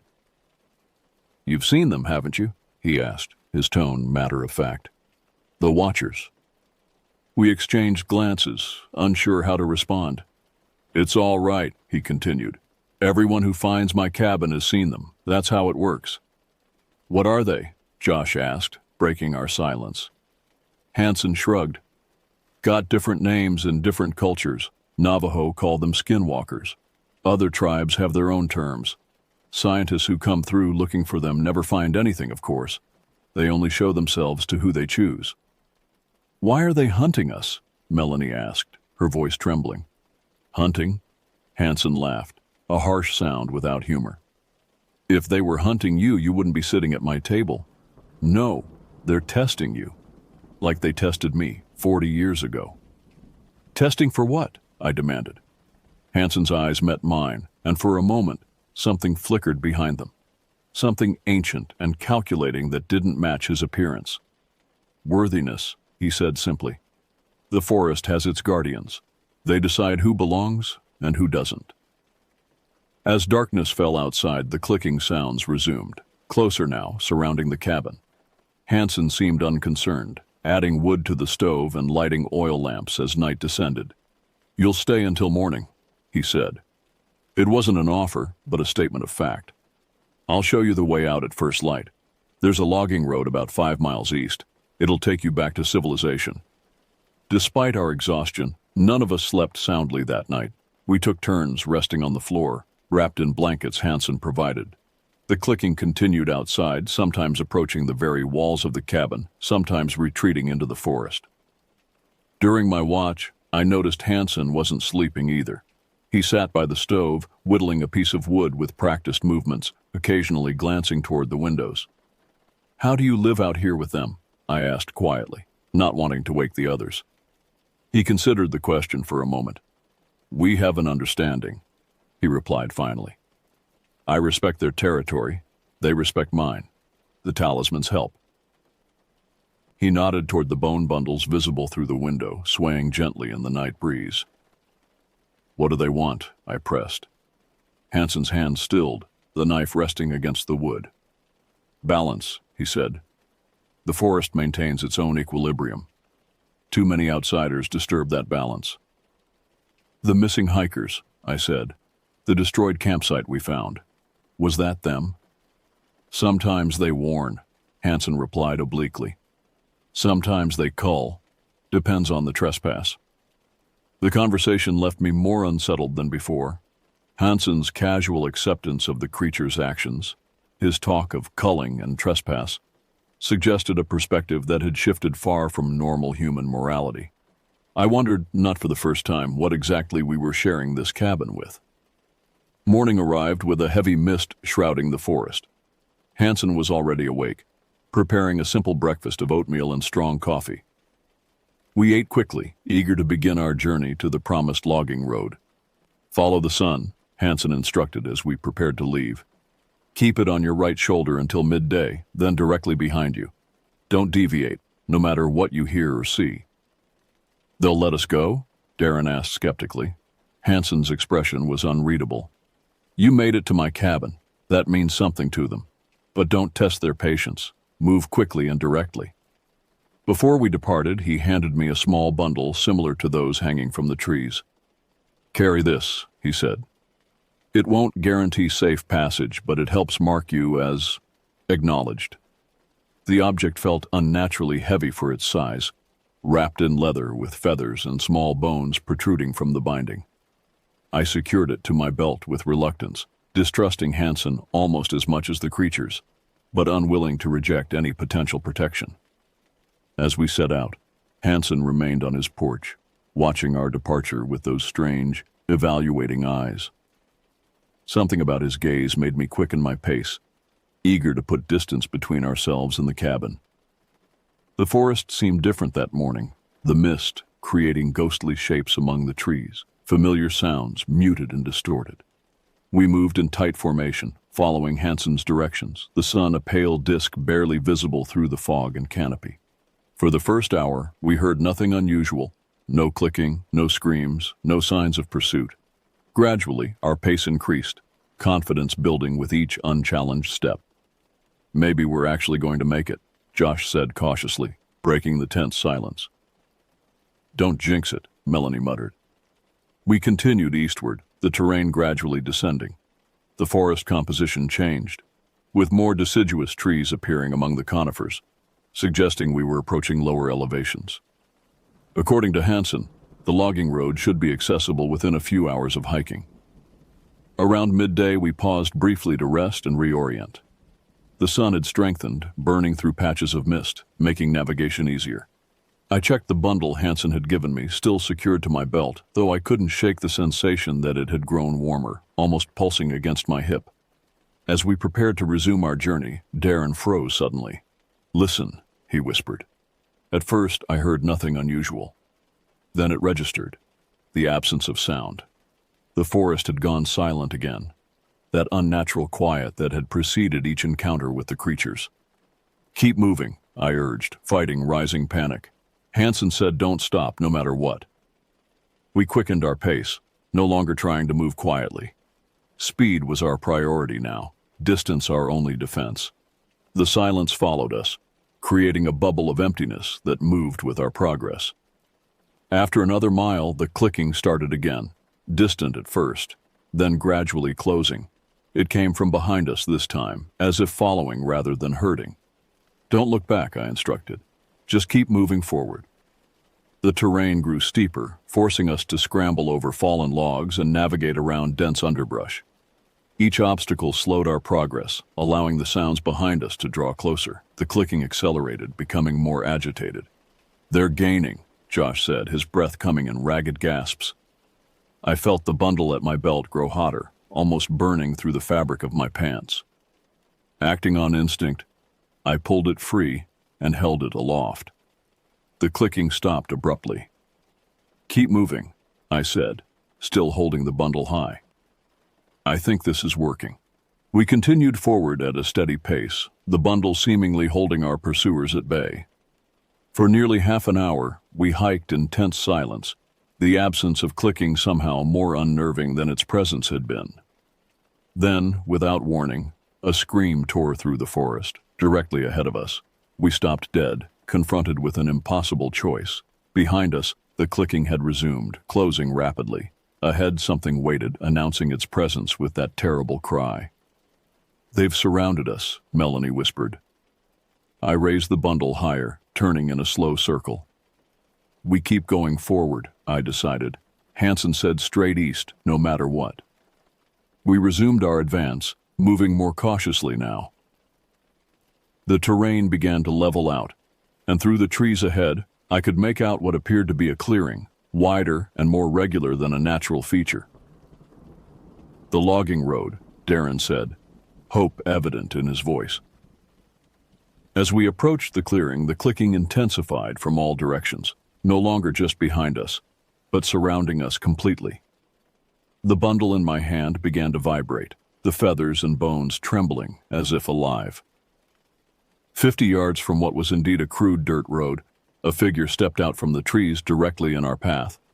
It was one of them, taller than any human, limbs impossibly elongated, skin textured like bark. Its head was the worst part, vaguely humanoid in shape but with features that seemed to shift and change when viewed directly, as if refusing to resolve into anything recognizable. It raised one arm, pointing not at us, but at the bundle I held. Understanding came with sudden clarity. The bundle wasn't protection, it was a marker, a tracker. Hansen hadn't been helping us escape. He'd been ensuring we remained within the creature's reach. I hurled the bundle toward the figure. It caught the object with unnatural speed, those long fingers closing around it precisely. For a moment it stood motionless, examining what I'd thrown. Then it stepped aside, clearing our path to the road. "Run," I said quietly. "Now." We broke into a sprint, covering the remaining distance to the road in seconds. The clicking followed but remained at the tree line, not pursuing across the open ground of the road itself. The road stretched in both directions, crude but definitely man-made, rutted from vehicle traffic. We turned left, moving as quickly as our exhausted bodies allowed, putting distance between ourselves and the forest edge. After about a mile, we heard the distant sound of an engine. A battered pickup truck appeared around a bend, driven by an older man in forestry service clothing. He stopped when he saw us, taking in our disheveled appearance with obvious concern. "You folks lost?" he called through the open window. "Hikers," I explained breathlessly. "We got separated from our group, been lost for days." He nodded, not questioning our story. "Hop in the back, I'm heading to town." As we climbed into the truck bed, I glanced back toward the forest. At the tree line, barely visible in the shadows, stood multiple tall figures, motionless, watching. The old forester followed my gaze but showed no reaction, as if he couldn't see what I was staring at. "Something wrong?" he asked. I turned away. "No, just glad to be found." The truck pulled away, carrying us toward civilization. None of us spoke during the journey, each processing the nightmare we'd escaped. The creatures hadn't followed, perhaps unable or unwilling to leave their territory, or perhaps simply satisfied with the test they'd administered. Hansen's words echoed in my mind. Sometimes they warn, sometimes they cull. We had been warned. Others had been culled. The distinction felt arbitrary, a matter of chance rather than merit. What made us worthy of warning rather than elimination? What criteria had we satisfied by reaching Hansen's cabin? The forester dropped us in a small town about 20 miles from the wilderness boundary. From there, we contacted authorities, reporting our experience as a simple case of hikers becoming lost. We mentioned nothing about the creatures or Hansen's cabin. Who would believe us? In the days and weeks that followed, I researched the area extensively. The Bitterroot National Forest has more missing persons cases per capita than almost any wilderness area in the country. Most are classified as accidents or exposure, the bodies never recovered. Official surveys list no permanent residents in the section where we encountered Hansen. The last staffed ranger station was decommissioned in the 1980s. According to records, all personnel were either reassigned or retired. I wonder often about Hansen, who he is, what bargain he struck with the forest guardians, how many lost hikers he's directed over the years. Was he once like us, tested and found worthy of a different fate? Has he become something other than human during his 40 years in those woods? I don't hike anymore. The others have similarly abandoned outdoor activities. Some nights, I wake to the sound of clicking outside my window, just branches tapping in the wind, I tell myself, though I never open the curtains to check. The forest tested us. We survived. But I can't shake the feeling that we're still being watched, still being evaluated. That the test isn't over, merely moved to a different venue. Sometimes they warn, Sometimes they cull. The distinction, I've come to believe, is less important than the message. The wilderness has guardians, and they are neither benevolent nor malevolent, merely balanced in their own terrifying way. And in the deepest part of night when sleep eludes me, I wonder if they followed us home.